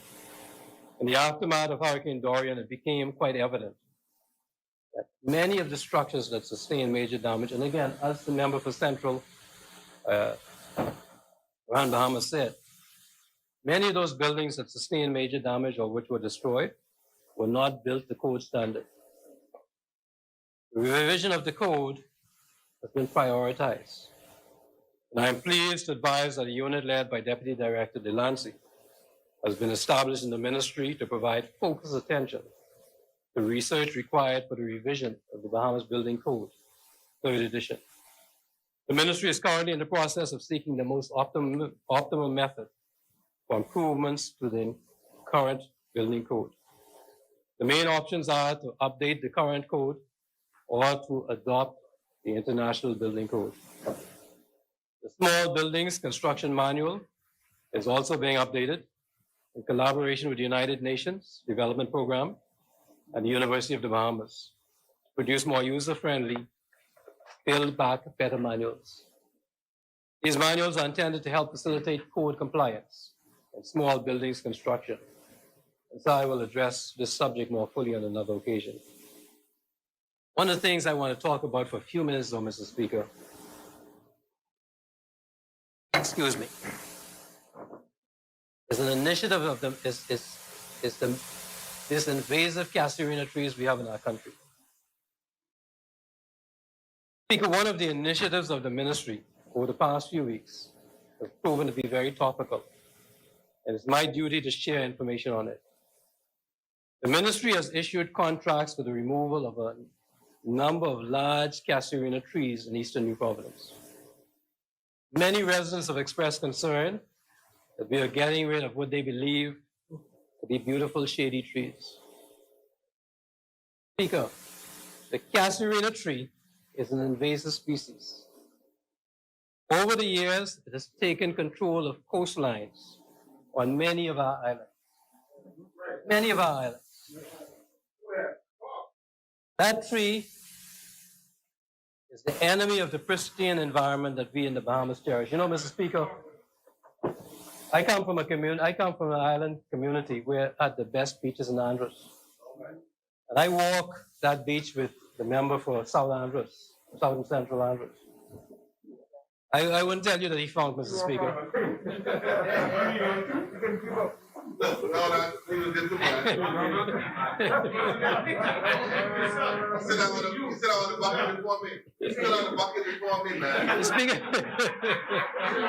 Speaker, I didn't say none, you know. I only said we walked the beach. I didn't throw no stones. We walked the beach. Let me tell the story, man. Let me tell the story. Speaker, we walked the beach. I'm not saying any of them found, even though they found. I'll two of them found. But the Speaker, as we walked that beach, we saw all the casuarina trees on that beach and how they were uprooted and how that beach has lost 30, almost 40 feet of beach of sand. Mr. Speaker, over the years, if you go on our coastlines, all of our coastlines, you can see that the casuarina has taken control. If you go on Eleuthera, in the narrowest part of Eleuthera, driving from south to north, and you look on both sides, all you can see is casuarinas. And I'm really concerned for Eleuthera. That tree is the enemy of the pristine environment that we in the Bahamas cherish. I want to quote from the Bahamas Invasive Species Field Guide. It was produced by the Department of Marine Resources, and the Minister for Environment knows as well. This is what it says. The casuarina devastates natural systems. It outcompetes native vegetation and causes erosion of dune systems, allowing storm surge to reach further inland. So it devastates our coastal defenses for hurricanes, doesn't let Bahamian native trees grow under it. There has been extensive loss of dunes in all national parks where it occurs, including the Lucayan National Park, Exuma Keys Land and Sea Park, Clifton Heritage Park, and Andros West Side Park. There's also been extensive loss of dune systems in areas outside of national parks, including the shorelines of Andros, Eleuthera, Grand Bahama, and New Providence. The casuarina severely reduces biodiversity wherever it occurs. It outcompetes native vegetation and creates monocultures. This species shades out the native shrubs and grasses, produces allelopathic compounds, which retards growth of other species, and produces a thick ground litter, which inhibits seedling germination. Allelopathy is the ability to exude chemicals that inhibit the growth of other species beneath it. The chemicals called tannins that are leached from the casuarina needles are carcinogenic and can also kill cattle that forage on them. The root system is shallow but hard and woody, reducing the ability of sea turtles to dig nests on shorelines. Casuarinas have shallow roots and trip over easily in tropical storms and hurricanes. When they tip over, they tear up roads, snap power lines, and stop economic activity until they are cleared away. Additionally, casuarinas cause beach erosion. All areas lose their beaches. As areas lose their beaches, they lose their ability to provide recreational space for locals, attract tourists, and support the local economy. Speaker, that was 7 years ago. In that period, the casuarina has spread exponentially through the Bahamas. Furthermore, Mr. Speaker, casuarinas are salt tolerant. So in many communities in our country, the casuarina has taken over the beaches. And as I said, eroded them 30 to 40 feet. They compromise our national shoreline hurricane defenses. They destroy our natural vegetation. Mr. Speaker, I just want to show you what happens on our beaches. I'm kind of embarrassed, Mr. Speaker, because Central Grand Bahama and Long Island, who are who I'm supposed to be mentoring, they came in here with these huge, beautiful things. But I've only got a couple and they're small, but forgive me. This is what so many beaches in the Bahamas, the beautiful beaches, now look like because of the casuarinas. They grow out there, they outcompete our native trees, and then when a strong wind comes, they're blown over, they die, and this is what happens. And our shorelines get eroded. This is another example. This is what happening in beaches throughout this country now because of casuarinas in every single island that we have. Let me show you what they do to our sand dunes, and you all will see these sand dunes everywhere. This is a terrible picture, forgive me. But this is where the beach and sand dunes used to be. And this is what happens with these casuarinas. This is what they do, they destroy. The Bahamas is famous for our beaches, and they are destroying it. So when I cut those casuarinas down out east, I'm cutting down an enemy. There's only two things that the casuarina is good for, Mr. Speaker. The first is that the casuarina burns at a very hot temperature. And it makes wonderful coal. So when you have your barbecue, go out and find some casuarina and burn it. The second thing is you can make some beautiful furniture out of it. You watch out for the termites. I was in another country, I was in Thailand, and I saw in one of the palaces they had beautiful furniture from casuarina. And they understood that you had to get rid of it. And so it is the intention of the ministry, Mr. Speaker, to replace the casuarinas that we cut down with shady indigenous Bahamian plants and trees. And we anticipate that once we do that, in many of those beaches, the sand on many of our eroded beaches will replenish itself. And I know the member for St. Anne's has volunteered to start the initiative in his community. And I'm pleased that he's doing that and hope that many of us will follow.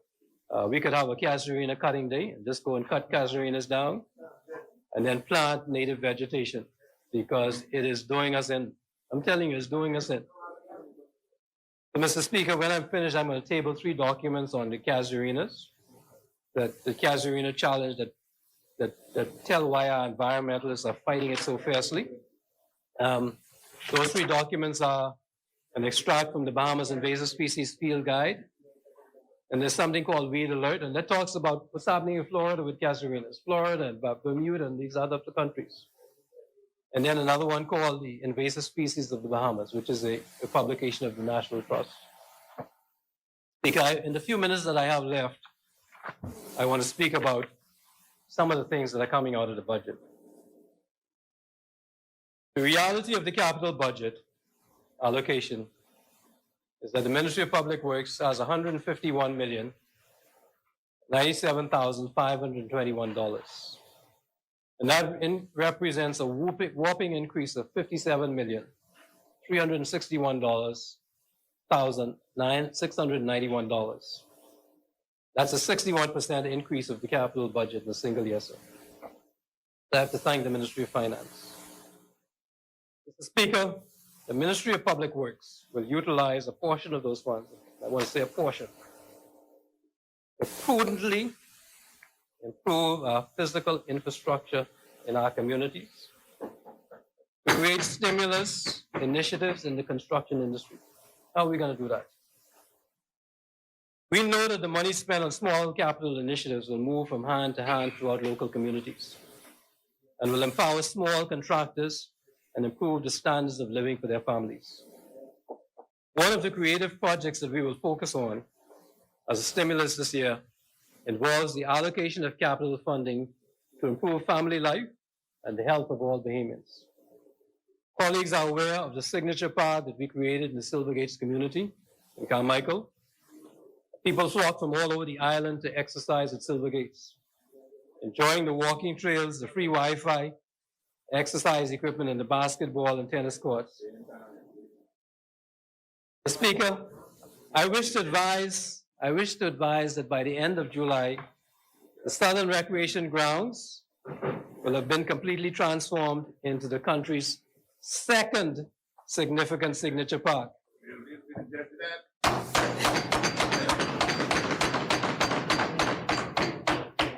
It's only fitting, Mr. Speaker, that the Prime Minister's initiative, and people laughed at him. The Prime Minister's initiative will have enhanced and improved the park in the heart of Beanstown and Grantstown. Speaker, I just want to show you what is happening there right now. This is the area that we used to call the government ground. This is Southern Recreation Ground. This is how it's being transformed. Lights, beauty. This is just amazing. I know the Prime Minister, he's the Prime Minister, so he's going to have bigger charts and better charts and more beautiful charts. But the Southern Recreation Grounds are where people are going to want to go because it's going to be a wonderful place to exercise. Now, I've already told them, if they make it any better than Silver Gates, I'm going to cut their funding. Before you expand on that good note, Member for Carmichael, will you yield for a second, please? The chair recognizes the member for Southern Shores. Speaker, I'm just looking at the clock, and I wish to move that the business of the House proceed beyond that. It's being moved and seconded that the business of the House. I guess he was trying to catch him back on the Casuarina. Yeah. Well, you guys both did a good job on the Casuarina. It's being moved and seconded that the business of this House carry on beyond the 7 p.m. hour. As many members are in favor remain seated, those opposing will rise. The business of this House will proceed beyond 7 p.m. Yeah. Chair recognizes again the member for Carmichael. Of course, Mr. Speaker, I'm only joking about cutting funding. The Prime Minister's park ought to look like the best one in the country. And it should. And I congratulate and commend him because he has the heart of the people that, he feels the people. This is Bain and Grantstown. This is Bain and Grantstown. And the people in Bain and Grantstown have been represented for so many years and got nothing. They're finally getting something. Finally getting representation. They're finally getting assets in their community. Speaker, the Ministry of Public Works has prepared scopes to develop and enhance parks throughout our country. I've seen the difference in family utilization of the Mermaid Park in Carmichael since we installed a new walking trail there. And I anticipate similar increase in the utilization of the Bel Air Phil Smith Park after we installed lighting there last week. The effect of encouraging family health, enhancing activities, will be facilitated throughout the Bahamas in the upcoming months, Mr. Speaker. The ministry has selected an initial 146 parks throughout the island of New Providence for enhancement. Work will begin in early July, and I want to ask all colleagues to assist me in the manner that I've identified for you. Speaker, I want to say to Family Island MPs that you will not be left out. I'm asking every Family Island Member of Parliament to provide me with a list of 4 to 6 parks in your constituency, because you are just as important as any other Member of Parliament here.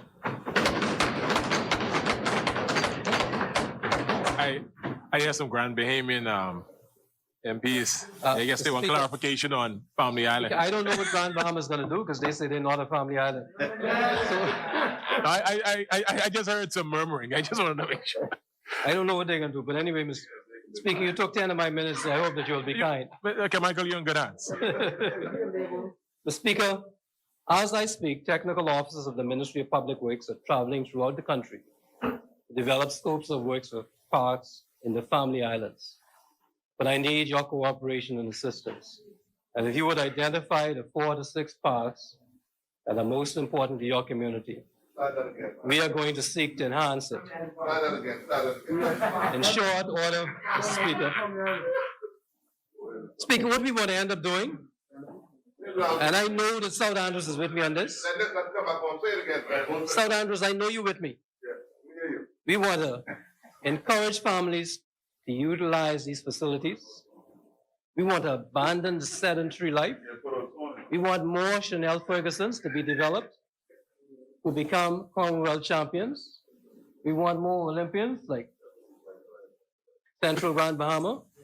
We want more star basketball players like St. Barnabas. But most of all, we want to abandon that sedentary Netflix, Xbox, PlayStation focused life and enhance healthy lifestyles among our children.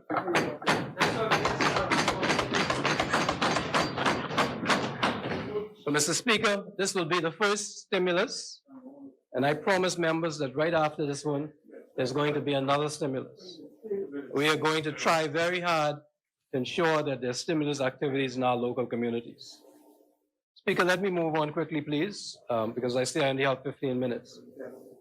Speaker, one challenge that the ministry is taking on during the budget period is the transformation and upgrading of bridges throughout our country. In the Family Islands, bridges are critical for transportation from one portion of most islands to other portions of the same islands or the nearby islands. Regrettably, for many years, we have shamefully failed to properly maintain or replace those bridges. Speaker, however, your transformative F&M government cares about the Family Islands and has taken action to promote the safety of all bridge users in our country. Yes. Speaker, you know what is shameful is that the last substantial bridge that was built, and I'm not talking about repairs because I know you, South Andrews, you agitated and got 2 of your bridges repaired. But the last substantial bridge that was built in the Bahamas was in 1997, and that was the New Providence. Even more shameful, members opposite refused to follow the advice of their own engineers, and they decided to build a causeway instead of a bridge in Grand Bahama, and a causeway instead of a bridge in Abaco. We saw the folly of their negligence when Hurricane Dorian topped the Grand Bahama Causeway last year. And Minister Lewis had photographs here. And the causeway in Abaco was completely destroyed.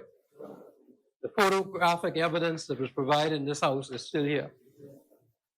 Mr. Speaker, there are currently 16 bridges and causeways in the Family Islands that need repair or replacement. And you're a Kong boy, you know about this.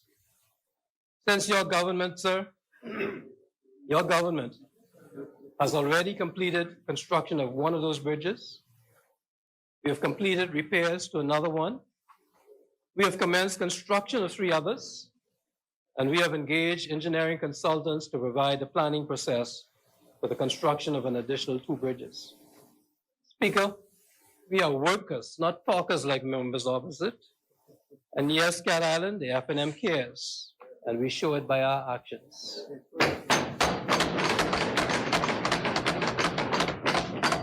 The Speaker, I will now give an account of what we are doing to restore the bridges. Let me start with the glass window bridge in Eleuthera. The ministry has already spent a few $100,000 to maintain that bridge, to do some work on it. But the replacement of the bridge structure is long overdue. In December of last year, the Ministry of Public Works engaged consultant engineers to undertake a comprehensive feasibility study, followed by detailed engineering design for a new bridge along a new alignment. The work studies will be taken into account future demand, financial viability, climate impacts, including projected climate change and other environmental and socio-economic issues relevant to the site. The glass window site is unique, sir, as we all know, and it is important that the selected option for replacement structure takes advantage of the character of the location for the benefit of the Bahamian people and also for visiting tourists. The replacement of the existing bridge crossing provides an opportunity to create a potentially world-famous feature that could attract additional tourism benefits.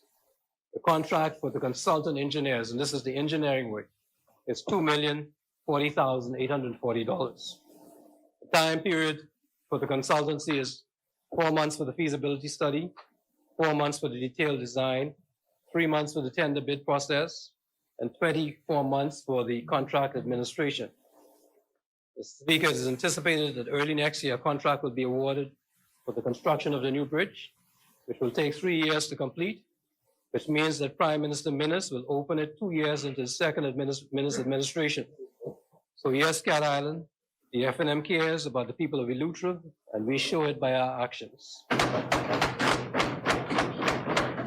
Speaker, the Newton Ski Bridge, you've heard member for Long Island speak about that.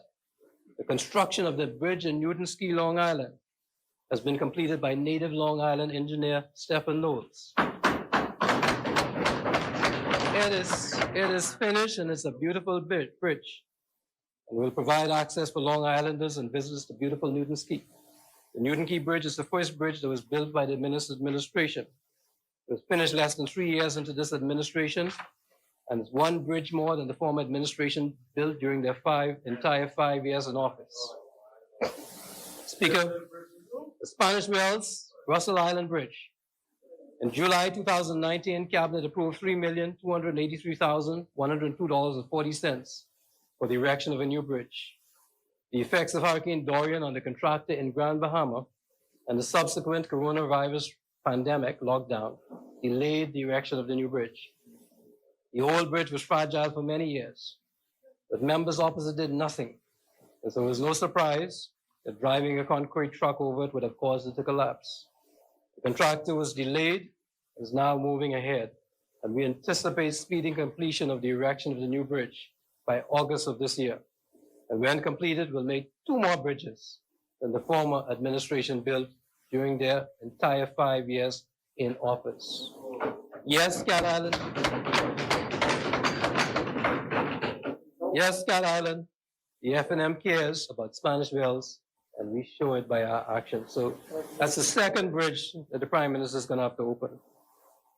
The Stanyard Creek Bridge in my home settlement, which some of you saw, some cabinet members saw last week, and was built so long ago that the ministry has no record of its construction, which was probably in the early 1960s. It is in critically severe condition, and we are replacing it with a new bridge as a matter of urgency. The modern new iconic bridge will span the 300-foot creek. We expect it to be finished by the end of the year as a special Christmas gift to residents. The construction of this third bridge by the minister's administration will be 3 more bridges completed than the former administration built during their 5 years in office. The total cost is $9,692,929.44. Yes, Cat Island, the FNM cares about Stanyard Creek, and we show it by our actions. The London Creek culverts. The contract work is for the construction of 148-foot long, and Mr. Speaker, the member for North Andros is turning North Andros into a city. The contract work for the construction of a 148-foot long by 42-foot wide concrete culvert at London Creek site in Andros. The culverts will improve the water flow in the area and will allow the natural regeneration of the ecosystem. The internal height of the culverts is between 4 to 8 feet, which will allow for the natural flushing of the creek. The cost of the works is $2,126,916.51. And when it is completed in 2 months, it will be the 4th bridge structure built by the Minnis administration in less than 4 years. So yes, Cat Island, the FNM cares about Andros, and we show it by our actions. The Speaker, it is regretted that members opposite decided to ignore advice from their engineers and built a low-lying culvert instead of a real bridge to connect Little Abaco to Great Abaco. They wasted millions of dollars. During the passage of Hurricane Dorian in September 2019, that culvert structure suffered severe damage from storm surge, and the structure and road were left sunken under the water. A temporary road causeway has been constructed on the north side of the site to enable road traffic access to the waterway. The new bridge is to be the full width. North Andros, North Abaco, you're getting a new bridge, which is going to be the full width of the waterway. It's going to have a 12-foot vertical clearance. So when we go fishing, we could go under. Yeah. All right. At high tide, we could do that.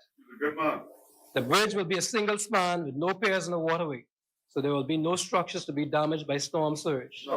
The abutments will be sheet piled with rock revertment protection. So if there's another hurricane, Abaconians will not be left separated and stranded on two different sides of the water.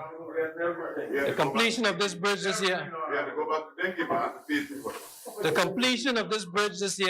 will be a Christmas present to Abaco and will be the 5th bridge built by the Minister administration in less than 4 years.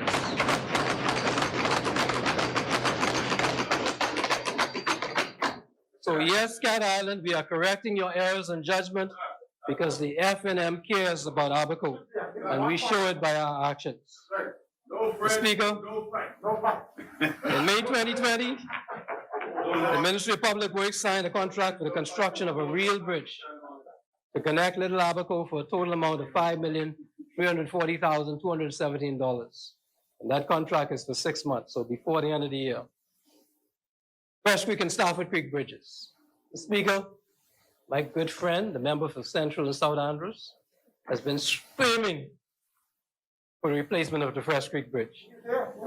That bridge was built in 1968. His party was in power for 5 years, but did not heed his plea. They took no action to build a new bridge for the people of Fresh Creek, despite the reports of the deterioration of that bridge. They continue to take the people of Andrews for granted, even though it's 3 major bridges and poor condition, and can only accommodate you can imagine single lane traffic with weight restrictions. Thankfully, Mr. Speaker, this FNM government cares about you, South Andrews. We value the safety of all Bahamians. So no matter what they say and don't do, in March this year, we engaged engineering consultants to prepare feasibility studies, detailed designs, attend the bid process and contract administration process for the Fresh Creek Bridge and for the Stafford Creek Bridge, which is in North Andrews. Both of those bridges were built in 1968. Both of them need to be replaced. The engineering consultancies are being completed at a cost in excess of $2 million. And we anticipate that when construction will begin in the next budget year, next year, 2021. Mr. Speaker, I anticipate that these will be the first 2 bridges that will be opened during the second minister's administration, proving it once again that talk is cheap, but ministers build bridges.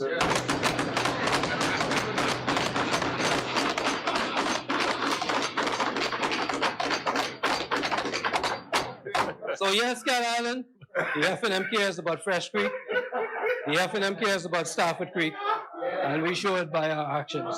Mr. Speaker, let me touch on Exuma. The Speaker, as funding permits this year, we will seek to initiate engineering studies for the culverts and bridge in Exuma, something members opposite did not do in the 15 years that they have represented Exuma prior to the election of this caring FNM government. The Speaker, may I please ask you for just a few more minutes? Speaker, I just want to touch on some ongoing and completed projects. It's fine, Michael, especially if you talk about Exuma. First, let me start with the Abaco cleanup after Dorian. Abaco was devastated. Speaker, this was undeniably the most challenging cleanup effort in the history of our country. There was so much devastation everywhere you looked. The ministry received financial proposals from companies all over the world. At the end of the day, the ministry was firm that these jobs would be assigned to Bahamian contractors. At our request, Cabinet allocated $24 million for the cleanup effort. This enabled the ministry to put a huge number of Bahamian contractors to work in Grand Bahama and in Abaco, with the result that notorious shanty towns such as the Mud, the P, and Sandbank are no more. That land is now fenced in and is available for such development and such uses as the Bahamian people deem appropriate. Our Bahamian contractors have shown their outstanding ability to respond to the needs of our country, no matter how challenged they may be. And I thank them all, Mr. Speaker. Speaker, I want to touch on the Fishing Hole Road causeway. And I mentioned that causeway earlier in my contribution. It is not ideal, but it's what we have now. And that project involves the construction of a 900-foot raised, reinforced concrete causeway in Grand Bahama. The project started in January 2016 under the former administration. It has now been completed despite the delays that were caused by Hurricane Dorian. Dorian topped it and caused severe damage. And I'm really concerned about if Grand Bahama has any more serious hurricanes. The total cost of construction amounted to $9.2 million. And North Abaco, you know we love you. The culverts in Stink Pond and Abaco. I'm pleased to say that this environmentally friendly project in North Abaco is substantially complete.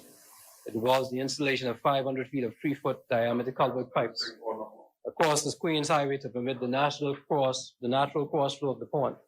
It involves the repair of a collapsed section of highway and it will help alleviate flooding. The work was completed at a total cost of $1.127 million. Construction of the road to Columbus Monument, Long Island. That involved the construction of 1.2 miles of P-rock and sand seal road to the world-famous Columbus Monument, with new parking areas and concrete decks and steps to improve access. The project cost $1.35 million. It was started in January of last year and will be completed by the end of by the end of next month. And Mr. Speaker, I urge every Bahamian to visit and enjoy that beautiful site at the Columbus Monument. Ernest Dane Highway, Abaco. That project involved repairs to 6 miles of the Ernest Dane Highway from Marsh Harbor Roundabout, heading south to Sandy Point. The section of road is poor condition with undulation. The project started in April 2019 with a budget of $4.55 million and is almost complete. Crooked Island Seawall and Carriageway, which was started under the former administration, for 14 miles of road repairs and seawall construction at a cost of $12.8 million in Crooked Island. Started after Hurricane Joaquin. The project is substantially complete with some additional works pending. Interior roads and civil infrastructure at Barmsley, which was also started under the former administration. Those roads are nearing completion, and the remaining infrastructure works are ongoing, which includes water line, sewer, data communication, fire services, and electricity can be completed. Stabilization of the coast road, Elbow Key. That project will protect the shorelines of Elbow Key for decades to come. It involves construction of a 900-foot rock armor coastal slope, an 850 feet concrete retaining wall, a new asphalt road 800 feet long, and restoration of the adjoining shoreline. The cost is $3.8 million for the project, which will start in January of this year, with completion stated for this month. Great Harbor Key runway, apron, and lighting upgrades. With the construction of the new terminal, Lord Andres, you're getting everything. With the construction of the contract for the new terminal building, the airport runway, taxiway, apron, and car parks need to be upgraded to ICAO standards. The civil works cost $3.4 million and started in June of 2019. The completion date is set for August 2020, pending approval of additional funding for extra earthworks. The Cat Island Airport fencing works. This project involves the installation of perimeter fencing and clearing of the runway strips of the new Bight Airport to meet ICAO standards. The project cost $782,000. It started in May 2020 due to delays caused by Hurricane Dorian. The completion is scheduled for September 2020. Speaker, the F&M government cares about Cat Island, and we show it by our actions. Mr. Speaker, I want to say to the member for Cat Island that he did send me some correspondence about his clinics, one of his clinics. I've taken up with the director, and he's seen the emails, and so we are very serious about assisting. Demolition of Clarence Main Building. This project is scheduled to be completed in September of this year and will provide land area for an exciting development at the University of the Bahamas. So, Mr. Speaker, the Clarence Main Building is going to be no more in about 2 months. Speaker, if I may just have a few minutes to speak about proposed initiatives. Just a few minutes, please. Elutra. Give me a break, man. You already beat me up last night. Give me a break. Speaker, the Lutra Road repairs and carriageway rehabilitation project. That involves reconstruction of 15 miles of roads in various sections of the highway across the island, and these are going to be asphalt roads, hot mix asphalt roads. And the cost is $11 million. The contract has been signed. Exuma Roads Repairs and Carriageway Rehabilitation Project. We care about Exuma. And that's another road project that's being part of the Family Island program. It involves 10 miles of road rehabilitation from the airport to the town center, including isolated repairs in other sections of the island. That project budget is $8.04 million with a duration of 12 months. And that has already started in Exuma. Long Island Road Repairs and Carriageway Rehabilitation Project. Rehabilitation repairs approximately 5 miles of roads in central and north Long Island, from the airport to CMOs and various sections of the south. The cost of the project is $4.3 million. And I know in North Long Island, the condition of the roads, and the member for Long Island has apprised me of it. I've seen it. And Long Island, I promise you that contractor is not going to leave Long Island until your roads are finished. The contractor, the project is currently $4.3 million. South Andros Road Repairs. South Andros, I saw you sent me the pictures last week of you meeting with my senior engineer. That involves the reconstruction of 13 miles of South Andros along with the main road in hot mix asphalt. You're not getting no standstill. The project cost is $8.4 million in South Andros. $8.4 million over the next 12 months. Grand Bahama Road Repairs and Carriageway Rehabilitation, which involves the reconstruction of approximately 8 miles of road in East, Central, and West Grand Bahama. And that's going to be hot mix asphalt. We've committed $7 million, but Mr. Speaker, we are going to have to go back because Grand Bahama is going to need more money in their roads, and we're going to find that money. Black Point Exuma Road Repairs and Carriageway. I will never leave Black Point out. Never leave Black Point out. Much needed repairs and reconstruction over 3 miles of roads in Black Point at a cost of $1.5 million. Rehabilitation repairs to the runway at Bimini International Airport, South Bimini. Total reconstruction of 6,500 feet runway with additions to new turn pad and hot mix asphalt. The cost of the project is $5.6 million. Spanish Wells Roads, repairs to the Spanish Wells and Russell Island roads at an estimated cost of $720,000. Long Island International Airport, there ain't no more Deadmanski Airport. The civil works is part of the overall project for a new airport, and Mr. Speaker, you heard no less than 3 ministers speak about this airport, so you know Long Island, you know it is happening. The civil works is part of the overall project for a new airport and will involve extending the runway to 6,500 feet, raising it substantially to prevent flooding at Deadmanski. The civil cost is estimated at $10 million and will be spread over several budget periods. Long Islanders have seen many of the drawings. We have been delayed by the pandemic lockdowns, but will proceed with the design and initial construction supervision aspects of this during this budget period. Village Road Development. Mr. Speaker, tenders are being issued as we speak for the paving and the full development of Village Road, inclusive of widening at access points. It's anticipated that project will be started and finished this summer. Thomas A. Robinson Stadium. The stadium is in need of extensive repairs. To this extent, an engineering consultancy has been issued for the sum of $826,000. Once completed, repairs are estimated to cost in the region of $12 million, and they will be commenced. Roxtown Mailboat and Fisherman's Dock, and I want to thank the member for Saudi Lutra for taking me around Saudi Lutra and showing me the challenges. And presently, the dock is in poor condition, with deterioration to the concrete walls, collapsed retaining wall structure, full destruction of the existing bulkhead. The current site is restricted in size and unsuitable to accommodate roll-on, roll-off vessels. Hence, the dock is in urgent need of repair as the port is a part of the delivery lifeline for that area. Likewise, the Fisherman's Dock is in poor condition, as the timber framing was destroyed by the passage of various hurricanes over the years. Additionally, the concrete approach sidewalls and slab surfaces deteriorated and require repairs. So, Mr. Speaker, we've set out a whole scope of works for those repairs. Cabinet has approved a contract in the sum of $2,834,490.67 to construct the dock a new dock in Roxanne, Lutra, and the MP for Saudi Lutra, that contractor will be in touch with you very soon because you're going to see a dock coming out of the water. This for you, South Andrews. I love you, South Andrews. Repair of the South Mangrove Key Mailboat Dock. That project is to repair the main public government dock and the settlement of Lisbon Creek on Mangrove Key.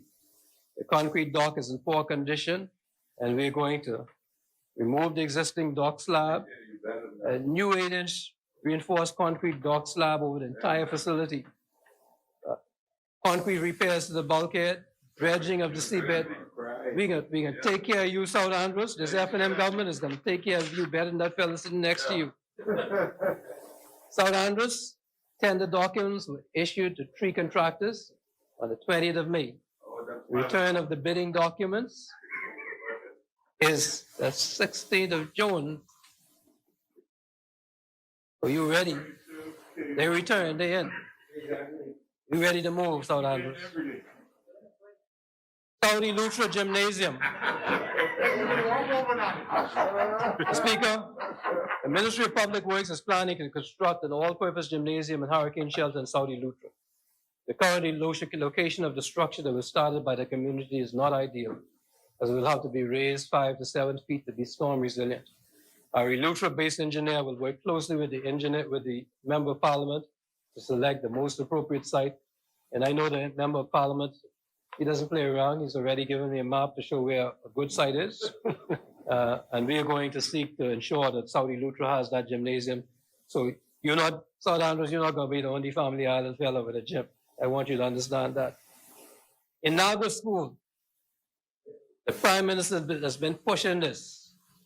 Michael, the Prime Minister has been pushing. Every day I see him, he's asking me about this in Naga School.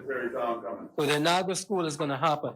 When I left as a Minister of Education, we planned that school. We left money in the budget for the Naga School. It never happened. It's going to happen now.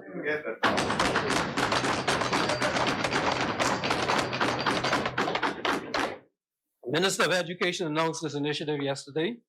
The design of the school is almost complete, and our engineers will soon be in Inagua to complete the geotech studies. We need to check through the geotech to ensure that we don't have any caves under the ground.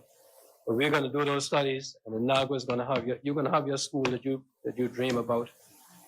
Ragged Island, exceptional progress is being made on the new state-of-the-art school and teachers' residence. Prime Minister, you're going to be so busy. You're going to be opening so many new things. You're going to be traveling up and down all this island. You're going to be everywhere in this country.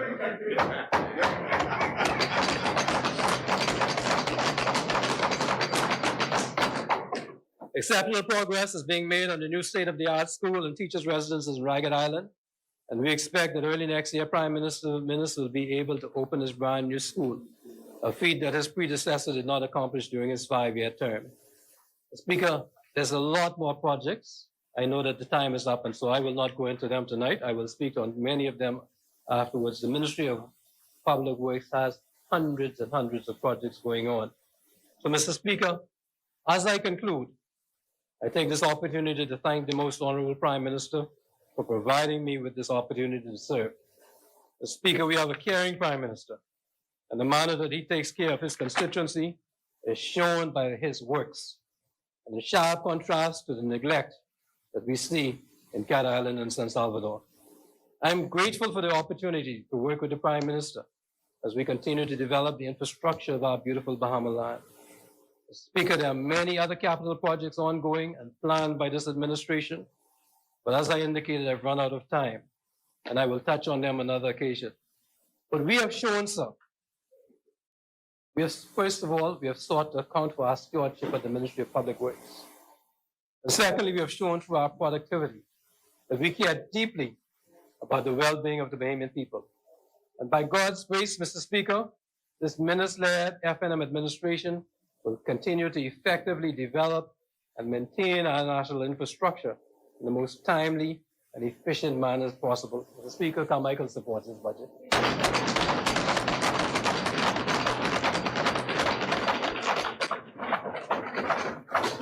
Thank you very much. Over there, these whistles can stay over there.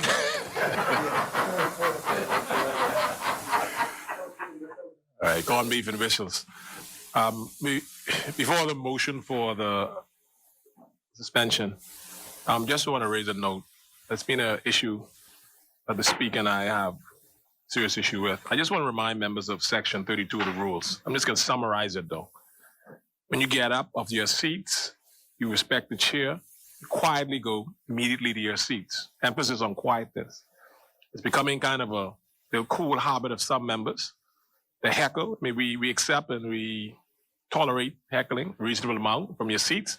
Please, when you're leaving and entering the chambers, please, let's do so, respect the chair as we always do, and let's do so as, well, not as quietly, and immediately take your seats. Section 32, I summarize it. On the motion for suspension, as many, unless there's any, sorry, as many, sorry. The chair recognizes the member for Kalani. The chair now recognizes the member for Bambuta. Thank you, Mr. Deputy Speaker. Mr. Deputy Speaker, I do now move that the House suspends until 10 a.m. Monday, the 22nd of June, 2020, when the Prime Minister will close the debate. Being moved and seconded, members, that this Honorable House suspends until 10 o'clock in the morning on the 22nd of June, 2020. As many members that are in favor remain seated, those opposing will rise. The House is now hereby adjourned to the 22nd of, suspended to the 22nd of June, 2020 at 10 a.m.